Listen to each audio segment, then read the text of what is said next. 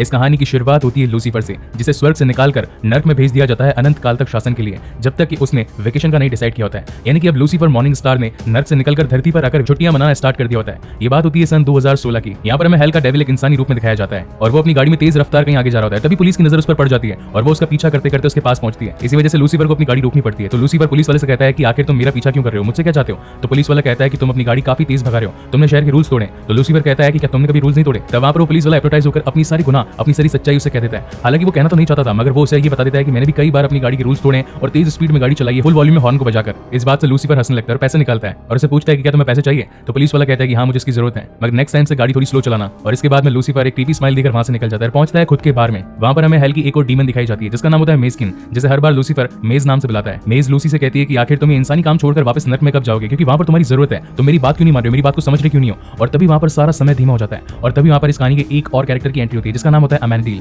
वो basically Lucifer का भाई होता है और वो उसे धमकाता है। वो कहता है कि हमारे पिता तुम पर ज्यादा मेहरबान नहीं होंगे, अब अगर तुम्हारी जान बचाना चाहते हो तो जितना जल्दी हो सके वापस से नर्क में आ जाओ, क्योंकि तुम नहीं जानते कि बिना नर्क के देवता के नर्क के अंदर क्या क्या हो रहा है। मगर लूसीफर उसकी कोई बात नहीं मानता और उसे वहां से जाने के लिए कह देता है। इसके बाद में लूसीफर एक लड़की से मिलता है, उसका नाम होता है डलाइला, और वो डलाइला से बातें करने लगता है। तो डलाइला कहती है कि मैं काफी ज्यादा परेशान हूँ। तो वहां पर लूसीफर कहता है कि तुमने तो लाइफ चुनी थी, सेक्स, तस्वीरें और काफी सारा पैसा, अब तुम इनसे परेशान क्यों हो? तो डलाइला कहती है कि कुछ लोग ऐसे हैं जो मुझे परेशान कर रहे हैं, मैं तुम्हारी मदद चाहती हूँ। तो लूसीफर कहता है मैं तुम्हारी मदद कर सकता हूँ, लेकिन इसके बदले में मुझे कुछ चाहिए। तो डलाइला कहती है कि वो क्या है? तो लूसीफर कहता है कि मैं बस तुमसे यही चाहता हूँ कि तुम कभी बिखरना मत। और इसके बाद में वो दोनों अपनी गाड़ी में बैठकर कहीं जा रहे होते हैं, मगर तभी एक इंसान उन पर गोलियां चलाना शुरू कर देता है। अब क्योंकि लूसीफर तो इमॉर्टल होता है इसलिए उस पर गोलियों का कुछ असर नहीं होता, मगर वहीं डलाइला जान से मारी जाती है। वहीं कुछ ही दूरी पर उसकी गाड़ी भी टकरा जाती है और वो भी जान से मारा जाता है। लेकिन लूसीफर में उसे फिर से जिंदा करने की ताकत थी, वो उसे फिर से जगाकर उसे पूछता है कि आखिर तुमने उस पर गोलियां क्यों चलाई? तो वो कहता है कि मैंने उसे पैसों की वजह से मारना चाहा, और ये कहकर वो फिर से मर जाता है। उसी रात वहां पर दो डिटेक्टिव पहुंचते हैं, जिनमें से एक का नाम होता है क्लोई डेकर और उसके पति का नाम होता है डैन एस्पिनोजा। वो दोनों इसी केस के ऊपर अपनी कार्रवाई कर रहे होते हैं। तो वहां पर क्लोई कहती है कि तुम कोई काम तो मेरे लिए छोड़ो, इस काम को मैं देखना चाहती हूँ, तुम इसके अंदर अपनी टांग मत अड़ाना। और इस हादसे की छानबीन करते हुए वो सीधा पहुंच जाती है लूसीफर के पास में और वो उसे पूछती कि क्या तुम चश्मदीद गवाह थे उस वारदात के? तो लूसीफर कहता है कि हाँ ये सारी वारदात मेरे सामने हुई थी।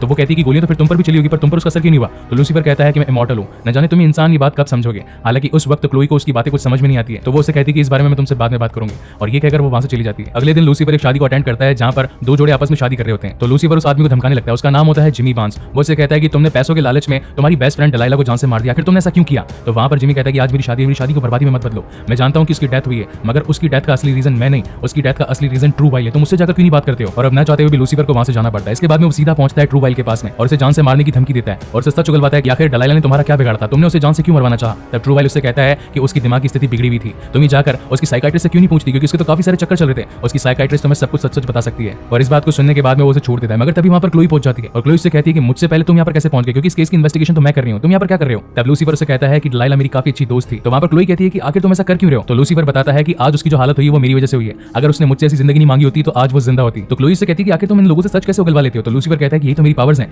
मैं किसी की भी आंखों में देखता हूं तो वो मुझे अपनी सारी ख्वाहिशें, अपनी सारी सच्चाइयां बताने लगता है। चलो ठीक है मैं तुम पर भी ट्राई करता हूं। और वो उसे पूछता है कि आखिर तुम्हारी क्या ख्वाहिश है? मगर थोड़ी देर बाद में जब उसका उस पर कुछ असर नहीं होता तो वो काफी ज्यादा कंफ्यूज हो जाता है, क्योंकि आज तक कभी ऐसा हुआ ही नहीं था। लूसीफर किसी से भी बात करता है, उसकी आंखों में घूरकर देखता, सच्चाई पूछता तो हर इंसान उससे वो बातें शेयर कर देता, मगर उन सभी का क्लोई पर कुछ असर ही नहीं हो रहा था। और थोड़ी देर बाद में उन्हें उस साइकाइट्रिस्ट के बारे में भी पता चलता है। तब वो साइकाइट्रिस्ट से मिलने जाते हैं जिसका नाम होता है लिंडा मार्टिन। मगर तब वहां पर लूसीफर कहता है कि उसे पेनी लेन्स के नाम से जाना जाता है और इसी के साथ अब वो उसके पास जाने लगते हैं। मगर तभी वहां पर क्लोई को कॉल आता है, वो होता है उसकी बेटी के स्कूल से। कॉल पर बताया जाता है कि आपकी बेटी का एक लड़की के साथ में झगड़ा हुआ है और आपको अब भी एंट्रेंस स्कूल आना पड़ेगा। वहां पर उसका पति डैन भी मौजूद होता है और वो दोनों आपस में लड़ने लगते हैं। तो लूसीफर कहता है कि तुमसे बड़ा ढक्कन तो मैंने कभी नहीं देखा, तुम दोनों इतने बड़े हो फिर भी एक छोटी बच्ची के सामने लड़ रहे हो। यहाँ पर हमें क्लोई की बेटी भी दिखाई जाती है जिसका नाम होता है ट्रेक्सी एस्पिनोजा। और अब वो दोनों से घर छोड़कर अपने केस की इन्वेस्टिगेशन में फिर से लग जाते हैं और सीधा पहुंचते हैं पेनी लेन्स के पास में। वहां पर वो उससे पूछताछ करते हैं कि तुम डलाइला के बारे में क्या जानती हो? तो पहले तो पेनी लेन्स उन्हें बताने से मना कर देती है, मगर जब लूसीफर अपनी आंखों से उसे घूरता है कहता है कि तुम्हारी इच्छा क्या है मुझे बताओ, तो उसकी नजरों में था कि वो लूसीफर के साथ में सेक्स करना चाहती है। तो लूसीफर से कहता है कि तुम मुझे सच बता दो और उसके बाद में मैं तुम्हारी सारी ख्वाहिशें पूरी कर दूंगा। तब वहां पर पेनी लेन्स उसे बताती है कि उसका एक लड़के के साथ में चक्कर चल रहा था, उसका नाम था ग्रे कूपर, जो कि एक हॉलीवुड हीरो है। इस बात को सुनने के बाद में वो दोनों वहां से जाने लगते हैं, मगर पेनी लेन्स उन्हें रोकने लगती है। वो कहती है कि तुमने मुझसे वादा किया था कि तुम मेरे साथ सेक्स करोगे। तो क्लोई से कहती है कि क्या तुम सचमुच ऐसा करोगे? तो वहां पर लूसीफर कहता है कि मैंने वादा किया था वो तो मुझे करना ही पड़ेगा, मगर अभी मुझे यहाँ से जाना है पेनी, इसलिए मैं वापस आऊंगा और अपना काम पूरा जरूर करूंगा, मैं अपने वादे कभी नहीं तोड़ता। और इसी के साथ अब दोनों पहुंच जाते हैं ग्रे कूपर के पास में, जो कि एक हॉलीवुड एक्टर होता है। और उससे पूछताछ करने के बाद में उन्हें पता चलता है कि उसके हाथ में भी सेम टू सेम एक वैसी ही महंगी घड़ी है जो कि वारदात के वक्त उस आदमी के हाथों में थी। वो दोनों ही घड़ियां काफी महंगी और सेम टू सेम मैच कर रही थी। तो लूसीफर उससे सच्चाई पूछता है कि आखिर डलाइला को तुमने जान से क्यों मारा? तो वो कहता है कि मैं डलाइला से प्यार जरूर करता था, मगर मैंने लेने की कोशिश नहीं करी। और उनकी ये बातें चली रही थी, तभी वहां पर ग्रे कूपर की पत्नी आ जाती है और उसकी पत्नी अब पता चलता है कि ग्रे कूपर ने डलाइला को कभी जान से नहीं मारा होगा। अब इस बातों को सुनने के बाद में लूसीफर और क्लोई वापस से खुद के बार में आ जाते हैं और तभी क्लोई वहां पर टीवी देखने लगती है, जहां पर उसे पता चलता है कि डलाइला जो कि एक पॉप स्टार थी, आज उसके सारे रिकॉर्ड्स की कीमत दुगनी हो चुकी है। तो वहां पर उन दोनों की बत्ती जलती उन्हें याद आता है कि जब भी कोई पॉप स्टार मारा जाता है तो उसका क्रेडिट सबसे पहले तो उसके प्रोड्यूसर को जाता है, क्योंकि प्रोड्यूसर ने उसके पॉप रिकॉर्ड्स में पैसा लगाया होता है। और अब उन दोनों को क्लियर होता है कि उसकी मौत का असली जिम्मेदार और कोई नहीं बल्कि खुद जिमी बांस है। और इसी के साथ तब वो दोनों उसके घर पर पहुंच जाते हैं। वहां पर जिमी बांस अपनी एक रिकॉर्डिंग कर रहा होता है और तभी वहां पर लूसीफर उससे कहता है कि आखिर तुमने उसे जान से मारने की कोशिश क्यों की। तो जिमी कहता है कि वो मुझे परेशान कर रही थी, मुझे शादी के लिए बात की थी, जबकि मैं उसके साथ में नहीं रहना चाहता था, इसलिए मैंने किराए के गुंडे को हायर किया। मेरे पास पैसे नहीं थे, इसलिए मैंने उसे अपनी महंगी घड़ी दे दी और उससे डलाइला को जान से मरवा दिया। इस बात को सुनने के बाद तो अब लूसीफर का दिमाग और ज्यादा सरक जाता है और वो उसे मारने के लिए आगे बढ़ता है, मगर तभी उसके हाथों से गोली चल जाती है और वो गोली सीधा जाकर लगती है क्लोई को। तो वहां पर लूसीफर क्लोई को बचाता है और कहता है कि मुझे बस 2 मिनट दो, मुझे एक अधूरा काम पूरा करना है। और वो अब आकर जिमी बांस को अपनी असली फेस रिवील करता है। वो थी डेविल की। उसे देखकर जिमी बांस काफी ज्यादा डर जाता है और थोड़ी देर बाद में हमें सीन दिखाया जाता है हॉस्पिटल में, जहां पर अब क्लोई की आंखें खुलती है। तो वो लूसीफर से पूछती है कि आखिर मुझे यहाँ पर रहते हुए कितना टाइम हो गया। तो वो उसे मजाक में कहता है कि तुम्हें 3 साल हो गए, तुम्हारी आंख 3 सालों बाद खुली। पहले तो सुनकर काफी ज्यादा डर जाती है, लेकिन जब उसे लगता है कि वो मजाक कर रहा था तो वो उसे कहती है कि ठीक है, लेकिन एक बात बताओ, गोलियां तो हम दोनों पर ही चली थी, मगर मैं तो यहाँ पर हॉस्पिटलाइज्ड हो गई, तुम्हें कुछ भी नहीं हुआ। तो लूसीफर कहता है कि तुम इस बात को कब समझोगी कि मैं इमॉर्टल हूं। और तभी उनकी बेटी ट्रिक्सी भी वहां पर आ जाती है। अब उन दोनों को बातें करता छोड़ लूसीफर वापस से अपने बार में आ जाता है और जैसे वो अपनी गाड़ी पार्क करता है तभी वहां पर उसका सौतेला भाई अमेनिडील वहां पर पहुंच जाता है। जैसे वो वहां पर आता है वहां का समय धीमा हो जाता है और वो उसे कहता है कि अब भी तुम्हें मैं एक मौका दे रहा हूं, तुम्हारे पास में एक डील है, अगर तुम अभी नर्क में वापस चले गए तो मैं तुम्हें जान से नहीं मारूंगा। मगर तब वहां पर लूसीफर कहता है कि भाड़ में जाओ और मेरे को परेशान करने कभी मत आना। और इसके बाद लूसीफर अपने काम यानी कि अपने वादे को पूरा करने के लिए पहुंचता है सीधा लिंडा मार्टिन के पास में और इसी के साथ ये एपिसोड यहीं पर खत्म होता है। दिखाया जाता है लूसीफर जो कि आम सड़कों पर चल रहा होता है, वहीं पर एक पादरी लोगों को इस दुनिया के बीच में भगवान और डेविल के होने की बात बताता है। तो वहां पर लूसीफर उससे कहता है कि हाँ तुम बिल्कुल सच कह रहे हो। तो पादरी उससे कहता है कि क्या तुमने कभी डेविल को देखा है। तो लूसीफर मुस्कुराते हुए कहता है कि रोज सुबह कांच में देखता हूं। तो वो पादरी कहता है कि हाँ तुम बिल्कुल सही कह रहे हो, डेविल हमेशा हमारे दिल में होता है और हमें से पहचानना होता है कि आखिर हम कर क्या रहे हैं। तो लूसीफर उसकी बातों पर हंसने लगकर उसे कहता है कि मुझे झूठों से नफरत है, उससे भी ज्यादा तो ढोंगियों पर। तुम एक ढोंगी और तुम सब कुछ झूठ कह रहे हो, तुम्हें तो पता भी नहीं कि आखिर लूसीफर है कहां। इस बात को सुनने के बाद में पादरी कहता है कि तुम क्यों यहाँ पर मेरी दुकान बंद करने पर तुले हो, यहाँ से जाओ और चुपचाप निकलो, मुझे मेरा पैसा कमाने दो। इस बात से तो लूसीफर को और ज्यादा गुस्सा आ जाता है और वो अपना रियल डेविल फेस उसको रिवील कर देता है, जिसकी वजह से वो पादरी डर कर वहां से भाग जाता है। और इसके बाद में अब लूसीफर पहुंचता है लिंडा के पास में, उसे कहता है कि मुझे लगता है कि धीरे धीरे मैं बदलने लगा हूं, मगर मैं नहीं जानता कि इसके पीछे का रीजन क्या है। लिंडा उसे कहती है कि हम इंसान होते ही ऐसे, मगर अब धीरे धीरे तुम सब कुछ समझ जाओगे। वहां से लूसीफर सीधा अपने बार में पहुंचता है, मगर तभी उसका पीछा करते करते वहां पर क्लोई भी पहुंच जाती है। क्लोई से कहती है कि मुझे तुमसे एक बात करनी थी, मगर हर बार तुम गायब हो जाते हो। मैं बस ये जानना चाहती हूँ कि जिस टाइम जिमी बांस ने तुम्हारे और मेरे ऊपर गोली चलाई थी तो मैं तो हॉस्पिटलाइज हो गई, मगर तुम्हें कुछ भी नहीं हुआ, इसके पीछे का रीजन क्या है। तो लूसीफर उससे कहता है कि मैंने तुम्हें पहले भी कहा था कि मैं इमॉर्टल हूं, मगर तुम्हें तो मेरी बात माननी ही नहीं है। उनकी बातें चली रही थी, मगर तभी वहां पर क्लोई को एक कॉल आता है और उस कॉल के बाद में वो पहुंच जाती है एक वारदात की जगह पर, जहां में दिखाया जाता है कि रॉबी नाम का एक सेलिब्रिटी लड़का जिसकी अभी भी एक कार एक्सीडेंट में मौत हुई है। साथ ही वहां पर वो शख्स भी मौजूद होता है जिसने उसका कत्ल किया होता है एक्सीडेंट के थ्रू। उसका नाम होता है निक, जो कि एक फोटोग्राफर होता है। वहां पर क्लोई डैन से बातचीत करने लगती है। वो उसे कहती है कि आखिर यहाँ पर हुआ क्या था। तो डैन बताता है कि यहाँ पर रॉबी नाम का एक लड़का था जो कि अपनी इमेज बचाने के लिए फोटोग्राफर से भाग रहा था, मगर तभी उस फोटोग्राफर से बचने के लिए वो अपनी कार को जब तेज चला रहा था तो उसकी कार का एक्सीडेंट हो गया। अब यहाँ पर केस मिस्ट्री बिल्कुल सॉल्व हो चुकी है, यहाँ पर कातिल भी सामने है और कत्ल भी सामने है, हमें इसमें दिमाग लगाने की कोई भी जरूरत नहीं। मगर तभी वहां पर क्लोई कहती है कि मुझे इसमें कुछ ना कुछ तो घोटाला लग रहा है, ये केस जितना ईजी दिख रहा है उतना ईजी है नहीं। और तभी वहां पर लूसीफर पहुंच जाता है। लूसीफर के वहां पर आने से डैन काफी नाराज तो होता है, मगर वो उसे कहता है कि तुम इसे जाने के लिए कह दो। तभी लूसीफर आकर क्लोई को कहता है कि अगर तुम्हें लगता है कि इस केस के अंदर कुछ ना कुछ अहम कड़ियां जुड़ी हुई है तो तुम उसकी तहकीकात क्यों नहीं करती हो। और इसी बात को सुनने के बाद में वो दोनों पहुंच जाते हैं निक के पास में। वो से पूछते हैं कि आखिर यहाँ पर हुआ क्या था। तो पहले तो निक कहता है कि ये सब कुछ मेरी वजह से हुआ है, उस लड़की की जान मेरी वजह से गई है, मैं गुनहगार हूं, मुझे सजा मिलनी चाहिए। और तभी वहां पर लूसीफर मॉर्निंग स्टार अपनी आंखों से उसके अंदर देखता है और उसे पूछता है कि आखिर सच बताओ हुआ क्या था। तो वो सच्चाई बताने लगता है। वो कहता है कि मैं गुनहगार हूं, मुझे सजा मिलनी चाहिए और तुम प्लीज इस तरीके से मुझे घूरना बंद करो। इस बात को सुनने के बाद में लूसीफर भी क्लोई को कहता है कि केस तो बिल्कुल ईजी है, ये खुद गुनाह मान रहा है, तो आखिर तुम्हें प्रॉब्लम क्या है। तो क्लोई कहती है कि हाथी के दिखाने के और खाने के दांत अलग होते हैं, मुझे लगता है कि जरूर इस केस में कुछ ना कुछ तो गड़बड़ है। इसके बाद में हमें सीन दिखाया जाता है लूसीफर के घर पर, जो अपनी नींद से जस्ट अभी उठा ही होता है और एप्पल खाने के लिए एप्पल को हाथ में उठाता है, मगर तभी समय बिल्कुल धीमा हो जाता है और तभी वहां पर अमेनिडील पहुंच जाता है। वो उसे कहता है कि तुमने क्या सोचा, मैंने तुम्हें एक डील दी थी, क्या तुम अभी नर्क में आना चाहते हो। तो वहां पर लूसीफर कहता है कि मैंने तुम्हें पहले भी मना किया था और मेरा इरादा अब भी यही है, मैं वहां पर नहीं आना चाहता। तो अमेनिडील से कहता है कि मुझे लगता है लूसी की तुम बदलने लगे हो, तुमने एक इंसान की जान बचाई जो कि एक नर्क का देवता कभी नहीं करता, आखिर तुमने ऐसा क्यों किया, तुम बदल क्यों रहे हो। मैं बस तुमसे यही चाहता हूं कि जितना जल्दी हो सके तुम नर्क में वापस लौट जाओ, वरना अगर हमारे पिता यहाँ पर आ गए तो वो तुम्हें जिंदा नहीं छोड़ेंगे। इस बात से लूसीफर कहता है कि मैं तुम्हें सोचकर बताऊंगा, अभी तुम यहाँ से जा सकते हो। और ये सुनने के बाद में अमेनिडील वहां से निकल जाता है। वहीं क्लोई अब उस खून की जांच पड़ताल करने लगती है। तभी उसकी बेटी ट्रिक्सी वहां पर आ जाती है और वो पूछती है कि मॉम आप क्या कर रहे हैं, क्या आप कोई गंदी वेबसाइट देख रहे हैं। तो उसकी मॉम कहती है कि नहीं बेटा, मैं बस एक केस की इन्वेस्टिगेशन कर रही हूँ। और तभी वहां पर पहुंच जाता है लूसीफर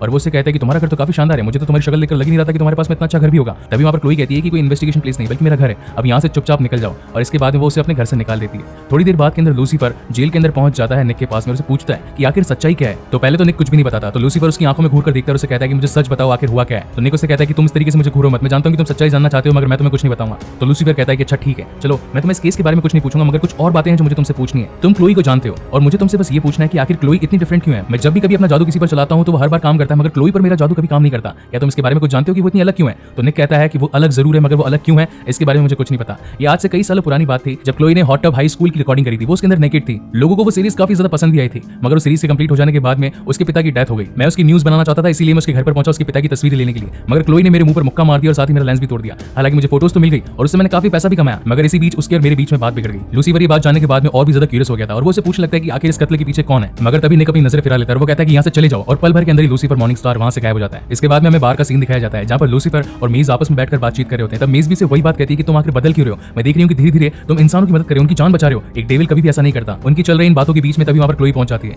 और वो उसे कहती है कि अभी भी जस्ट मुझे सुराग मिला है। एक जॉश ब्राइंट नाम का एक लड़का है जो कि सेलिब्रिटीज पर घटी वारदातों की फोटो सबसे पहले अपनी वेबसाइट पर अपलोड करता है और लेटेस्ट फोटो जिसने अपलोड करी वो फोटो एक थोड़ी देर पहले चल रही पार्टी के अंदर खींची गई थी। तो क्यों ना हम वहां पर जाकर उसे पूछताछ करें। और इसी के साथ अब लूसीफर और क्लोई पहुंच जाते हैं पार्टी के अंदर जहां पर कई सारे सेलिब्रिटीज मौजूद होते हैं और वहां पर कई सारे फोटोग्राफर्स भी होते हैं जिनकी फोटोज क्लिक कर रहे होते हैं। और तभी वहां पर उन्हें जॉश मिल जाता है। अब जॉश नहीं चाहता था कि वो उनके हाथों पकड़ा जाए, इसी वजह से वो बाकी सभी फोटोग्राफर्स का ध्यान क्लोई पर कर देता है। वो कहता है कि ये तो वही सेलिब्रिटी है जिसने हॉट टब हाई स्कूल के अंदर काफी शानदार एक्टिंग करी थी। और अब सभी लोग क्लोई की फोटोज खींचने लगते हैं और इसी के बीच वहां से जॉश भाग जाता है। अगले दिन वो दोनों फिर से ढूंढते हुए उसे पकड़ लेते हैं और उसे पूछते हैं कि आखिर तुम कहां जा रहे हो, तुम ये सब कर क्यों रहे हो, तुम हमको देखकर भागने क्यों लगे थे। तो जॉश कहता है मैं तो बस एक फोटोग्राफर हूं और मैं बस मोमेंट कैप्चर करता हूं। और थोड़ी देर में वहां पर वो एक और फोटो क्लिक करने लगता है जहां पर एक सेलिब्रिटी को दूसरी सेलिब्रिटी आकर थप्पड़ मार देती है। तो लूसीफर उससे कहता है कि आखिर तुम चाहते क्या हो। वो उसकी नजरों में देखकर उसे सच्चाई उगलवाने की कोशिश करता है। तो जॉश उसे सच्चाई बता देता है। वो उसे कहता है कि मैं हमेशा आगे रहना चाहता हूं, सबसे पहले फोटोज क्लिक करना चाहता हूं और एक कामयाब फोटोग्राफर बनना चाहता हूं। और ये कहकर वो वहां से निकल जाता है। उसी रात निक से इन्वेस्टिगेशन करने के लिए क्लोई उसके सेल में पहुंचती है और उससे बातचीत करने लगती है उस घटी वारदात के बारे में। मगर तभी उसे कॉल आता है और जैसे वो बाहर जाती है कॉल पर बातचीत करने लगती है और जब तक वापस आती है तब तक निक वहां पर होता ही नहीं। तो वो वहां पर मौजूद पुलिस को पूछती है कि आखिर निक यहाँ से कहां गया। तो वो पुलिस उसे कहती है कि अभी भी एक हैंडसम लौंडा आकर उसे लेकर गया। वहीं दूसरी ओर सीन शिफ्ट होता है लूसीफर, मेस्किन,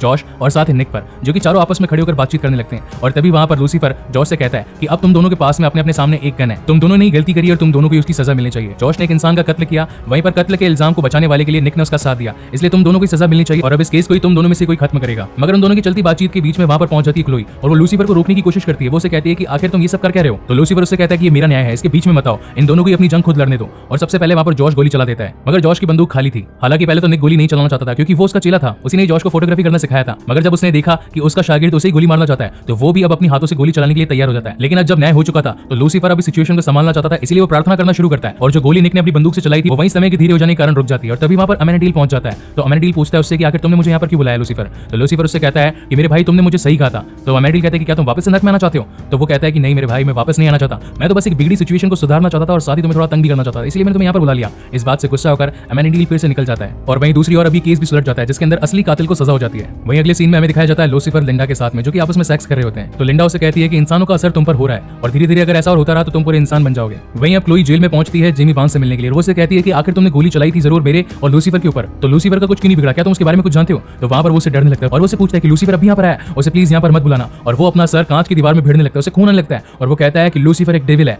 और इसी के साथ ये एपिसोड यहीं पर खत्म होता है। हमें एक पार्टी दिखाई जाती है जहां पर काफी सारी लड़कियां, दारू और साथ ही बेशुमार पार्टी हो रही थी। वहीं पर वहां लूसीफर पहुंच जाता है और वहां पर वो एक शख्स से मिलता है जिसने ये पार्टी ऑर्गेनाइज करी। उस शख्स का नाम था टाई हॉन्टले। लूसीफर उससे कहता है कि क्या तुमने कभी किसी लड़की के साथ हसीन रात बिताई है। तो टाई कहता है कि नहीं, मैं अभी तक वर्जिन हूं। तो लूसीफर कहता है कि तुम एक स्पोर्ट्समैन हो और साथ ही एक सेलिब्रिटी भी, क्या तुमने आज तक कभी किसी के साथ एक हसीन रात नहीं बिताई। और तभी वहां पर उनकी बातों में एली नाम की एक लड़की पहुंच जाती है और वो टाई को अपनी ओर रिझाने की कोशिश करती है। तो लूसीफर उससे कहता है कि तुम्हारे पास मौका है, तुम जाओ और जाकर बूंदिया लूटो। मगर टाई उसे मना कर देता है। वो कहता है कि मैं सिर्फ प्यार अपनी गर्लफ्रेंड से करता हूं और उसके अलावा मैं किसी और के बारे में सोच भी नहीं सकता। तभी लूसीफर उसकी आंखों में देखता है और उसे पूछता है कि आखिर तुम्हारी इच्छा क्या है, मुझे सब बताओ। और तभी टाई उसे कहता है कि मैं किसी के साथ सेक्स करना चाहता हूं। और इस बात को बोल देने के बाद में अब तो लूसीफर उसे कहता है कि तुम्हें तो अब जाना ही पड़ेगा। और अब टाई भी एली के साथ जाने के लिए तैयार हो जाता है। वहीं पर लूसीफर मॉर्निंग स्टार उस पार्टी के मजे लेने लगता है। वहीं से सीन शिफ्ट होता है अगले दिन सुबह की ओर और तभी वहां पर टाई भागता हुआ आता है, लूसीफर को उठाता है। वो कहता है कि लूसीफर मुझे तुम्हारी मदद की जरूरत है, जल्दी से मेरे साथ चलो। तो वो उसे पूछता है कि आखिर हुआ क्या। और वहीं पर ये सीन कट होकर सीधा शिफ्ट हो जाता है क्लोई के ऊपर। क्लोई अपनी बेटी ट्रिक्सी के साथ बैठकर उसके स्कूल का होमवर्क कर रही थी और तभी उसके पास में लूसीफर का कॉल आता है और वो उसे कहता है कि एक अर्जेंट मामला है, तुम्हें जल्दी से यहाँ पर आना पड़ेगा। तो क्लोई उसे कहती है कि आखिर हुआ क्या है। तो लूसीफर उसे कहता है कि ये सब कुछ मैं तुम्हें यहाँ पर आने के बाद में बताऊंगा। इसकी बात को सुनने के बाद में क्लोई फटाफट से उसकी लोकेशन पर पहुंचती है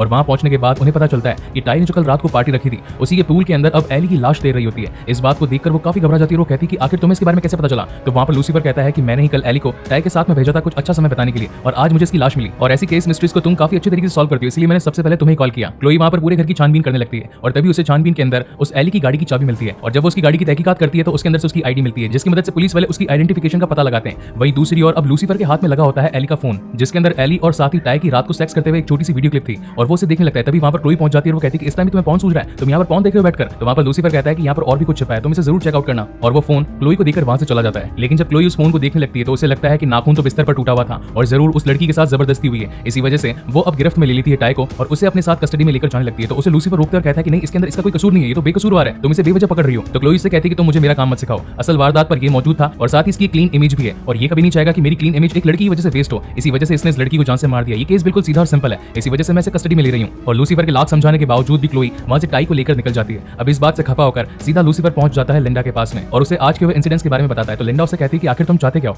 तुम तो हमेशा लोगों को सजा देना चाहते थे, तो तुम किसी के साथ हमदर्दी कैसे जता सकते हो। तो लूसीफर उससे कहता है कि हाँ, मैं लोगों को सजा जरूर देता हूँ, मगर मुझे गुनहगारों को सजा देने से अच्छा बेगुनाहों को इंसाफ दिलाने में ज्यादा मजा आता है। तो लिंडा उससे कहती है कि तुम्हारी नजरों में टाई बेकसूर है, तो क्यों ना तुम उसे जान से बचाओ और उसे इंसाफ दिलाओ। इस बात को सुनने के बाद में अब लूसीफर मॉर्निंग स्टार में एक नया जज्बा जज्बा जाग जाता है और वो अब इस केस के अंदर भी क्लोई के साथ लग जाता है। लूसीफर और साथ ही क्लोई की इस केस मिस्ट्री से जुड़ी पहली कड़ी थी उनका एजेंट जिसने पूरी पार्टी ऑर्गेनाइज करवाई थी, उसका नाम था जो। और तभी दोनों वहां पर पहुंच जाते हैं और वो जो से पूछते हैं कि आखिर तुमने यहाँ पर कितने लोगों को इन्वाइट किया था, तो वो उसे 250 लोगों के नाम की एक लिस्ट देता है। तब वहां पर क्लोई सोचने लगती है कि अगर टाई की बेगुनाही साबित करनी है तो इन पूरे 250 लोगों के साथ में पूछताछ करनी पड़ेगी, जो कि कोई आसान बात नहीं है। तो लूसीफर उस बात का शॉर्टकट निकालता है और सीधा आंखों में घूरकर देखता है जो की और उसे कहता है कि आखिर तुम क्या चाहते हो, तुम्हारी ख्वाहिश क्या है। तो वहां पर जो कहता है कि मैं एक सबसे अच्छा एजेंट बनना चाहता हूँ, सबसे आगे रहना चाहता हूँ और मैं हमेशा टाई को बचाना चाहता हूँ। उसकी इन बातों को सुनकर लूसीफर और साथ ही क्लोई को लगता है कि ये कोई गुनहगार नहीं है, इसने किसी का कत्ल नहीं किया। मगर बातों ही बातों में उन्हें पता चलता है कि कत्ल की रात को एजेंट जो भी वहीं पर मौजूद था, मगर ये यहाँ पर करने क्या आया था इसके बारे में अभी तक इन्हें कुछ पता नहीं चलता। और ज्यादा पूछताछ करने पर जो ने कहता है कि तुम मुझ पर शक क्यों कर रहे हो, तुम जाकर डेब्रा को क्यों नहीं पकड़ती, जो कि टाई की गर्लफ्रेंड थी, क्या पता उसने इन दोनों को साथ में देख लिया और उसे गुस्सा है और उसने उसे जान से मार दिया, तो जाकर उसे क्यों नहीं पकड़ते हो। और इस बात को सुनने के बाद में लूसीफर और साथ ही क्लोई अब डेब्रा के पास पहुंच जाते हैं उससे पूछताछ करने के लिए। मगर वहां से डेब्रा अपनी नजर चुराकर भागने लगती है और तभी वहां पर उसकी गाड़ी में एक बहुत ही बड़ा ब्लास्ट हो जाता है। इस बात से डेब्रा काफी ज्यादा डर जाती है। तो क्लोई उससे आकर कहती है कि अच्छा तुमने एक नाटक रचा जिसकी वजह से पुलिस को तुम पर शक ना हो और तुम चुपचाप यहाँ से सीधे बचकर निकल जाओ, मगर मेरी नजर तुम पर काफी तेज है, मैं वहां की सीसीटीवी फुटेज चेक करूंगी, मुझे सब पता चल जाएगा। अगले दिन वहां की सीसीटीवी फुटेज को चेक किया जाता है, जो कि समय था दिन के 1 बजे से लेकर 3 बजे तक का। और तब उस सीसीटीवी फुटेज के अंदर पता चलता है कि डेब्रा वहां पर आई जरूर थी रात को, मगर जिस टाइम कत्ल हुआ उस टाइम वो रो रही थी और वो एक होटल में बैठकर सिर्फ आइसक्रीम खाते जा रही थी, क्योंकि उसका बॉयफ्रेंड किसी और के साथ में रंगरलिया मना रहा था। और अब इन्हीं सभी सबूतों की मदद से लूसीफर और साथ ही क्लोई को ये पता चली जाता है कि असली कातिल और कोई नहीं बल्कि इनका एजेंट जो ही था। और इसी बात से अब वो दोनों सीधा जो के पास में पहुंच जाते हैं। तब तक वहां पर क्लोई का पति डैन भी पहुंच जाता है और अब लूसीफर उससे गुस्से में आकर पूछता है कि आखिर तुमने एली का खून क्यों किया। तो पहले तो वो कुछ भी नहीं बताता, मगर जब लूसीफर उसकी आंखों में घूरकर देखता है और उससे सच्चाई उगलवाता है, तो वहां पर जो अब फाइनली इस बात को रिवील कर ही देता है कि मुझे डर लग रहा था, मैं जानता था कि टाई एक बहुत ही बड़ा सेलिब्रिटी बनने वाला है और उसने एक दूसरी एजेंसी के साथ में बात करी थी जो कि उसे सिक्योरिटी प्रोवाइड कर सके, और अगर टाई किसी और से सिक्योरिटी ले लेता तो मेरा नुकसान हो जाता और मैं ऐसा नुकसान कभी नहीं चाहता था। इसीलिए मैंने उसकी इमेज को खराब करने के लिए एक लड़की से कांटेक्ट किया और उसे उसके साथ में रात बिताने के लिए कहा, लेकिन उसने मुझे ब्लैकमेल करना शुरू कर दिया और इसी वजह से मुझे उसे जान से मारना पड़ा। इस बात को सुनने के बाद तो लूसीफर को और ज्यादा गुस्सा आ जाता है और वो उसे एक ही हाथ से बहुत दूर फेंक देता है। और अब वहां पर मौजूद पुलिस भी जो को पुलिस कस्टडी में लेकर अपने साथ ले जाती है और इसी के साथ एक और मिस्ट्री केस सॉल्व हो जाता है। एक तरफ जेल से टाई छूट जाता है, वहीं उसकी गर्लफ्रेंड डेब्रा भी अब उसे मिल जाती है और वहीं इस कहानी के अंत में हमें दिखाया जाता है लूसीफर लिंडा के साथ में जो कि आपस में सेक्स कर रहे होते हैं। और तब वहां पर लिंडा उससे कहती है कि तुम कभी भी किसी और का गुस्सा यहाँ पर मत उतारा करो, मैं हमेशा तुम्हें खुशी देने की कोशिश करती हूँ, बस ये है कि तुम इंसानों को समझो और उनकी ताल से ताल मिलाते चलो। और ये सुनने के बाद में लूसीफर वहां से चला जाता है। वहीं अगले सीन में हमें दिखाई जाती है क्लोई जो कि उस सीसीटीवी फुटेज को देख रही थी जब लूसीफर ने एक ही हाथ से जो को काफी ज्यादा दूर पटक दिया था। और इस बात को देखने के बाद में अब उसका शक और भी ज्यादा यकीन में बदलने लगा। उसे हमेशा से लगा था कि लूसीफर कोई आम इंसान नहीं बल्कि कोई डेविल है। और इसी सस्पेंस के साथ में ये एपिसोड यहीं पर खत्म हुआ। इस कहानी की शुरुआत होती है क्लोई से जो कि बाथरूम में नहा रही होती है और इसी के साथ उसे अपनी पुरानी यादें सताने लगती है। वो बस सोच रही होती है लूसीफर के बारे में, क्योंकि उसने अपने सीने पर इतनी गोलियां खाई और साथ ही जो को काफी दूर उठाकर फेंक दिया। वो ये सोचने पर मजबूर हो जाती है कि क्या वो अपने आप की जो आइडेंटिटी हमेशा मुझे बताता है कि मैं एक डेविल हूं, ये बात सच है या झूठ। और इन्हीं बातों को सोचते हुए उसे कुछ आवाज आने लगती है। उसे ऐसा लगता है कि उसके घर में कोई है और इसी बात को क्लियर करने के लिए वो बस टॉवल लपेटकर बाहर आ जाती है और अपनी गन के साथ में घर में सतर्कता से ढूंढने लगती है कि आखिर यहाँ पर कौन है। और तभी वहां पर उसे पता चलता है कि लूसीफर उसके घर के अंदर ऑलरेडी मौजूद है और वो वहां पर खड़ा खड़ा ऑमलेट बना रहा था। इसे देखकर उसका टॉवल गिर जाता है और वो नंगी उसके सामने खड़ी हो जाती है। तो वहां पर लूसीफर उसे देखकर कहता है कि वाओ, देखकर मजा आ गया, हॉट टॉप स्कूल के बाद में भी तुमने अपने फिगर को मेंटेन करके रखा है, इसके पीछे का क्या राज है। तभी वहां पर क्लोई अपना टॉवल उठाती है और उसे कहती है कि अभी कभी मेरे घर से बाहर निकलो। और वो उसे बिना कुछ सोचे समझे घर के बाहर निकालने वाली होती है, लेकिन तभी वहां पर डैन और साथ ही उसकी बेटी ट्रिक्सी पहुंच जाती है। और तब वहां पर डैन कहता है कि क्लोई क्या तुमने कल रात लूसीफर के साथ बिताई, लेकिन तभी वहां पर लूसीफर कहता है कि इसकी किस्मत इतनी अच्छी नहीं कि मेरे साथ सो सके। इस बात को तो सुनने के बाद में क्लोई का मूड और ज्यादा खराब हो जाता है। वो उसे कहती है कि अभी कभी मेरे घर से बाहर निकलो और वो उसे घर से बाहर निकाल देती है। उसके बाद में डैन उसे बताता है कि थोड़ी देर पहले मेरे पास लेफ्टिनेंट का कॉल आया और उसने मुझे बताया कि 2 भाई बहन जिनका नाम था लिंसी और साथ ही केविन, वो काफी टाइम पहले मैक्सिको से यहाँ लॉस एंजलिस आए थे, लेकिन 3 दिन से लिंसी गायब है और उसके भाई का भी कुछ अता पता नहीं है। तब वहां पर क्लोई कहती है कि क्या तुमने तहकीकात करने की कोशिश करी। तो वहां पर डैन कहता है कि हाँ, मुझे कुछ सुराग लगे। उन सुराग के अंदर किसी कार्वर क्रू का नाम आया जो कि प्लेयर्स क्लब का हेड है। तो क्लोई कहती है कि तुम उससे पूछताछ क्यों नहीं करते हो। तो डैन कहता है कि मैंने काफी बार कोशिश करी, लेकिन हर बार उसका वकील बीच में आ जाता है और उसे छुड़ा कर ले जाता है। इसलिए अगर उससे बातचीत करनी है तो पुलिस कस्टडी में नहीं बल्कि उसी के प्राइवेट प्लेस पर करनी पड़ेगी। तब वहां पर क्लोई कहती है कि उसके प्लेस पर पहुंचने का क्या तरीका है। तो वो कहता है कि आज रात उसने एक बहुत ही बड़ी पार्टी ऑर्गेनाइज करी है जहां पर उसने लॉस एंजलिस के काफी बड़े बड़े क्लब्स के ओनर्स को इनवाइट किया है, जिनमें लूसीफर का नाम भी शामिल है। और तुम लूसीफर को काफी अच्छे तरीके से जानती हो, तो अगर तुम्हें इस केस के बारे में तहकीकात करनी है तो तुम्हें लूसीफर के साथ वहां पर जाना पड़ेगा। हालांकि मैं तुम्हें करने तो देना नहीं चाहता, लेकिन क्या करूं, अब काम है तो करना ही पड़ेगा। वहीं से सीन शिफ्ट होता है लूसीफर पे जो कि लिंडा के पास पहुंचता है और लिंडा को कहता है कि मुझे तुम्हें कुछ बताना है। तो लिंडा कहती है कि नहीं अभी नहीं। तो वो कहता है कि क्या तुम्हें पेमेंट चाहिए और वो अपनी पैंट खोलने लगता है, लेकिन तभी वहां पर लिंडा कहती है कि यहाँ पर एक जना और मौजूद है मगर अभी मैं तुम्हारी मदद नहीं कर सकती। तो लूसीफर कहता है कि बस मुझे इतना बता दो कि अगर कोई लड़की है जो कि मुझसे मिलना नहीं चाहती, मुझसे बात नहीं करना चाहती, तो मुझे उससे क्या करना चाहिए। तो वहां पर वो बताती है कि अगर किसी इंसान के दिल में जगह बनानी हो तो उसे वो सब कुछ खोल के दिखा दो जो तुम देना चाहते हो, यानी कि अपना दिल, उसके साथ मजे करो, रात बिताओ और तब जाकर वो तुम्हारे साथ फेमिलियर होगी। तब जाकर लूसीफर को समझ में आता है कि मुझे जरूर क्लोई के साथ में सेक्स करना चाहिए। और इस बात को सुनने के बाद में वो सीधा वहां से निकल जाता है। अगले मोमेंट पर क्लोई उसे ढूंढते हुए उसके पास पहुंच जाती है और उसे कहती है कि मेरे पास में तुम्हारे लिए काम है। तो लूसीफर पहले तो गुस्सा होता है, उसे कहता है कि थोड़ी देर पहले तो तुमने मुझे घर से बाहर निकाला था और अब तुम मुझे आकर मेरे लिए काम दे रही हो, तुमने मुझे समझ के क्या रखा है। तब वहां पर क्लोई से बताती है कि 2 भाई बहन थे जिनका नाम था लिंसी और केविन। थोड़े टाइम पहले वो लापता हो गई और इसी की तहकीकात करने के लिए हमें एक शख्स के पास पहुंचना है जिसका नाम है कार्वर क्रू। वो एक प्लेयर्स क्लब का मालिक है और आज रात उसने तुम्हें भी इनवाइट किया है, इसलिए मैं तुम्हारे साथ उसके क्लब में जाना चाहती हूँ। और इस बात को सुनने के बाद में अब लूसीफर भी उसकी हाँ में हाँ मिला देता है और वहीं पर रात को अब ये दोनों पहुंच जाते हैं उसी क्लब के अंदर जहां पर काफी सारी लड़कियां, दारू और काफी शानदार पार्टी चल रही थी। और तभी वहां पर एक लड़का भागता हुआ आता है, उसका नाम लेता है कि कार्वर तुम ही हो असली कातिल और तुम्हें मैं पकड़ के रहूंगा, जिंदा छोड़ूंगा नहीं और तुम्हें तो सजा मिलेगी। तब वहाँ पर लूसीफर से आके कहता है कि सजा देना तो मेरा काम है, आखिर तुम्हारे साथ क्या हुआ? तो वो उसे बताता है कि मेरी बहन लिंसी जो कि 3 दिनों से गायब है और मैं जानता हूँ कि इसके पीछे इसी कार्वर का हाथ है, उसने इसे जान से मार दिया। उनकी ये बातें चली रही थी, लेकिन तभी वहाँ पर कार्वर की सिक्योरिटी आ जाती है और वो उस लड़के को बाहर निकाल देती है। थोड़ी देर के बाद में वो सेमिनार स्टार्ट होता है जहाँ पर कार्वर क्रू अब सभी लोगों के बीच में आता है और वो लोगों को बताता है कि मर्द एक भगवान की सबसे शानदार क्रिएशन है, वो हमेशा भेड़िए की तरह होते हैं और लड़कियां जो कि भीगी बिल्ली की तरह होती है। उनको पटाने के लिए 5 तरीके हैं, उनकी रक्षा करो, ब्रेव बनो, उनका साथ दो और सब कुछ खोल कर दे दो जो वो पाना चाहती है। इन बातों को सुनने के बाद में लूसीफर अपना हाथ खड़ा करता है, उसे कहता है कि ये सारी चीजें तो मेरे पास ऑलरेडी है, लेकिन फिर भी मेरे पास में जो लड़की बैठी है वो मेरे साथ सेक्स नहीं करना चाहती, तुम्हारा इस बारे में क्या ख्याल है? तो वहाँ पर पहले तो वो उसे कहता है कि जरूर तुम में से वो नहीं मिल पा रहा होगा जो उसे चाहिए, तुम यहाँ पर बैठकर बस मेरी बातें सुनो और सब कुछ तुम्हें समझ में आ जाएगा। तो लूसीफर उसे कहता है कि जो तुम मुझे बता रहे हो वो ऑलरेडी मेरे पास में और यहाँ तक कि मुझे लगता है कि शायद तुमसे ज्यादा ही है, लेकिन फिर भी मेरी बात नहीं मानती, आखिर मैं करूँ तो क्या करूँ? और बातों ही बातों में लूसीफर सच बता देता है कि ये पुलिस वाली है, शायद इसीलिए मेरी दाल नहीं गल रही। और जैसे कार्वर को पता लगता है कि यहाँ पर एक पुलिस कमिश्नर मौजूद है तो वो वहाँ पर अपनी सिक्योरिटी को बुलाकर उन दोनों को अपने सेमिनार से बाहर खदेड़ देता है। और बाहर निकल जाने के बाद में वहाँ पर उसके पास में उसकी कमिश्नर कॉल आता है और वो कहती है कि आखिर तुमने गड़बड़ क्यों करी, तुमने सारे प्लान को मिट्टी में मिला दिया, कार्वर क्रू को हम पकड़ने वाले थे मगर तुमने सारा काम खराब कर दिया। तो वो कहती है कि इसके अंदर मेरा हाथ नहीं, इसके अंदर लूसीफर का हाथ था। और तभी उन दोनों के बीच के अंदर जंग छिड़ जाती है, वो दोनों आपस में एक दूसरे को कसूरवार ठहराने लगते हैं। मगर तभी वहाँ पर क्लोई से कहती है कि ये बात हमारे सेक्स करने या रात में सोने की नहीं बल्कि एक लड़की के लापता हो जाने की, और क्या पता वो जिंदा भी है या नहीं, अगर तुमने मेरा साथ दिया तो कम से कम एक इंसान की जान तो बचा पाएंगे। और अब ये बात उसको समझ में आती है। वहीं पर सीन शिफ्ट होता है उनके क्लब में जहाँ पर अब मीस्किन के सामने पहुंच जाता है अमेनिटी और वो उसे कहता है कि अब और कितना समय लूसीफर यहाँ पर बताएगा, शायद मुझे तो लगता है कि तुम भी उसके साथ में मिल गई हो डीमन। तब वहाँ पर वो कहती है कि वो लूसीफर की मर्जी है, वो चाहे तो यहाँ पर रहे और या फिर चाहे तो सीधा नर्क में पहुंच जाए, तुम उसे कहने वाले कुछ नहीं होते हो। और इसी गर्मा गर्मी के अंदर उन दोनों के बीच में तगड़ी फाइट शुरू हो जाती है। लेकिन मीस्किन चालाक थी और वो अपनी जीप से अमेनिटी को चाटने लगती है, उसे कहती है कि मैं जानती हूँ कि तुम्हारी जरूरतें क्या है। और तभी अमेनिटी उसे छोड़ देता है और वो उसे कहता है कि मैं चाहूँ तो बहुत कुछ कर सकता हूँ, मैं एक एंजल हूँ और तुम सिर्फ एक डीमन, मगर मैं चाहकर भी कुछ नहीं कर सकता क्योंकि मैं मजबूर हूं अपने पिता के ऑर्डर्स के थ्रू। और ये कहकर वो वहां से निकल जाता है। वहीं पर सीन शिफ्ट होता है क्लोई पर। अब उसे ये बात तो पता थी कि सेमिनार के खत्म हो जाने के बाद में एक आफ्टर पार्टी भी रखी है कार्वर क्रू ने, तो उसी की पार्टी के लिए वो वहां पर पहुंची होती है। और तभी उसके सामने लूसीफर नंगा खड़ा हो जाता है और वो उसे कहता है कि मुझे देखो, आज सुबह मैंने तुम्हें देखकर अपनी आंखें सीख ली थी, अब तुम भी मुझे देखकर अपनी आंखें क्यों नहीं सीख लेती हो? और जैसे ही वो उसे देखती है वो एकदम से अपनी नजर फिरा लेती है, वो कहती है कि जाकर तुम कुछ पहनते क्यों नहीं हो, तुम यहाँ पर नंगे क्यों घूम रहे हो? तो लूसीफर से कहता है कि आखिर देखने में हर्जी क्या है, क्या पता तुम्हें भी मजा आ जाए, और वैसे भी आज रात की पार्टी, लेकिन उससे पहले हम चाहे तो थोड़ा सा टाइम स्पेंड कर सकते हैं अगर तुम चाहो तो। और तभी वहां पर क्लोई को उसके पीठ पर निशान दिखते हैं जैसे कि किसी के पंख उखाड़ दिए हो। तो वो उसके पास आकर उससे पूछती है कि आखिर ये तुम्हारा हाल किसने किया? तो वहां पर लूसीफर कहता है कि इसके पीछे मेरे पिता का हाथ है, हालांकि ये पंख तो मैंने कटवाया, यानी कि मैंने मीस्किन को बोला था कि कैंची से मेरे पंख काट दो और उसने काट दिया, लेकिन गलती मेरे पिता की थी। और बातों ही बातों में दोनों डिसाइड करते हैं कि हमें जल्दी तैयार होकर आफ्टर पार्टी के लिए निकलना चाहिए, क्योंकि अगर ये मौका भी हाथ से निकल गया तो फिर कार्वर क्रू हमारे पकड़ में कभी नहीं आएगा। और तभी वहां पर लूसीफर उसे एक ड्रेस लाकर देता है और उस ड्रेस को पहन लेने के बाद में अब क्लोई और लूसीफर दोनों पहुंच जाते हैं उसी पार्टी के अंदर। क्लोई इतनी सुंदर लग रही थी कि उससे बात करने के लिए वहां पर पार्टी में मौजूद सभी लोग आ जाते हैं और उसे एक एक करके पटाने की कोशिश करते हैं, लेकिन जब लूसीफर जैसा हैंडसम लौंडा उसे नहीं पटा पाया तो वो सब बुढ़े क्या कर पाते। और थोड़ी देर के बाद में उन दोनों की नजर पड़ती है कार्वर पर, वो उसे पकड़ लेते हैं और उसे पूछते हैं कि आखिर तुमने लिंसी का क्या किया? तो वहां पर कार्वर कहता है कि इसके अंदर मेरा हाथ नहीं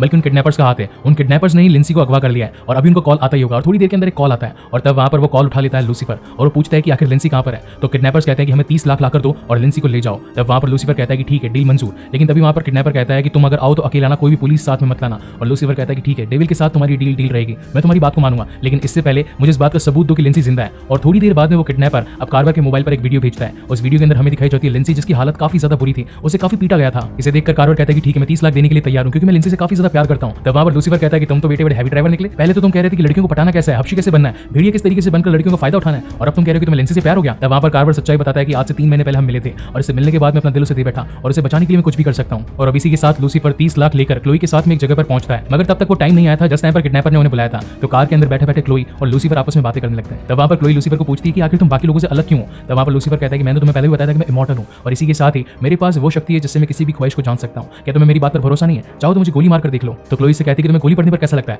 तो वो उसे छोटी सी चिमटी काटकर कहता है कि बस मुझे इतना ही दर्द होता है, गोली तो मानो मुझे छू कर निकल जाती है। और उन्हीं की बातों के चक्कर में अब वो देखते हैं कि वहां पर पहुंच जाता है कार्वर। तब उन दोनों को शक होता है कि पहले तो कार्वर ने मना किया था कि वो नहीं पहुंचेगा, फिर वो यहाँ पर कैसे पहुंच गया। अब वो दोनों वहां से उसका पीछा करते करते आगे बढ़ने लगते हैं, मगर तभी वहां पर लूसीफर अंदर जाकर गेट बंद कर देता है और कहता है कि डील इज डील, मैंने उसके साथ में डील कर दी कि कोई भी पुलिस वाला नहीं आएगा तो मैं तुम्हें अंदर आने कैसे दे सकता हूं। और इसके बाद में लूसीफर पहुंच जाता है अब कार्वर के साथ में उस पूरे सेंटर हॉल में जहां पर किडनैपर ने उन्हें बुलाया था। किडनैपर उन्हें कहता है कि मुझे 30 लाख दे दो। तब वहां पर लूसीफर कहता है कि इसके पहले तुम मेरे सामने लिंसी को लेकर आओ वरना मैं तुम्हें पैसे नहीं दूंगा। वो उसके हाथ से बैग खींचने की कोशिश भी करता है, मगर लूसीफर तो इतना ताकतवर था कि आखिर वो उसके हाथ से बैग कैसे छुड़वाता। लेकिन तभी यहाँ पर इस कहानी का सबसे बड़ा प्लॉट रिवील होता है। लिंसी को किसी किडनैपर ने नहीं बल्कि लिंसी ने खुद अपने आप को किडनैप करवाया था और वो किडनैपर भी और कोई नहीं बल्कि उसका भाई केविन ही था। और तब वो गन तान देती है कार्वर के सामने, उसे कहती है कि तुमने मेरा मजाक उड़ाया, तुमने मुझे यूज किया, मेरा शोषण किया, मैं एक वर्जिन लड़की थी और तुम्हारी वजह से मेरी जिंदगी बर्बाद हुई है और तुम यहाँ पर आकर लोगों को क्या शिक्षा देते रहते हो कि लड़की को कैसे पटाना है, मैं तुम्हें जिंदा ही नहीं छोड़ूंगी। और वो उसे जान से मारने लगती है, मगर तब वहां पर लूसीफर बीच में आ जाता है और उसे कहता है हालांकि गलती तो कार्वर ने जरूर की है मगर इसकी सजाए मौत नहीं है, इसको पुलिस के हवाले कर देना चाहिए। लेकिन तभी वहां पर पहुंच जाती है क्लोई और वो भी उस पर बंदूक तान देती है और वो उसे कहती है कि आखिर तुमने मुझे समझ के क्या रखा है, क्या तुम इन किडनैपर्स के साथ में मिले हुए हो। तब वहां पर लूसीफर उसे कहता है कि मैं डेविल हूं, बंदूक को नीचे कर दो, वैसे भी तुम्हारी गोली का मुझ पर कोई असर नहीं होगा।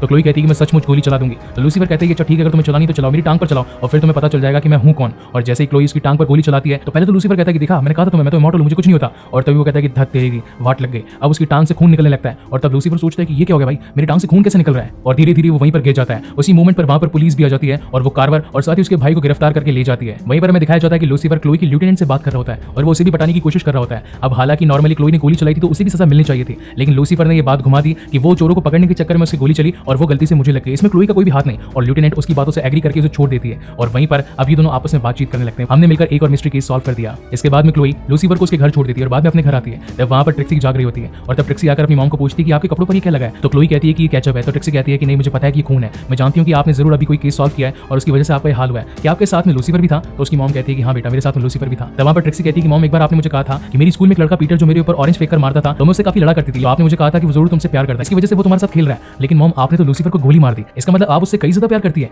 और इसी सस्पेंस के साथ में ये एपिसोड यहीं पर खत्म होता है। वेलकम एवरीवन, मैं हूं प्रतीक्षा। इस एपिसोड की स्टार्टिंग होती है एक फैशन शो से जिसका ऑर्गेनाइजर था बेनी जॉय। यहाँ पे मैजिकिन और लूसीफर दोनों ये फैशन शो एंजॉय कर रहे थे और हमारे मस्त मिजाज डेविल हमेशा से लड़कियों के आगे पीछे ही रहते थे। कुछ ही देर के अंदर वहाँ पे एक फायर होता है और सभी लोग वहाँ से भागने लगते हैं। मैजिकिन वहाँ से लूसीफर को निकालने की कोशिश करती है और थोड़ी देर में यहाँ पे पता चलता है कि एक मर्डर हो चुका है। सीन शिफ्ट होता है पुलिस स्टेशन में जहाँ पे क्लोई और बैन आपस में बात कर रहे थे कि तुम अपना ध्यान रखो या फिर हो सकता है कि इस केस से दूर रहो, नहीं तो लूसीफर अगर तुम्हारे साथ में रहेगा तो तुम रोज किसी न किसी मुसीबत में पड़ती रहोगी। तो क्लोई कहती है कि मैंने उसे अपनी लाइफ से निकाल दिया है। ये वर्ड्स खत्म भी नहीं हुए थे कि तभी वहाँ पे लूसीफर आ जाता। लूसीफर क्लोई को कहता है कि मैं इस बार तुमसे नहीं तुम्हारी बॉस से मिलने के लिए आया हूँ। लूसीफर वहाँ क्लोई की बॉस से मिलता है और उसे कहता है कि मुझे ऑफिशियली कंसल्टेंट बनना है। तो वहाँ लेफ्टिनेंट लूसीफर को कहती है कि इसमें मेरा कोई फायदा नहीं है और इसी के बाद में लूसीफर अपनी आंखों का मैजिक दिखाता है और लेफ्टिनेंट अपने इल्यूजन में चली जाती है, जिससे लूसीफर को पता चलता है कि इस लेफ्टिनेंट को कोई बहुत अच्छा डेजिग्नेशन चाहिए। इस कारण उसे कोई अच्छा केस सॉल्व करना था और अब इन दोनों के बीच में डील तय हो चुकी थी कि लूसीफर अच्छे केस सॉल्व करके देगा लेफ्टिनेंट को। इसके बदले में लूसीफर को ऑफिशियली कंसल्टेंट बना दिया जाएगा। लूसीफर बाहर आके क्लोई को भी यही कहता है कि अब मैं तुम्हारे साथ में बिल्कुल ऑफिशियली चिपक चुका हूँ। ये दोनों अपने रीसेंट केस को सॉल्व करने के लिए निकलते हैं जहाँ पे इन्हें बेनी जॉय के पास में जाना था। बेनी जॉय जैसे ही लूसीफर को देखता है तो वो कहता है कि बड़े दिनों बाद मिले हो तुम। इससे क्लोई को पता चलता है कि बेनी जॉय भी उन्हीं लोगों में से एक है जिसके ऊपर लूसीफर ने एक टाइम के अंदर एहसान किया था। बेनी पहले तो कुछ नहीं कहता है लेकिन बाद में लूसीफर कहता है कि अब ये वही टाइम है जब तुम्हें मेरा एहसान चुकाना है। इसके बाद में बेनी बोलता है कि वहाँ पे शायद लैटिन किंग आए थे और वो लोग मेरे शो देखने के लिए झगड़ा कर रहे थे। अगर वो लोग अंदर नहीं आ पाते तो हो सकता है कि गैंग वॉर छिड़ जाती। और इसी के बाद में बेनी के असिस्टेंट जिसका नाम था हेक्टर, उससे नहीं पता चलता है कि यहाँ पे डैनी और जैगो नाम के लोग आए थे। इस केस को आगे सॉल्व करना था लेकिन लूसीफर कहता है कि तुम कभी थोड़ा चिल भी कर लिया करो क्लोई। और लूसीफर क्लोई को कहता है कि हमें पुलिस स्टेशन बार में जाना चाहिए। क्लोई वहाँ जाने के लिए सख्त मना कर देती है। वो बोलती है कि वहाँ के लोग मुझे बिल्कुल पसंद नहीं करते। अब ये लोग बार में जब पहुंच चुके थे तो वहाँ के सारे इंस्पेक्टर क्लोई को घूर घूर के देख रहे थे। क्लोई वहाँ बताती है कि ये सब पलमेटो केस से जुड़े लोग हैं और वो जो आदमी मुझे घूर रहा है वो मैल्कम का साथी है। उसे लगता है कि उस रात जो मर्डर हुआ था मैं उसे रोक सकती थी। गाइस, ये पलमेटो केस ही है जो कि क्लोई को स्टार्टिंग से लेके एंड तक जोड़ती है। इस सीजन के हर एपिसोड में हमें पलमेटो केस के बारे में कुछ न कुछ पता चलता जाएगा। जब वही इंस्पेक्टर आके क्लोई को कुछ गलत बोल जाता है तो लूसीफर ये चीज बर्दाश्त नहीं करता है और उस इंस्पेक्टर को जाके एक पंच लगा देता है। यहाँ हमें दिखाया जाता है कि मैजिकिन अमानिडियल से मिलने आती है। अमानिडियल कहता है कि तुम यहाँ पे कर क्या रही हो, तुम्हें लूसीफर को वापस घर लेके जाना है। तो मैजिकिन कहती है कि वो आजकल मेरी बात कुछ भी नहीं सुनता है, वो मुझसे बात नहीं करता है बल्कि एक खास लड़की से बात किया करता है। इसके बाद अमानिडियल को पता चलता है कि यहाँ बात डॉक्टर लिंडा की हो रही है। अमानिडियल अब पहुंच चुका था लिंडा के ऑफिस में जहाँ पे लिंडा उसे देख के डर जाती है और पूछती है कि तुम अंदर कैसे आए। और अमानिडियल वहाँ पे सफेद झूठ बोल के बताता है कि मैं डॉक्टर कैनन हूँ जो कि जस्ट अभी आपके पास वाले ऑफिस में शिफ्ट हुआ हूँ। यहाँ लूसीफर के क्लब के अंदर मैजिकिन लूसीफर से बात करती है कि तुम्हारा खून बहा है, तुम्हें इस चीज के बारे में कुछ नॉलेज भी है या नहीं है। तो लूसीफर कहता है कि तुम्हारा काम ही क्या है, फिर तुम्हें मेरे लिए ही भेजा गया है, बल्कि तुम्हें मेरे लिए ही बनाया गया है, तो तुम हर समय मेरे आसपास रहो, यही तुम्हारा काम है। और अब वहाँ पे डैन भी आ चुका था, यानी कि क्लोई का एक्स हस्बैंड। वो लूसीफर को थ्रेट देता है कि तुम जिसके साथ घूम रहे हो वो मेरे बच्चे की माँ है, तो तुम्हें उसका ख्याल रखना जरूरी है। और लूसीफर उसे कहता है कि बिल्कुल सर। अब लूसीफर और क्लोई पहुंच जाते हैं डैन और जियागो के घर पे, जहाँ क्लोई ने लूसीफर को कार में ही बंद कर दिया था और क्लोई खुद अकेली जाके डोर पे नॉक नॉक कर रही थी कि इतनी ही देर में घर के अंदर से चीखने की आवाज आती है। क्लोई नॉक नॉक करने के बजाय सीधा दरवाजा तोड़ के अंदर पहुंचती है तो वो देखती है कि एक तरफ तो डैनी और जियागो बेड पे है और दूसरी तरफ लूसीफर बिना दरवाजे में से एंटर किए सीधा यहाँ पे कैसे बैठ सकता है। ये कपल लूसीफर और क्लोई के ऊपर चिल्लाते हैं, बोलते हैं कि तुम बिना परमिशन के अंदर कैसे आए। तो क्लोई कहती है कि हमें बस थोड़ी पूछताछ करनी है बेनी के शो पे जिसकी डेथ हुई थी उससे रिलेटेड। ये बात सुन के जियागो वहाँ पे रोने लगता है। तब डैनी कहती है कि आखिर ये इसकी बहन थी। पाउलो को बेनी के शो में जाना था, हम लोगों के पास में 3 ही टिकट थे, इसी कारण हम लोग नहीं गए और पाउलो को वहाँ पे भेज दिया था, लेकिन हमें नहीं पता था कि वहाँ पे ऐसा कुछ हो जाएगा। लूसीफर जियागो को जब रोता हुआ देखता है तो बोलता है कि ये मर्डर इसने नहीं किया है और वहाँ से उन्हें पता चलता है येलो वाइपर के बारे में। इसी टाइम क्लोई के फोन पे एक पिंग आता है जहाँ पे एक और मर्डर हुआ था। जब क्लोई और लूसीफर मर्डर लोकेशन पे पहुंचते हैं तो वहाँ पे बेनी जॉय रो रहा था जोर जोर से। वो मर्डर किसी इंसान का नहीं बल्कि बेनी के पिग का हुआ था। तब क्लोई वहाँ पे बेनी को पूछती है कि क्या तुम्हें पता है कि येलो वाइपर वापस से जेल से बाहर आ चुका है। तो बेनी कहता है कि नहीं, मुझे इस बारे में कुछ नहीं पता। क्लोई पूछती है कि आखिर तुमने इतने सालों तक उससे बात क्यों नहीं की। तो बेनी कहता है कि हम दोनों ही आर्टिस्ट थे, एक केस के अंदर वो अरेस्ट हो चुका था, मैंने उससे बहुत बार बात करने की कोशिश की लेकिन मेरी बात नहीं हो पाई उससे। इसके बाद में सीन शिफ्ट होता है लिंडा के ऑफिस में जहाँ पे अमानिडियल लिंडा को बोलता है कि क्या तुम मेरे साथ कॉफी पीना पसंद करोगी और अगर तुम चाहो तो किसी पेशेंट से रिलेटेड मुझसे बात कर सकती हो। अमानिडियल ने यहाँ पे लिंडा को पूरी तरीके से फंसा दिया था अपने पेशेंट के बारे में बात करने के लिए, यानी कि लूसीफर के बारे में बात करने के लिए। अब लूसीफर और क्लोई पहुंचते हैं येलो वाइपर के पास में। येलो वाइपर रियल में एक बहुत ही अच्छा आर्टिस्ट था जो कि अपने स्टूडेंट के साथ में एक वर्कशॉप ले रहा था। जब क्लोई और लूसीफर येलो वाइपर के पास में पहुंचते हैं तो येलो वाइपर इस बात से गुस्सा था कि बिना सर्च वारंट के वो उससे कैसे पूछताछ कर सकते हैं। ये बात अभी चली रही थी कि वहाँ पे एक के बाद एक खूब सारी कार्स आ जाती है और उन कार्स में थे डैनी और डिएगो। उन्हें लगता है कि डिएगो की सिस्टर यानी कि पाउलो का मर्डर जो कि बेनी जॉय के कॉन्सर्ट में हुआ था वो येलो वाइपर ने किया था। सभी अपनी गन्स येलो वाइपर पे लगा देते हैं और बोलते हैं कि तुम दोनों पुलिस वाले यहाँ से चले जाओ, नहीं तो इस बीच में तुम भी मारे जाओगे। लूसीफर इन सभी को अपनी बातों में फंसाता है और बाकियों को पीछे से निकलने के लिए इशारा देता है। जब डैनी का ध्यान पड़ता है कि पीछे से येलो वाइपर यहाँ से एग्जिट ले चुका है, तो वो गुस्से में आ जाती है और तभी वहाँ पे गन्स चलने लग जाती है। लेकिन एक टाइम ऐसा आता है कि उस पूरी जगह की लाइट्स चली जाती है और डैनी और डिएगो के जितने भी लोग थे एक के बाद एक पिटे जा रहे थे। ये सब कुछ कमाल करने वाली और कोई नहीं बल्कि मैजिकीन थी, क्योंकि अब बात लूसीफर पे आ चुकी थी। मैजिकीन बोल के जाती है कि ये सिर्फ मैंने लूसीफर के लिए किया है। अब जब डैन फिर से क्लोई से मिलता है तो फिर से यही बात होती है कि तुम्हें इन केसेस से दूर रहना चाहिए और लूसीफर हमेशा ही तुम्हें मुसीबत में डाल देता है। ये वॉर खत्म होने के बाद में येलो वाइपर को क्लोई और लूसीफर अपने साथ ले जा रहे थे पुलिस स्टेशन, क्योंकि इन्हें एक गन भी मिली थी। कार में बैठे जब ये लोग बात कर रहे थे तो येलो वाइपर बोलता है कि अगर मुझे बैनी को मारना ही था तो मैं उसे घर जाके सीधा भी मार सकता, उसके फैशन शो में जाके उसे मार के खुद नहीं फंसता। तो लूसीफर सोचता है कि ये बात तो बिल्कुल सच कह रहा है,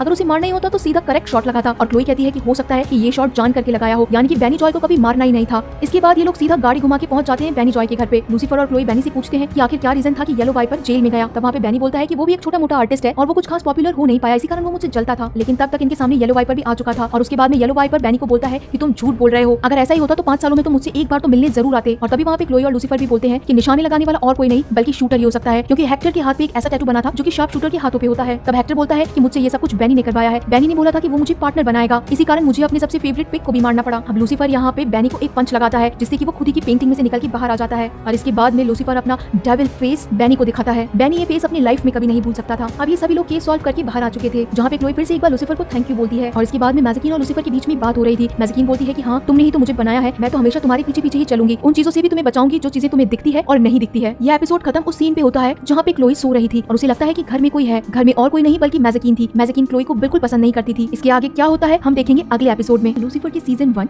एपिसोड 6 के बारे में बात करने वाली हूँ, जहाँ पे हमने लास्ट एपिसोड क्राइम के साथ छोड़ा था, यानी कि डिटेक्टिव डेकर और लूसीफर ने मिलकर एक केस सॉल्व किया था। अब इसी के साथ हम एक नया एपिसोड शुरू करने वाले हैं जिसके अंदर बहुत सारी मिस्ट्री है। इसी के साथ हमें लूसीफर के बारे में और जानने को मिलेगा और साथ ही एपिसोड के एंड में हमें ये भी पता चलेगा कि लूसीफर असल में एक डेविल है या फिर एक एंजल। एपिसोड की शुरुआत में हम देखते हैं कि एक चोर बहुत बड़े से गोडाउन में एक कंटेनर की चोरी कर रहा था और दूसरी तरफ हम देखते हैं कि लूसीफर अपने क्लब के अंदर सिंगिंग कर रहा था। जिस गोडाउन में चोरी हो रही थी वहाँ का गार्ड उस चोर को रोकने के लिए आता है, लेकिन जिस आदमी ने उस कंटेनर को चुराया था उसने वहाँ की गार्ड को मार दिया था। अब इस कंटेनर में क्या है और ये गोडाउन किन चीजों से भरा है इसके बारे में आपको आगे पता चलेगा। अब यहाँ पे हमें क्लोई दिखाई जाती है जो कि अपनी बेटी ट्रिक्सी से बात कर रही थी और पूछ रही थी कि आखिर चॉकलेट केक किसने खाया है। डैन उससे बातों ही बातों में पूछ लेता है। क्लोई और डैन रात के डिनर के बारे में बात कर रहे थे और तभी इसी टाइम क्लोई के पास में एक नया केस आ चुका था। यहाँ लूसीफर के क्लब में मैजिकीन लूसीफर के लिए 2 लड़कियां लेके आई थी, लेकिन लूसीफर जब से कंसल्टेंट बना था उसके पास में अब ड्यूटी के अलावा दूसरा कोई टाइम नहीं था। वो क्लोई की हेल्प के लिए उन दोनों लड़कियों को छोड़ के चला जाता है। अब जब वो क्राइम सीन पे पहुंचता है तो क्लोई उसे सारी डिटेल्स बताने लगती है। लूसीफर उस डेड बॉडी को देख के कहता है कि क्या कुछ और इंटरेस्टिंग चीज है, किसी को मारना है या फिर कहीं पे डकैती करनी है, कुछ इंटरेस्टिंग हो तो मुझे तुम रोका करो क्लोई, नहीं तो मेरे लिए ये सब कुछ बोरिंग है। ये सब कह के लूसीफर उस क्राइम सीन से चला जाता है और वापस से पहुंच जाता है अपने ही क्लब में, जहाँ पे मैजिकीन लूसीफर को बताती है कि तुम्हारे लिए एक बैड न्यूज है, जो कंटेनर चोरी हुआ है वो और किसी का नहीं बल्कि तुम्हारा ही है लूसीफर। लूसीफर जब ये बात सुनता है तो कोई खास गौर नहीं करता है और इसके बाद में मैजिकीन लूसीफर को कहती है कि ठीक है, अगर तुम्हें इस बात से फर्क नहीं पड़ रहा है तो मुझे भी कोई फर्क नहीं पड़ना चाहिए, तुम धीरे धीरे इंसान बनते जा रहे हो और किसी भी चीज को खोने से अब तुम्हें डर नहीं लगता है। लूसीफर को ये बात सोचने पे मजबूर कर देती है और इसके बाद में लूसीफर फिर से उसी क्राइम सीन पे पहुंच जाता है जहाँ पे क्लोई अभी भी इन्वेस्टिगेशन कर रही थी और वो क्लोई को कहता है कि मुझे तुम्हारे साथ काम करना है, क्योंकि वो जो कंटेनर चोरी हुआ है वो और किसी का नहीं बल्कि लूसीफर मॉर्निंग स्टार का ही है। अब ये दोनों एक बीच पे पहुंचते हैं जहाँ पे लूसीफर एक आइसक्रीम वैन के पास रुकता है और फ्रैंकी नाम के आदमी का गला पकड़ लेता है। क्लोई जब पूछती है कि ये आखिर कौन है और तुमने इसे क्यों पकड़ा है, तो लूसीफर बताता है कि जिस गोडाउन से कंटेनर चोरी हुआ है उसके बारे में इसी आदमी को पता है, ये गोडाउन उसी का है, मैजिकीन ने मुझे इसी से मिलवाया था, यानी कि अगर वहाँ कुछ चोरी हुआ होगा तो सबसे पहले इसे ही पता होगा। लेकिन फ्रैंकी मना कर देता है कि मुझे कुछ भी नहीं पता है और लूसीफर जब उसे ज्यादा धमकाता है तो वो लॉस्ट डियाब्लोस के बारे में बताता है। डेकर इस ग्रुप को जानती थी, ये एक बाइकर क्लब का ग्रुप था। क्लोई लूसीफर से पूछती है कि आखिर तुम्हारे कंटेनर में क्या रखा था, तो लूसीफर क्लोई की किसी बात का जवाब नहीं देता है। इसी कारण क्लोई डैन को कॉल लगा देती है और कहती है कि मुझसे आज तक लूसीफर ने कुछ भी नहीं छुपाया है, लेकिन इस कंटेनर में जरूर कोई ना कोई बात है, तुम उसके क्लब जाओ और वहाँ भी कुछ पूछताछ करो। डैन लूसीफर को बिल्कुल पसंद नहीं करता है, इसी कारण वो उसे क्लोई से दूर करने का कोई मौका नहीं छोड़ता है और अब वो पहुंच जाता है लक्स में, जहाँ पे मैजिकीन अकेली बैठी थी। वो मैजिकीन से कहता है कि मुझे तुम्हारे अकाउंट्स देखने हैं। मैजिकीन उसे बातों में फंसाती है और कहती है कि बुक्स काफी ज्यादा भारी है, तुम्हें मेरे साथ चलना पड़ेगा। कुछ दूर आगे जाने के बाद में मैजिकीन एक पंच के साथ में ही डैन को वहीं पे ढेर कर देती है। अब यहाँ पे लूसीफर की थेरेपी का टाइम था, जहाँ पे सीन शिफ्ट हुआ था लिंडा के ऑफिस में। डॉक्टर लिंडा अभी भी अपने उसी क्वेश्चन पे अटकी हुई थी, यानी कि लूसीफर की पहचान के बारे में। लूसीफर अभी भी अपने ही वर्ड्स पे अटका हुआ था कि मैं डेविल हूँ। इन दोनों की कहा सुनने के कारण लूसीफर थोड़ा गुस्सा हो जाता है और वो वहाँ से चला जाता है। लूसीफर को गए हुए कुछ सेकंड ही नहीं हुए थे कि वहाँ पे उसका भाई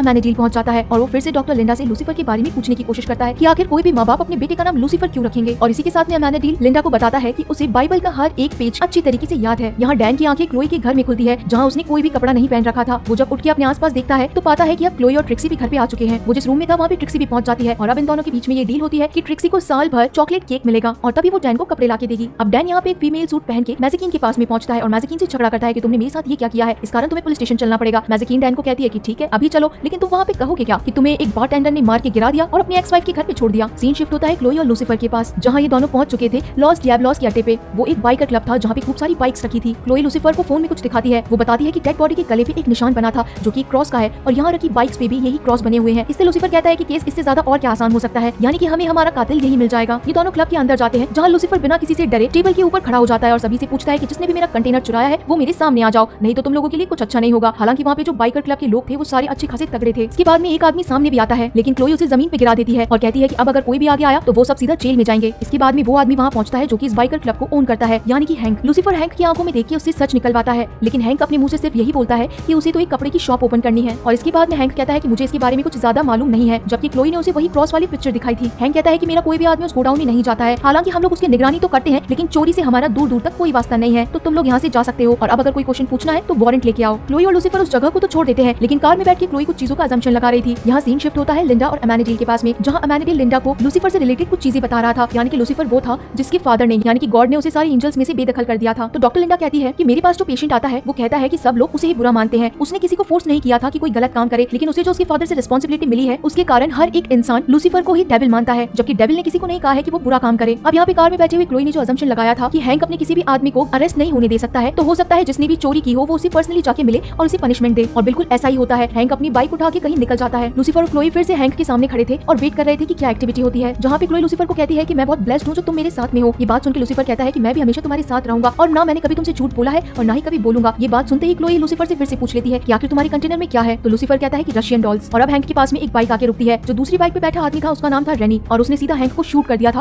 और वहाँ से चला गया था। क्लोई कार से उतर के हैंक के पास में जाती है, जबकि लूसीफर कार उठा के सीधा रेनी के पीछे भागता है। ये दोनों एक बिल्डिंग में पहुंचते हैं, जहाँ पे रेनी लूसीफर को देखने के बाद में शूट करने लगता है। रेनी भागता भागता टेरेस पे पहुंच जाता है, जहाँ लूसीफर रेनी से पूछता है कि आखिर तुमने वो सामान क्यों चुराया। तो रेनी कहता है कि क्या वो सामान तुम्हारा था, तो लूसीफर कहता है कि मुझे बताओ कि मेरा सामान तुमने कहाँ रखा है। रेनी काफी ज्यादा डर चुका था, वो बोल रहा था कि मैंने वो सामान देखा है। लूसीफर अब काफी ज्यादा गुस्से में आ चुका था और ऑलमोस्ट उसका डेविल फेस रेनी के सामने ही था। रेनी इतना ज्यादा डर चुका था कि उस बिल्डिंग से जंप लगा देता है। क्लोई जब तक टेरेस पे पहुंचती तब तक काफी देर हो चुकी थी। लूसीफर कहता है कि मैं उसे बचा नहीं सका। इसके बाद में क्लोई लूसीफर को कहती है कि हैंक अभी तक मरा नहीं है, यानी कि उसे गोली लगी है बट वो इंजर्ड है। इसी के साथ में उसने ये भी बताया है कि रेनी ने पैसों की खातिर वो कंटेनर चोरी किया था, उसे हैंक के साथ काम करने में कुछ खास पैसे नहीं मिल रहे थे। और वो लूसीफर को ये भी बताती है कि हम लोगों को एक कंटेनर मिला है जिसके ऊपर नाम लिखा है लूसीफर मॉर्निंग स्टार, तो क्या तुम मुझे वो कंटेनर दिखाओगे। तो लूसीफर कहता है कि जरूर तुम मेरे साथ चलो। लूसीफर अपने कंटेनर को ओपन करता है जहाँ पे एक बॉक्स रखा था। क्लोई जब उस बॉक्स को ओपन करती है तो उसे बिलीव ही नहीं होता है कि असलियत में इसके अंदर रशियन डॉल्स ही रखी है। क्लोई लूसीफर को कहती है कि तुमने इतनी सारी मुसीबत सिर्फ इन डॉल्स के लिए ही ली थी, और वहाँ से क्लोई चली जाती है। क्लोई के जाने के बाद में लूसीफर उस कंटेनर की वॉल पे टच करता है और उसके बाद में एक सीक्रेट वॉल ओपन होती है, लेकिन उसके अंदर कुछ भी नहीं था और लूसीफर कहने लगता है कि वो यहाँ नहीं है, चोरी हो चुके हैं। यहाँ पे डैन भी अब क्लोई के घर आ चुका था डिनर के लिए, और दूसरी तरफ गुस्से के अंदर भरा हुआ लूसीफर जब लिंडा से थेरेपी ले रहा था तो लिंडा फिर से वही बातें करने लगती है कि तुमने कुछ बुरा नहीं किया है, अगर तुम्हारे फादर ने तुम्हारे साथ कुछ किया है तो इसका मतलब है कि तुम्हें कोई जिम्मेदारी दी गई है। तो लूसीफर वहाँ पे जोर जोर से चिल्लाने लगता है कि ये कोई जिम्मेदारी नहीं थी, मुझसे मेरी असलियत छीन ली गई, मैं जो चीज चाहता भी नहीं था मुझे वो सारी चीज बियर करनी पड़ी। लोग मुझे हमेशा कहते हैं कि सारी बुराइयां मुझसे ही निकली है, आखिर जब मैंने कोई चीज की ही नहीं है तो उन सारी चीजों का टैग मुझ पे क्यों लगे। लूसीफर इतना ज्यादा गुस्सा हो चुका था कि वो लिंडा के ऑफिस के अंदर एक पंच मार के दीवार को तोड़ देता है और वहाँ से गुस्से में निकल जाता है। इस एपिसोड के लास्ट सीन में लूसीफर बात करता है मैजिकीन से, और इसी के साथ में हमें लूसीफर का बैग दिखाया जाता है जिसके ऊपर कुछ वुंड्स बने हुए थे, और वो मैजिकीन को कहता है कि मेरे विंग्स चोरी हो चुके हैं। लास्ट सीन हमें दिखाया जाते हैं लूसीफर के विंग्स। गाइस ये व्हाइट कलर के बहुत ही ब्यूटीफुल बड़े बड़े विंग्स थे, इससे हमें पता चलता है कि लूसीफर के पास में एंजल विंग्स थे। तो चलिए दोस्तों, अब आप सभी लोगों से मैं मिलती हूँ इसके नेक्स्ट एपिसोड में। गाइस पिछला जो 6th एपिसोड हमने लूसीफर का छोड़ा था वो छोड़ा था लूसीफर के जहाँ एंजल विंग्स चोरी हो गए थे। इसी के साथ हम यहाँ पे न्यू एपिसोड चालू करने वाले हैं जहाँ पे हमें ये पता चलेगा कि लूसीफर के विंग्स उसे मिलते हैं या नहीं मिलते हैं, और अगर मिलते हैं तो लूसीफर अपने विंग्स का क्या करेगा, वो उसे हमेशा के लिए अपना लेगा या फिर उन एंजल विंग्स को हमेशा के लिए अपने से दूर कर देगा। एपिसोड की शुरुआत में हम देखते हैं कि मेज अपने क्लब के अंदर बैठी थी जहाँ पे वो एक लड़के को अपनी तरफ आने का इशारा करती है। इसके बाद मेज पूल के अंदर थी जहाँ पे वो उस लड़के को भी इन्वाइट करती है, और कुछ ही सेकंड में हमें पता चलता है कि ये एक ट्रैप था, यानी कि इस लड़के को मेज ने पानी के अंदर ही पकड़ के रख रखा था। जब उसे बाहर निकाला गया तो लूसीफर उससे पूछता है कि बताओ मेरे एंजल विंग्स कहाँ है। वो पानी में डूबता हुआ लड़का कहता है कि मुझे इन विंग्स के बारे में कुछ नहीं पता है, यहाँ तक कि मैं तुम्हें भी नहीं जानता हूँ। तो लूसीफर कहता है कि तुम झूठ मत बोलो, मुझे सब पता है कि तुम कुछ फालतू सी चीज को भी काफी ज्यादा महंगा करके बेच देते हो, तो तुम्हें मेरे विंग्स के बारे में पता होगा। और मेज फिर से उसे पानी में डुबा देती है, लेकिन जब वो मरता हुआ आदमी अपने मुंह से कुछ भी नहीं कहता है तब लूसीफर को पता चलता है कि ये आदमी सच बोल रहा है, और हो सकता है कि अब तक जो 5 लोगों को हमने ऐसे ही पूछा है वो सभी सच बोल रहे हो, शायद उन्हें मेरे विंग्स के बारे में नहीं पता हो। सीन शिफ्ट होता है पुलिस स्टेशन में जहाँ पे सभी लोग क्लोई को बुरी नजरों से देख रहे थे। वहाँ पे डैन आता है और क्लोई को कहता है कि आज मैल्कम पे से पंप हट रहा है क्योंकि तुमने उसके ऊपर जो इल्जाम लगाए यानी कि जो केस किया था, इसी कारण उसकी फैमिली को इंश्योरेंस के पैसे नहीं मिल रहे हैं, और आज मैल्कम का आखिरी दिन है, हो सके तो तुम इस पुलिस स्टेशन से आज दूर रहो। इसी के साथ में डैन क्लोई को ये भी कहता है कि तुम्हारे पास सिर्फ आज के 24 घंटे ही है, अगर तुम्हें मैल्कम को पनिशमेंट देनी है तो तुम्हें उसके खिलाफ कुछ न कुछ एविडेंस ढूंढने ही पड़ेंगे। यहाँ पे क्लोई अपने घर पे जाके एविडेंस ढूंढ रही थी और वहाँ पे अभी लूसीफर भी पहुंच चुका था। लूसीफर और क्लोई आपस में बात करने लगते हैं, दोनों ही अपने अपने केसेस में उलझे हुए थे। लूसीफर से बात करने पे क्लोई को पता चलता है कि हो सकता है कि मुझे मेरा नजरिया बदलना पड़े, और इसके बाद में क्लोई को एक क्लू मिल जाता है, और लूसीफर को क्लोई से बात करने पे पता चलता है कि अगर लूसीफर किसी चीज में फंसा हुआ है तो उसे उस इंसान से बात करनी चाहिए जिससे वो कभी बात नहीं करता है। अब सीन शिफ्ट होता है एक बीच पे जहाँ पे लूसीफर खड़ा था, और अगले ही पल वहाँ पे एमेनेडील आ जाता है। वो लूसीफर से पूछता है कि तुमने मुझे क्यों बुलाया है यहाँ पे, और इसके बाद में लूसीफर एमेनेडील से बोलता है कि मेरे विंग्स चोरी हो चुके हैं, तुम तुम मेरे भाई हो, तुम्हें इसमें मेरी मदद करनी चाहिए। और इसके बाद में एमेनेडियल बोलना शुरू करता है कि लूसीफर तुम इतनी ज्यादा केयरलेस कैसे हो सकते हो, वो विंग्स कितने ज्यादा प्योर हैं और कितने ज्यादा पावरफुल है, वो अगर इंसानों के हाथ लग गए तो कितनी बड़ी तबाही हो सकती है, तुम्हें इस बात का अंदाजा भी है या नहीं है। लूसीफर एमेनेडियल से कहता है कि क्या तुम मेरी मदद करोगे या नहीं करोगे। और इस बार एमेनेडियल लूसीफर को बोलता है कि तुम तुम्हारा मैस खुद सुधारो, तुमने गलती की है तो उसे तुम्हें ही सुधारना पड़ेगा, यानी कि वो लूसीफर की मदद करने से मना कर देता है। लूसीफर फिर से क्लोई के पास में पहुंचता है और क्लोई से मदद मांगता है कि तुम पुलिस वाले हो, तुम लोग चीजों को ढूंढ निकालते हो, तो तुम लोग मेरी मदद भी करो। तो क्लोई कहती है कि ठीक है, मैं पुलिस स्टेशन में एक बार बता दूंगी, वो लोग तुम्हारे विंग्स ढूंढ निकालेंगे। और इसी के साथ में वो कहती है कि मुझे पलमेटो केस पे कुछ क्लू मिले हैं, क्या तुम हमारे साथ चलोगे। तो लूसीफर कहता है हमारे साथ। और उसके बाद में वहाँ पे डैन भी था, जिसका मतलब था कि क्लोई ने लूसीफर के जाने के बाद में डैन को वहाँ पे खुद की मदद के लिए बुलाया था। अब ये तीनों पलमेटो स्ट्रीट पे पहुंच जाते हैं, जहाँ पे मैल्कम का केस हुआ था। क्लोई उस केस को वापस रिक्रिएट करती है, वो लूसीफर को ड्रग डीलर बनाती है और डैन को मैल्कम बनाती है। वो कहती है कि ड्रग डीलर ने मैल्कम को पैसे दिए थे और उसके बाद में मुझसे कुछ आवाज हो गई थी, मैल्कम ने मुझे देखा भी था, लेकिन उसके बाद में भी उसने मुझे नजरअंदाज किया, मानो कि जैसे उसने मुझे नहीं देखा हो। और उसके कुछ ही सेकंड बाद में गोलियां चलनी शुरू हो गई, मैं दरवाजे के पीछे थी इसलिए बच गई, लेकिन वो गोलियां कैसे चली। तो लूसीफर कहता है कि बिल्कुल सिंपल केस है, वो ड्रग डीलर मैल्कम को क्यों मारेगा जबकि वो उसी का आदमी था। क्लोई ये बात सुनकर सोचने पे मजबूर हो जाती है कि आखिर ये बात बिल्कुल सच है, ड्रग डीलर अगर मैल्कम के काम आ रहा था तो मैल्कम को वो भला क्यों मारेगा। अब डैन के पास में एक कॉल आता है जिसके अंदर इन्फॉर्मेशन थी कि कहीं पे एंजल विंग्स के बारे में पता चला है। क्लोई और लूसीफर एफबीआई के एजेंट के पास जाते हैं, जहाँ पे उन्हें ये पता चलता है कि ये विंग्स एक ऑक्शन में लगे हैं और उस ऑक्शन पे रेट पड़ने वाली है। तो लूसीफर कहता है कि दैट मींस ये विंग्स तो आप लोग ले लेंगे। तो क्लोई कहती है कि इन विंग्स को वापस लेने का क्या तरीका है। एफबीआई एजेंट बताता है कि ज्यादा कुछ करना नहीं है, तुम्हें बस अपनी चीज को साबित करनी है कि वो चीज तुम्हारी है और 30 दिन के अंदर वो चीज तुम्हें मिल जाएगी। रात होने पे लूसीफर उसी ऑक्शन में पहुंच जाता है जहाँ पे सारी एंशिएंट चीजों की बिडिंग होती है, यानी कि नीलामी होती है। लूसीफर वहाँ पे महसूस करता है कि उसका भाई एमेनेडियल भी वहीं पे है। वो दोनों अंदर जाने की कोशिश करते हैं तो गार्ड उन्हें वहीं पे रोक लेता है। लूसीफर की दी हुई रिश्वत पे उस गार्ड को उन दोनों को अंदर जाने नहीं देती है। उसके बाद में लूसीफर अपनी पॉकेट से एक कॉइन निकालता है और कैमरे में दिखाता है और अगले ही पल इन दोनों को अंदर आने की परमिशन मिल जाती है। यहाँ क्लोई हॉस्पिटल में आती है मैल्कम की फैमिली से मिलने के लिए। मैल्कम यहाँ वेंटिलेटर पे था जिसका ऑक्सीजन पंप अब हटाया जाना था। मैल्कम की वाइफ क्लोई को देखते ही गुस्से में आ जाती है और बोलती है कि हमने तुम्हारा अब और क्या बिगाड़ा है, तुम यहाँ से चली जाओ। यहाँ ऑक्शन के ओनर ने एक एक्सपर्ट को बुलाया था उस कॉइन को चेक करवाने के लिए। एक्सपर्ट ने कहा कि ऐसा कॉइन उसने अपनी लाइफ में कभी नहीं देखा है। उस ऑक्शन का ओनर लूसीफर और एमेनेडियल को बोलता है कि इस कॉइन के लिए तो बहुत अच्छी खासी बोली लगेगी। लूसीफर हंसते हुए बोलता है कि माफी चाहूंगा लेकिन ये कॉइन सेल करने के लिए नहीं है। वहाँ पे ओनर बोलता है कि फिर तुम लोग यहाँ पे क्यों आए हो, तुम्हारा यहाँ क्या काम है। लूसीफर कहता है कि मेरे जो विंग्स हैं मुझे वापस लौटा दो। और इसके बाद में यहाँ पे गर्मा गर्मी का माहौल हो जाता है। ऑक्शन का ओनर बोलता है कि तुम यहाँ पे आओगे, मुझसे ये मांगोगे और मैं तुम्हें दे दूंगा, क्या तुम्हें लगता है ये चीज पॉसिबल है। इसके बाद में एमेनेडियल वहाँ पे खड़ा हो जाता है और बोलता है कि करो, मुझ पे शूट करो और उसकी बात देखो कि होता क्या है। लूसीफर अपने भाई को शांत करता है और वहाँ के ओनर को बोलता है कि तुम सिर्फ पैसों से प्यार करते हो ना, तो ठीक है मुझे इस ऑक्शन में भाग लेने दो। यहाँ ऑक्शन स्टार्ट होता है और ऑक्शन का ओनर वहाँ पे सारी एंशिएंट चीजें दिखाने लगता है। इस ऑक्शन के अंदर क्लोई भी आ चुकी थी लूसीफर की हेल्प करने के लिए। वो लूसीफर को बताती है कि तुम्हारे पास सिर्फ 5 मिनट का टाइम है, एफबीआई यहाँ पे पहुंचने ही वाली है। लूसीफर कहता है कि मैं मेरी विंग्स लिए बिना कहीं नहीं जाऊंगा। और अब वो टाइम आ चुका था कि जब ऑक्शन के ओनर ने वहाँ पे लूसीफर के विंग्स पे बिडिंग लगाने के लिए उसे शो करा था, लेकिन तब तक वहाँ पे एफबीआई रेड मार चुकी थी। सभी लोग इधर उधर भागने लगते हैं। ऑक्शन का ओनर भी उस जगह को छोड़ के जा चुका था। क्लोई वहाँ पे उसको पकड़ने के लिए भागती है। लूसीफर अपने भाई को कहता है कि तुम मेरी मदद करो और उसके बाद में एमेनेडियल अपने मुंह से फूंक देता है और हर एक चीज वहीं पे रुक जाती है। लूसीफर अपने विंग्स के पास में जाता है और उन्हें देखता है। उसे पता चलता है कि ये विंग्स असली नहीं है बल्कि ये मेरे विंग्स की कॉपी है। जब टाइम वापस नॉर्मल होता है तो क्लोई वहाँ पे एक सीक्रेट दरवाजा ओपन करती है जहाँ से वो ऑक्शन ओनर भाग के चला गया था। और इसी के साथ में क्लोई को क्लू भी मिलता है कि हो सकता है कि पलमेटो स्ट्रीट पे भी ऐसा ही कोई दरवाजा हो। वो लूसीफर को कहती है कि क्या तुम मेरे साथ चलोगे। तो लूसीफर यहाँ पे परेशान था और क्लोई के ऊपर चिल्ला देता है कि तुम्हें समझ में नहीं आता है कि मेरे विंग्स चोरी हो चुके हैं जो कि अभी तक मुझे नहीं मिले हैं। सीन यहाँ पे शिफ्ट होता है पलमेटो स्ट्रीट पे जहाँ पे क्लोई डैन को लेके वापस से पहुंच चुकी थी और वो वहाँ पे चेकिंग कर रही थी। और तभी वहाँ उसे जमीन से कुछ आवाज आती है। जब वो कारपेट उठा के नीचे देखते हैं तो उन्हें पता चलता है कि सच में एक और खुफिया रास्ता था। क्लोई सीढ़ियों से उतर के जब नीचे पहुंचती है तो उसे वहाँ एक चीज मिलती है जो कि एक चाबी थी 999 की। क्लोई बताती है कि ये वो चाबी है जो एलएपीडी के ऑफिसर्स को दी जाती है। मैल्कम के पास अपनी चाबी थी, दैट मींस कि यहाँ पे एक पुलिस वाला और था जिसकी चाबी यहाँ गिर गई है। डैन बताता है कि ये बहुत बड़ी चीज हो सकती है। क्लोई कहती है कि अब मुझे पता चल चुका है कि यहाँ पे एक आदमी और था, इसका मतलब है कि मैंने अब तक जो सोचा था वो बिल्कुल सही था। यहाँ सीन हमें दिखाया जाता है ऑक्शन ओनर के घर का जहाँ पे लूसीफर काफी गुस्से में पहुंच चुका था। वो उसे बोलता है कि मेरे विंग्स कहाँ पर है, तुमने उनकी डुप्लीकेट कॉपी बनाने की हिम्मत भी कैसे की। और इसके बाद में लूसीफर अपनी आंखों से देखता है कि उसके विंग इस ऑक्शन ओनर के घर पे एक एग्जीबिशन के जैसे लगे हुए थे। वो ओनर लूसीफर को कहता है कि ये विंग्स मुझसे मत लो, मैं इनसे दूर नहीं रह सकता।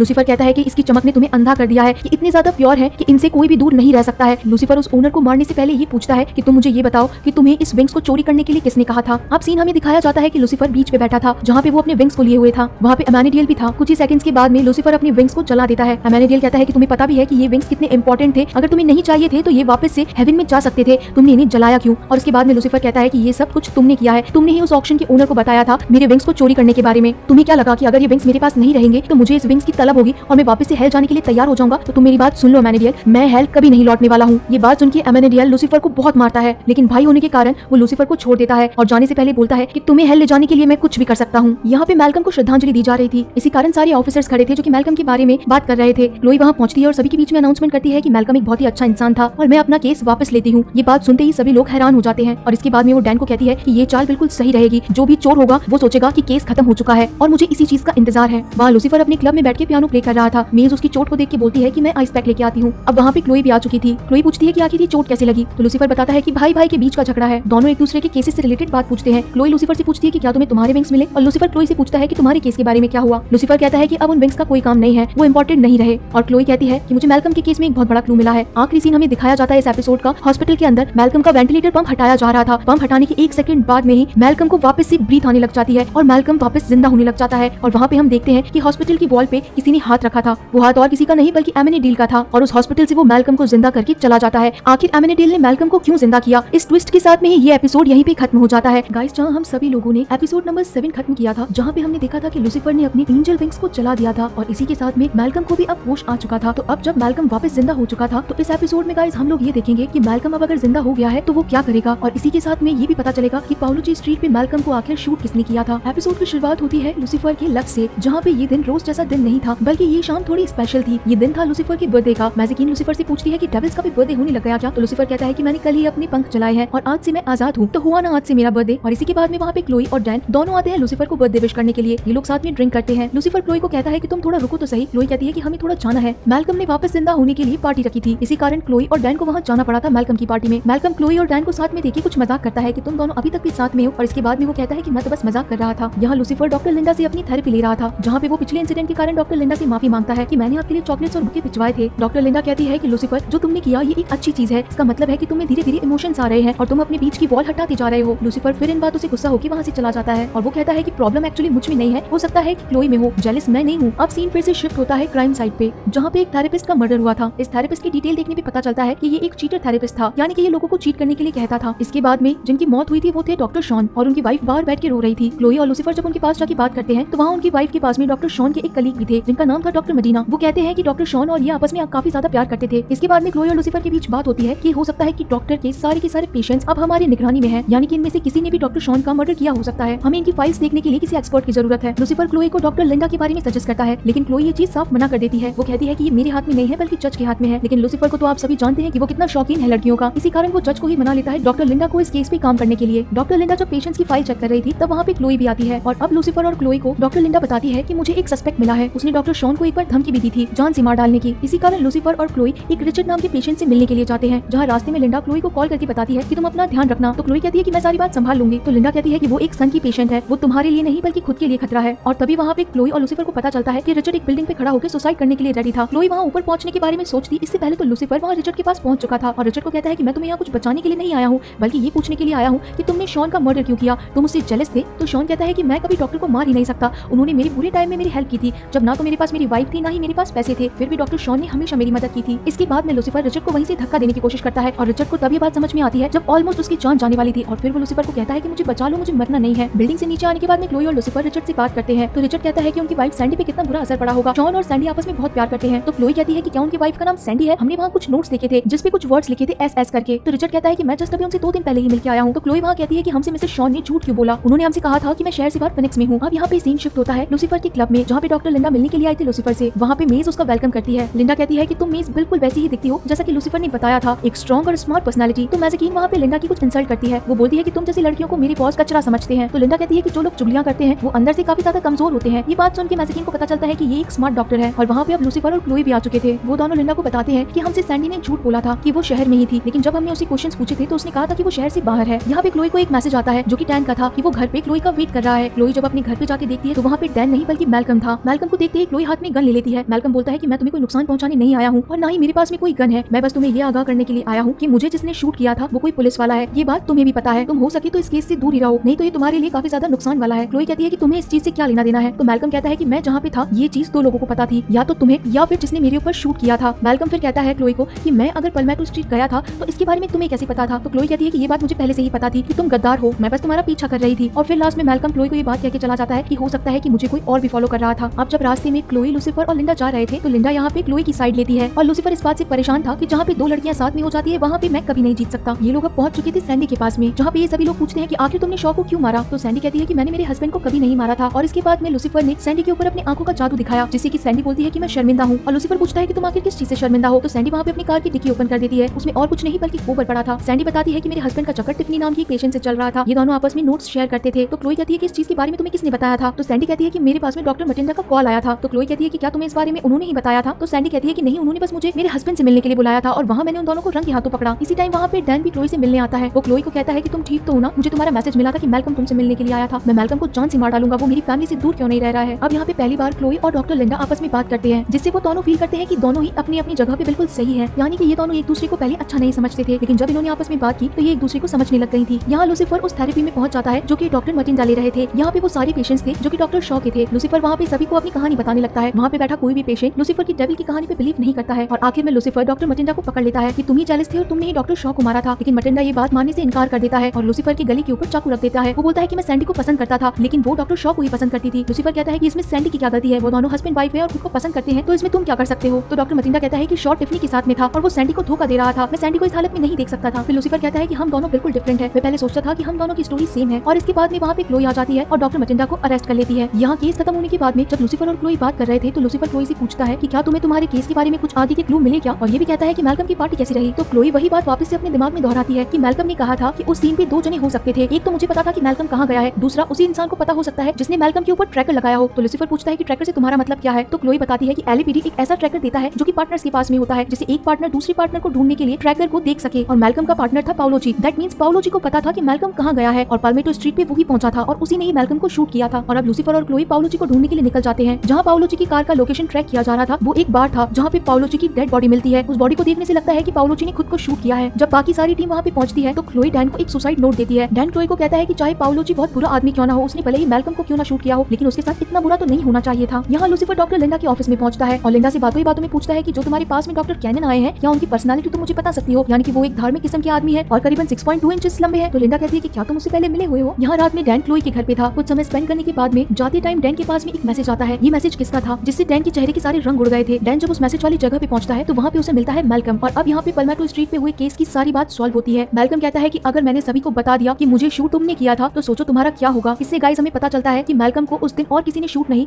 बल्कि खुद डैन ने शूट किया था। ये दोनों ही आपस में मिले हुए थे। डैन मैल्कम से गुस्सा हो जाता है और उसका गला पकड़ लेता है। उसे बोलता है कि मेरी फैमिली को इस केस से बिल्कुल दूर रखना। तो मैल्कम कहता है कि मैं तो दूर रखूंगा, लेकिन तुम्हारी जो स्मार्ट वाइफ है वो इस केस को क्लियर करते करते तुम तक एक दिन जरूर पहुंच जाएगी, लेकिन मैं अपना मुंह कभी नहीं खोलूंगा और आज से हम दोनों पार्टनर हुए, नहीं तो मैं अपना मुंह खोल दूंगा और सभी को बता दूंगा कि तुमने ही मुझे शूट किया था। लूसीफर यहाँ मैजिकिन के पास में पहुंचता है और उसे कहता है कि एमेनेडील लिंडा के पास में कैसे पहुंचा, लिंडा के बारे में उसे इन्फॉर्मेशन किसने दी। लूसीफर को पता था कि इसके बारे में सिर्फ और सिर्फ मैजिकिन को पता था और किसी को भी नहीं, और उसी ने ही एमेनेडील को इसके बारे में इन्फॉर्मेशन दी। वो मैजिकिन के ऊपर काफी ज्यादा चिल्लाता है। वो बोलता है कि इंसान मैं नहीं बनता जा रहा हूँ बल्कि तुम बनती जा रही हो। मैजिकिन कहती है कि ये सिर्फ और सिर्फ मैंने तुम्हारे लिए किया है। तो लूसीफर कहता है कि ये तुमने मेरे लिए नहीं बल्कि खुद के लिए किया है। लूसीफर मैजिकिन से गुस्सा था, इसी कारण वो बोलता है कि आज से तुम्हारा मेरा हर रिश्ता खत्म। और इसी के साथ में गाइस ये एपिसोड यहाँ पे खत्म होता है। लूसीफर सीरीज का 9th एपिसोड देखने वाले हैं, जहाँ पे हमें ये पता चलेगा कि क्या डेविल के पास भी फीलिंग्स हैं, यानी कि अगर उसके सामने कोई मर जाए तो उसे इस चीज से फर्क पड़ेगा या नहीं पड़ेगा। इसी के साथ में हमें ये भी पता चलेगा कि एमेनेडील ने मैल्कम को क्यों वापस से दूसरी जान दी, और तीसरी चीज क्या कभी डेविल को अर्थ पे आने के बाद कोई असली दोस्त मिल पाएगा। तो चलिए इसी के साथ में हम आज का एपिसोड स्टार्ट करते हैं। एपिसोड के स्टार्टिंग में लूसीफर जैसे कि लक्स के अंदर हमेशा से पार्टी करता है रंग बिरंगी, वैसे ही पार्टी चल रही थी कि तभी वहाँ पे एक पिज़्ज़ा बॉय आता है जिसे लूसीफर देख के सोचता है कि शायद इसकी पार्टी कभी नहीं देखी होगी, और उसके बाद भी वो उस पिज़्ज़ा बॉय को अपनी पार्टी में इंक्लूड कर लेता है। वहाँ पे लूसीफर को इनवाइट भी किया जाता है, लेकिन लूसीफर वहाँ इनकार कर देता है। अपनी थेरेपी में जब लिंडा को वो ये बात बताता है तो लिंडा लूसीफर को कहती है कि हो सकता है तुम्हारे आसपास बहुत लोग हो, लेकिन तुम यहाँ पे अपनापन ढूंढ रहे हो, तुम्हारा अपना यहाँ पे कोई भी नहीं है। तो लूसीफर कहने लगता है कि तुम मेरी अपनी हो, तुम मेरी बहुत अच्छी दोस्त हो। तो लिंडा कहती है कि मैं मेरी बात नहीं कर रही। तो लूसीफर कहता है कि मेरे से मेरा झगड़ा हो चुका है, और उसके बाद में लिंडा कहती है कि क्लोई का तुम्हारे साथ क्या रिलेशन है। ये बात सुनकर लूसीफर खुद सोचता है कि आखिर हम दोनों के बीच में रिश्ता क्या है। सीन आगे शिफ्ट होता है लक्स में, जहाँ पे मैजिकिन लूसीफर को कहती है कि आज तुमसे मिलने कोई ऐसा इंसान आया है जिसके बारे में तुम कभी सोच भी नहीं सकते, उसे तुमसे फेवर चाहिए और शायद ये मौका वापस नहीं आएगा। लूसीफर ना चाहते हुए भी नीचे आए हुए गेस्ट के पास में जाता है। ये गेस्ट और कोई नहीं बल्कि एक फादर थे, यानी कि प्रीस्ट। ये है फादर फ्रैंक। लूसीफर कहता है कि आपकी और मेरे बीच में तो सालों से दुश्मनी है, यानी कि लूसीफर एक डेविल है जो कि प्रीस्ट के ऊपर कभी बिलीव नहीं करता है। लूसीफर फादर से पूछते हैं कि आपको ऐसी क्या मजबूरी आन पड़ी जो आप डेविल के घर पे आए हैं। इन दोनों की बातों के डिस्कशन से हमें ये पता चलता है कि फादर लूसीफर के पास में एक फेवर लेने आए थे, जिसमें था कि एक बच्चा जो कि एक ड्रग डीलिंग के अंदर फंस चुका है उसे वहाँ से बचाना है। बच्चे की कोई गलती नहीं है, लेकिन जो लोग उसे तंग कर रहे हैं वो उसे इस रैकेट से कभी बाहर नहीं निकलने देंगे। लूसीफर फादर की बातों पे विश्वास नहीं करते हैं और कहते हैं कि ये काम आप खुद करिए, मैं आपकी कोई हेल्प नहीं करने वाला हूँ। लेकिन लूसीफर गॉड को ये बताना चाहता था, यानी कि अपने फादर को बताना चाहता था कि जैसा कि आप कहते हैं कि कुछ लोग दुनिया में अच्छे भी हैं, यानी कि प्रीस्ट, ऐसा हमेशा नहीं होता है, प्रीस्ट भी बुरे हो सकते हैं। इस चीज को वो साबित करने के लिए उसी जगह पे पहुंच जाता है जो कि फादर फ्रैंक ने बताई थी। ये एक यूथ सेंटर था। लूसीफर और क्लोई यहाँ के यूथ सेंटर के डायरेक्टर से मिलने आते हैं। काफी देर नॉक करने के बाद भी जब कोई दरवाजा नहीं खुलता है तो क्लोई उस रूम के अंदर देखती है जहाँ पे हर सामान बिखरा हुआ था। इसी कारण क्लोई दरवाजा तोड़ के अंदर पहुंच जाती है, जहाँ पे हमें दिखती है एक डेड बॉडी। ये डेड बॉडी इस यूथ सेंटर के डायरेक्टर लेनी की थी। वहाँ पे पूछताछ करने पे वहाँ के वाइस प्रेसिडेंट आते हैं जो कि थे हेनरी। वो कहते हैं कि डायरेक्टर लेनी बहुत ही अच्छे आदमी थे, उन्हें कोई भला क्यों मारेगा। लूसीफर जब हेनरी से पूछता है कि आप आज 11 से लेकर 12 बजे तक के बीच में कहाँ थे, तो वो कहता है कि मैं कॉर्नर के पास में था। लूसीफर जब इस बच्चे का नाम सुनता है तो उसे पता चलता है कि फादर फ्रैंक भी इसी लड़के के बारे में बात कर रहे थे। अब कॉर्नर को बुलाया जाता है, इसके साथ में एक लड़की और खड़ी थी। कॉर्नर को जब पता चलता है कि डायरेक्टर लेनी की डेथ हो गई है तो उसे बिलीव नहीं होता है। लूसीफर ये जताने की कोशिश कर रहा था कि डायरेक्टर को प्रीस्ट ने मारा है। इसके बाद भी कॉर्नर कहता है कि हाँ, आज सुबह डायरेक्टर से मिलने के लिए फादर फ्रैंक आए तो थे, लेकिन वो कभी किसी को मार नहीं सकते हैं। ये बात सुन के क्लोई अब फादर फ्रैंक की हिस्ट्री निकालने लगते हैं, यानी कि उनका क्रिमिनल रिकॉर्ड। फादर फ्रैंक ने ये नहीं बताया था कि वो आज सुबह ही डायरेक्टर से मिलने के लिए आए थे।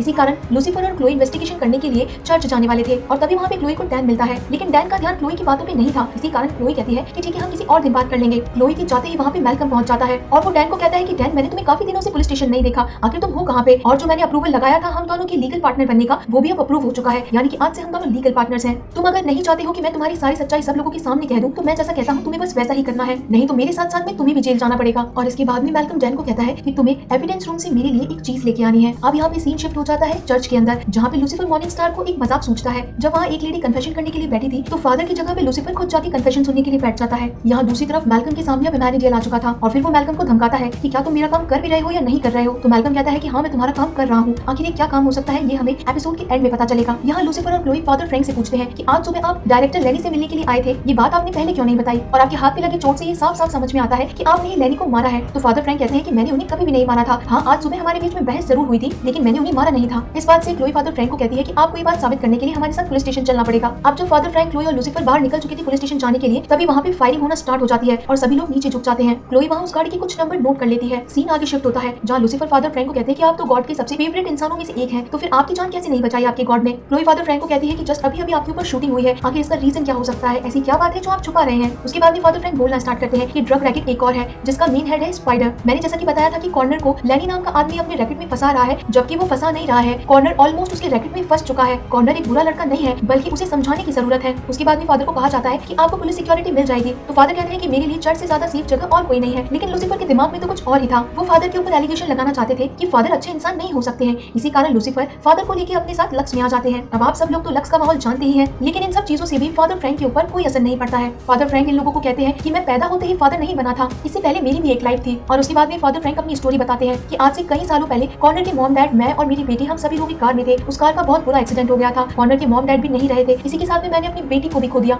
लूसीफर फादर फ्रैंक को इन्फ्लुएंस करने की कोशिश करता है कि आपके साथ इतना कुछ बुरा हो गया, इसके बावजूद आप क्यों आखिर गॉड पे इतना बिलीव करते हैं? तो फादर फ्रैंक कहते हैं कि वही इंसिडेंट था जिसके बाद से मुझे गॉड के ऊपर और ज्यादा बिलीव होने लग गया। फादर फ्रैंक को पियानो प्ले करना आता था और वो अब लूसीफर का पियानो प्ले कर रहे थे, लेकिन लूसीफर को थोड़ा लाउड म्यूजिक पसंद था। और अब यहाँ पे डेविल प्रीस्ट के साथ में बैठ के एक बहुत ही शानदार म्यूजिक प्ले करने लगते हैं। ये दोनों ही एक दूसरे की कंपनी पसंद कर रहे थे, यानी कि लूसीफर जैसा कि फादर के बारे में बुरा सोचता था, अब उसका नजरिया बदलने लग रहा था। वहाँ क्लोई पहुंचती है और लूसीफर को बताती है कि जो मैंने गाड़ी के नंबर नोट किए थे उससे एक जगह के बारे में पता चला है, हो सकता है कि हमें स्पाइडर वहीं मिल जाए। ये दोनों एक ऐसी जगह पे पहुंचते हैं जहाँ पे वो कॉर्नर को देखते हैं और इन दोनों ने कॉर्नर को अपनी आंखों से देखा ड्रग डीलिंग करते हुए, लेकिन ये अपने पास में से पैसों की भी हेराफेरी कर रहे थे। इन्हें पता चलता है कि ये लोग पैसे इसलिए नहीं रखते कि ड्रग के केसेस में कभी भी ये लोग पकड़े जा सकते हैं। अब यहाँ क्लोई और लूसीफर वापस से फादर फ्रैंक के पास में पहुंच के उन्हें वो फुटेज दिखाते हैं जो कि कैमरे में कैप्चर हुई थी, यानी कि जिसने शूटिंग करी थी वो और कोई नहीं बल्कि कॉर्नर था। वो ही अपने फादर फ्रैंक को मारना चाहता था। लूसीफर उन्हें बहुत समझाता है कि ये लड़का ठीक नहीं है, लेकिन फादर फ्रैंक कभी भी इस बात पे अड़े हुए थे कि ये लड़का बस इन्फ्लुएंस हुआ है, ये वापस से संभल सकता है। और इसके बाद में लूसीफर और फादर फ्रैंक के बीच में ये बात होती है कि आप आखिर गॉड के ऊपर इतना भरोसा कैसे करते हैं, आपकी आखिर उनसे क्या बात हुई है? तो फादर फ्रैंक लूसीफर को समझाते हैं कि हर किसी के लिए गॉड ने एक प्लान सोच रखा है, हो सकता है तुम्हारे लिए भी हो। और लूसीफर सरकास्म में कहता है कि मेरे लिए तो उन्होंने बहुत ही बुरा सोच रखा था, यानी कि लूसीफर को हेल्प भेज दिया था, इसी कारण लूसीफर उनसे बहुत नाराज था। यहाँ फादर फ्रैंक के पास एक कॉल आता है और वो वहाँ से चले जाते हैं। इधर हमें एक छोटा सा सीन दिखाया जाता है कि डैन एविडेंस रूम से एक गन लेके आया था, एक ऐसी गन जिसका कोई अता पता नहीं था, और वो गन मैल्कम ने मंगाई थी। अब यहाँ लूसीफर और क्लोई देखते हैं कि काफी देर से फादर फ्रैंक यहाँ पे नहीं है, और जब वो नीचे जाते हैं तो उन्हें नीचे भी फादर फ्रैंक नहीं मिलते हैं। ये दोनों मैजिकीन से पूछते हैं कि फादर फ्रैंक कहाँ गए हैं। मैजिकीन कहती है कि वो फोन पे किसी कॉर्नर नाम के लड़के से बात कर रहे थे और शायद वो कॉर्नर से मिलने के लिए ही गए हैं। लूसीफर और क्लोई को समझ में आता है कि वो कॉर्नर से मिलने के लिए और कहीं नहीं बल्कि चर्च ही गए होंगे। अब जब लूसीफर और क्लोई चर्च पहुंचते हैं तो वो अपनी आंखों से देखते हैं कि कॉर्नर ने फादर फ्रैंक के ऊपर निशाना लगा रखा था और वो फादर फ्रैंक को शूट करने वाले थे। फादर फ्रैंक अभी भी कॉर्नर को समझा रहे थे कि बेटा तुम ऐसा मत करो, ये तुम नहीं कर रहे हो बल्कि ये आदमी तुमसे ऐसा करवा रहा है। और इसी के बाद में पीछे से निकल के एक आदमी आता है। ये आदमी और कोई नहीं बल्कि हेनरी था, जो हमें स्टार्टिंग में यूथ सेंटर के अंदर वाइस प्रेसिडेंट दिखाया गया था। हेनरी कॉर्नर को बार बार इन्फ्लुएंस कर रहा था कि तुम शूट करो, यही आदमी है जिसने तुम्हारा ब्रेन वॉश किया है, इसे खत्म कर दो। लेकिन कॉर्नर ऐसा नहीं कर पाता है क्योंकि फादर फ्रैंक ने बचपन से कॉर्नर को बड़ा किया था, इसलिए कॉर्नर अपने हाथ से गन नीचे कर देता है। लेकिन ये बात हेनरी को बर्दाश्त नहीं होती है। यहाँ पे लूसीफर और क्लोई को पता चलता है कि स्पाइडर और कोई नहीं बल्कि ये हेनरी ही है। जब कॉर्नर फादर फ्रैंक को शूट नहीं कर पाता है तो हेनरी आगे होकर गन लेके आता है, और वो जैसे ही गन चलाने वाला था फादर फ्रैंक कॉर्नर के सामने आ जाते हैं, और अब ये शूट कॉर्नर को नहीं बल्कि फादर फ्रैंक को लग जाता है। यहाँ पे क्लोई ने भी हेनरी के ऊपर गन चला दी थी, इसी कारण हेनरी वहीं गिर जाता है। लूसीफर फादर फ्रैंक को इस हालत में देखते हुए उनकी तरफ भागता है और उन्हें अपने पास बिठा लेता है। लूसीफर पहली बार अपनी लाइफ में इतना ज्यादा इमोशनल हुआ था। डेविल ने हेल में रोज आत्माएं देखी होती है, जबकि डेविल का तो काम ही टॉर्चर करना था, लेकिन ये पहली बार था जब डेविल को ये फील हो रहा था कि आखिर ये इंसान बिल्कुल इनोसेंट था, इसकी कोई गलती नहीं थी, तो फिर गॉड ने इसे अपने पास क्यों बुलाया। फादर फ्रैंक जाते जाते भी लूसीफर को बोल के जाते हैं कि तुम्हारे गॉड ने तुम्हारे लिए कुछ सोच रखा है, और फादर फ्रैंक वहीं पे खत्म हो जाते हैं। ये चीज देखिए लूसीफर को जब गुस्सा आता है, उसके बाद वो हेनरी को सीधा गले से पकड़ के सीधा हवा में उठा देता है और उसके ऊपर बहुत गुस्सा करता है कि आखिर तुम्हें ऐसा करके क्या मिला, इस इनोसेंट आदमी को मार के तुम्हें क्या मिला, अब तुम्हें इस चीज की सजा मैं दूंगा। क्लोई वहाँ पे लूसीफर को बहुत समझाती है कि ऐसा मत करो, अगर फादर फ्रैंक यहाँ होते तो वो तुम्हें ऐसा कभी नहीं करने देते। ये बात सुनकर लूसीफर हेनरी को वहीं छोड़ देता है। लूसीफर इतना इमोशनल था कि क्राइम सीन पे वो ज्यादा देर रुकता ही नहीं है और सीधा अपने घर को लौट आता है। वो अपनी बैल्कनी में खड़ा होकर गॉड को बहुत बुरा भला बोलता है। वो बोलता है कि आपने ऐसा क्यों किया, आखिर फादर फ्रैंक तो आपके ही आदमी थे, वो तो सबके लिए हमेशा अच्छा काम करते थे, तो फिर आपने उन्हें अपने पास क्यों बुलाया। और इसके बाद में लूसीफर खुद का मन हल्का करने के लिए पियानो प्ले कर रहा था और तभी वहाँ पे हम देखते हैं कि क्लोई आ जाती है। क्लोई को ये फील हो चुका था कि लूसीफर आज ठीक नहीं है, उसे किसी की जरूरत हो सकती है। जब वो लूसीफर के पास आके बैठती है तो वो लूसीफर को यही कहती है कि आखिर दोस्त कब काम आएंगे, आज नहीं तो फिर कभी नहीं। इस बात से हमें ये पता चलता है कि लूसीफर को अब एक फ्रेंड भी मिल चुकी है। इसके बाद हमें सीन दिखाया जाता है कि मैल्कम को मिली दूसरी लाइफ को वो फुल टू एंजॉय कर रहा था, जितना मन आ रहा था उतना खा रहा था। और तभी वहाँ पे एमेनेडील पहुंच जाता है और वो मैल्कम को कहता है कि दूसरी जिंदगी तुम्हें कैसी लग रही है। मैल्कम एमेनेडील से ढंग से बात नहीं करता है और एमेनेडील को ही उल्टा जवाब दे देता है। इसके बाद में एमेनेडील मैल्कम को बोलता है कि तुम्हें अच्छी तरीके से पता है कि हेल के अंदर 30 सेकंड भी 30 सालों जैसा है, तुम वहाँ जाके आ चुके हो, तो क्या तुम वापस से वहीं जाना चाहते हो। ये बात सुन के मैल्कम फिर से लाइन पे आ जाता है और वो एक अलग ही इमेजिनेशन में चला जाता है। इसके बाद में वो एमेनेडील के सामने एक गन निकालता है और बोलता है कि जैसा कि तुमने कहा था मैंने वैसा ही किया है, अब बताओ कि मुझे करना क्या है। एमेनेडील के लास्ट वर्ड्स थे कि इससे तुम्हें जिसे मारना है उसका नाम है लूसीफर मॉर्निंग स्टार। इसी के साथ में गाइस बहुत ही सस्पेंस के साथ में ये एपिसोड यहीं पे खत्म हो जाता है। वेलकम एवरीवन, मैं हूं प्रतीक्षा। गाइस अब तक हमने लूसीफर के सीजन में देखा है कि कैसे हेल का डेविल अपने डीमन यानी मैजिकीन के साथ में अर्थ पे वेकेशंस के लिए आया है, जिसका एंजल ब्रदर यानी कि एमेनेडील उसे वापस से हेल ले जाना चाहता है और इन्हीं सब के बीच में लूसीफर मॉर्निंग स्टार अर्थ पे रह के केसेस सॉल्व कर रहा है। अब तक हम इस सीरीज के 9 एपिसोड्स देख चुके हैं, तो चलिए आज हम 10th एपिसोड में देखते हैं कि लूसीफर कौन सा केस सॉल्व करता है। एपिसोड के स्टार्टिंग में हम देखते हैं कि लूसीफर कभी भी लड़कियों से दूर नहीं रह सकता है, उसे जहाँ भी कोई लड़की दिखती है वो वहीं पे फ्लर्ट करना स्टार्ट कर देता है, फिर चाहे वो कोई क्राइम सीन ही क्यों ना हो। क्लोई जब लूसीफर को आवाज देती है तब हमें पता चलता है कि लूसीफर जिससे फ्लर्ट कर रहा था वो एक क्राइम लोकेशन थी जहाँ पे एक शेफ का मर्डर हुआ था। ये शेफ इस सिटी का काफी नामी गिरामी शेफ था और कहा जाता था कि ये हर रोज ब्रेकफास्ट करने के बाद में यहाँ पे वेजिटेबल्स और फ्रूट्स लेने के लिए इसी शॉप में आया करता था। इसका मतलब है कि सस्पेक्ट इस रेस्टोरेंट का हर एक मेंबर है, यानी कि जिसने डिश को बनाया था, जिसने सर्व किया था या फिर जिसने डिशेस लगाई थी या धोई थी। रेस्टोरेंट में सभी लोग क्लोई और लूसीफर को कहते हैं कि हम उनको कभी नहीं मार सकते, वो हमारे पॉप के जैसे हैं। और इसके बाद में लूसीफर के दिमाग में यही सब चलने लगता है कि तुम सब लोग तो फादर के पीछे ही पड़े हो। रेस्टोरेंट का हर एक मेंबर इस शेफ को पॉप कहा करता था। क्लोई लूसीफर को समझाती है कि तुम तुम्हारे पर्सनल मैटर यहाँ ऑफिशियल काम के बीच में मत लाया करो। के बाद में हम देखते हैं कि क्लोई से मिलने कोई आया था जिसे क्लोई की सिस्टर बताया गया था। जब एक लेडी क्लोई से आके मिलती है तो क्लोई कहती है कि मेरी कोई बहन नहीं है और तब हमें पता चलता है कि ये लेडी क्लोई की मॉम थी। इसी कारण क्लोई की मॉम की भर भर के तारीफ करने लगा था। क्लोई की मॉम इससे खुश हो गई थी और उन्होंने कहा कि क्यों ना हम सब आज फैमिली डिनर पे मिलते हैं, और इसी के साथ में वो लूसीफर को भी इनवाइट कर देती है। क्लोई की अपनी मॉम से बिल्कुल भी नहीं बनती थी। वो लूसीफर को बताती है कि हमारे बीच में इसलिए नहीं बनती थी क्योंकि वो हमेशा मुझ पे ऑर्डर करती थी जो कि मुझे नहीं पसंद था। अब यहाँ पे ये लोग फिर से केस के ऊपर आ जाते हैं जहाँ पे इन लोगों को इन्वेस्टिगेशन करनी थी अब रेस्टोरेंट के हर एक मेंबर से। लूसीफर और क्लोई वहाँ पे हर एक एम्प्लॉय को बुला के पूछ रहे थे, तो वहाँ पे सभी एम्प्लॉयज का कहना था कि शेफ बहुत गुस्से वाले आदमी थे, अगर उन्हें कभी भी गुस्सा आ जाता था तो उनके हाथ में जो भी चीज होती थी वो उठा के फेंक दिया करते थे। इससे उनकी पर्सनालिटी का पता चलता था कि शेफ काफी शॉर्ट टेम्पर्ड इंसान थे, इतने शॉर्ट टेम्पर कि उन्होंने अपने एक एम्प्लॉय की उंगली तक काट दी थी। लेकिन सभी एम्प्लॉय आखिरी में एक ही बात कहते हैं कि आखिर थे तो वो हमारे पॉप यानी कि वो हमारे फादर जैसे थे। इसके बाद में एक और लड़का आता है जिससे पूछताछ हो रही थी। हमें बताया जाता है कि वो लड़का और कोई नहीं बल्कि शेफ का बेटा था जो कि आज ही सुबह अपने फादर से मिलने के लिए आया था और इन लोगों ने साथ में ही ब्रेकफास्ट किया था। क्लोई और लूसीफर पूछते हैं कि तुम्हारा आज ही इस जगह पे आना कैसे हुआ, तो वो लड़का कहता है कि मेरे और मेरे फादर के बीच में कुछ अनबन चल रही थी, मैं उसे ही सॉल्व करने के लिए आज ही सिटी में आया था और हम लोगों ने आज सुबह ही ब्रेकफास्ट किया था, लेकिन उसके बाद में ये सब क्या हो गया मुझे कुछ समझ में नहीं आ रहा। क्लोई उस लड़के को कहती है कि हम तुमसे और पूछताछ कर सकते हैं, इसलिए तुम यही रहना। क्लोई और लूसीफर के बीच में बात होती है कि रेस्टोरेंट में शेफ के मरने के बाद में तो ये सारी प्रॉपर्टी शेफ के बेटे यानी जूनियर के नाम ही होने वाली थी, तो आखिर वो अपने फादर को क्यों मारेगा। इसके बाद में सीन शिफ्ट होता है लिंडा के ऑफिस में जहाँ पे मैजिकीन आज थेरेपी लेने के लिए आई थी। वो लिंडा को बताती है कि मैं ऐसी जगह पे फंस चुकी हूँ जहाँ से मैं कभी भी नहीं निकल सकती, लेकिन अब मुझे इस जगह पे रहने की आदत डालनी पड़ेगी, यानी कि मुझे नॉर्मल होना पड़ेगा, तो मुझे बताओ कि ये करना कैसे है। तो लिंडा कहती है कि ये थेरेपी ऐसे काम नहीं करती है। मैजिकीन कुछ दूसरी तरीके से लिंडा को मनाने की कोशिश करती है, लेकिन लिंडा तब भी उसे बिठा देती है कि तुम बात समझो। और उसके बाद में लिंडा मैजिकीन को यही कहती है कि तुम भी यहाँ पे काफी अकेली हो,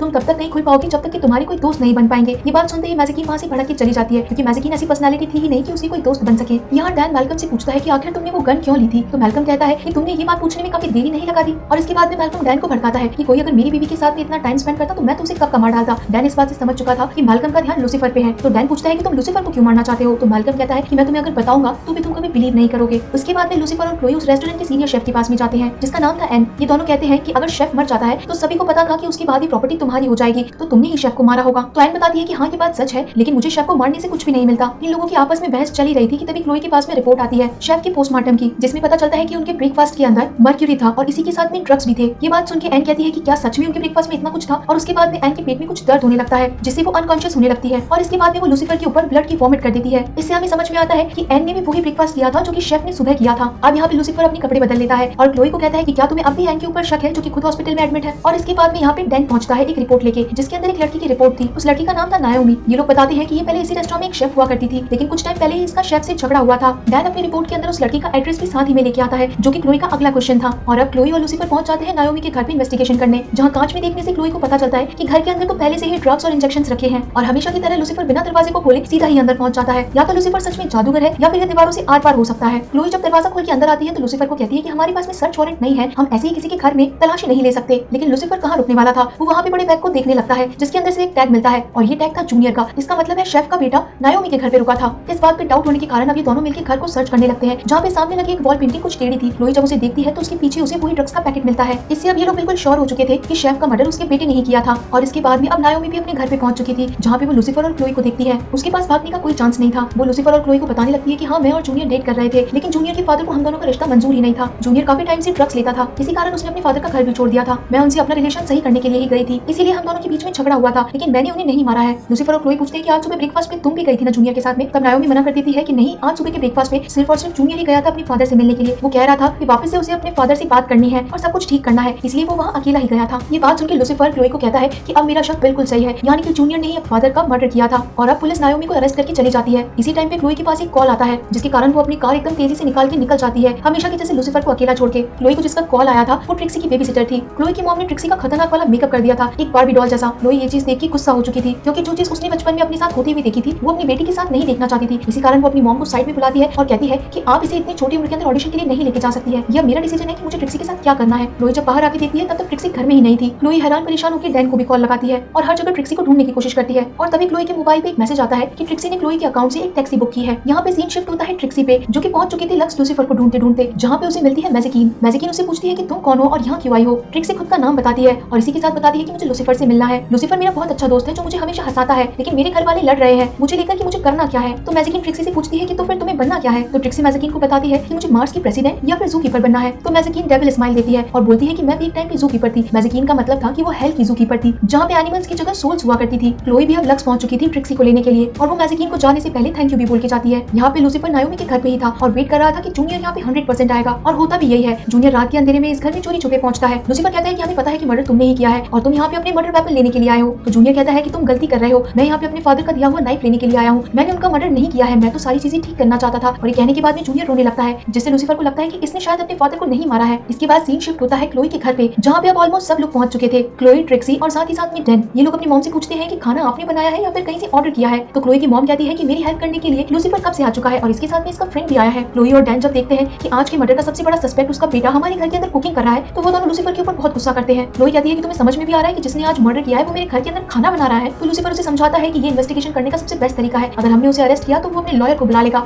और हमें कभी नहीं पता चलेगा कि मर्डर किसने किया था। डिनर टेबल पे सभी लोग बैठे थे, जहाँ पे लूसीफर ने सबको एक साथ बोल दिया कि हमारे बीच में ये लड़का बैठा है जिसने अपने फादर का मर्डर किया है। यहाँ पे सभी के बीच में गर्मा गर्मी हो जाती है और सभी लोग आर्ग्यूमेंट करने लगते हैं। ये चीज देख के जूनियर इमोशनल हो जाता है और बोलता है कि मैं भी मेरे फादर के साथ कुछ ऐसा ही बिहेव किया करता था और वो मुझे आज सुबह कुछ बात भी बताने वाले थे, लेकिन मुझे नहीं पता था कि वो हमारा लास्ट ब्रेकफास्ट होगा। मैंने अपने फादर को नहीं मारा है, अगर आप चाहते हैं तो मुझे अरेस्ट कर लीजिए, नहीं तो मुझे छोड़ दीजिए। इस डिनर टेबल पे हुए आर्ग्यूमेंट से वैसे ही किसी का डिनर करने का मूड नहीं था, इसी कारण डैन जूनियर को अरेस्ट कर लेता है और बाकी लोग भी डिनर नहीं करते हैं। रात होने पर अभी भी क्लोई इसी केस के ऊपर काम कर रही थी। लूसीफर जब वहाँ आता है तो क्लोई उसे बताती है कि सच में जूनियर ने शायद अपने फादर का मर्डर नहीं किया है, क्योंकि पोस्टमार्टम के अंदर जो ड्रग्स मिले हैं वो नायोमी के घर पे मिले ड्रग्स से मैच नहीं करते हैं। तो लूसीफर और क्लोई आपस में बात करते हैं कि अगर जूनियर ने अपने फादर को नहीं मारा है तो फिर किसने मारा होगा। ये लोग एन के बारे में बात करने लगते हैं, जो कि अभी हॉस्पिटल में एडमिट है। ये लोग सोचते हैं कि शायद एन ने इतना ही वेनम डाला हो जिससे कि वो सिर्फ फेंट हो सके, खुद को हार्म नहीं पहुंचा सके। इसके बाद में क्लोई हॉस्पिटल लगा के एन के बारे में पूछती है तो क्लोई को पता चलता है कि एन नाम के पेशेंट ने तो डिस्चार्ज ले लिया है, जबकि उसे डिस्चार्ज लेने के लिए मना किया गया था। अब यहाँ पे सारी मिस्ट्री सॉल्व हो चुकी थी। इन लोगों को पता चल चुका था कि वो ड्रग्स और किसी ने नहीं बल्कि एन ने शेफ के खाने में डाले थे। एन यहाँ पे वही ड्रग्स चुराने के लिए वापस पहुंचती है रेस्टोरेंट के अंदर, लेकिन वहाँ पे क्लोई और लूसीफर पहले से ही मौजूद थे। वो लोग एन को कहते हैं कि तुम पे कोई शक नहीं करता, इसी कारण तुमने सारी चीजें ऐसी की कि सारा शक जूनियर पे चला जाए। आखिर तुमने शेफ को क्यों मारा?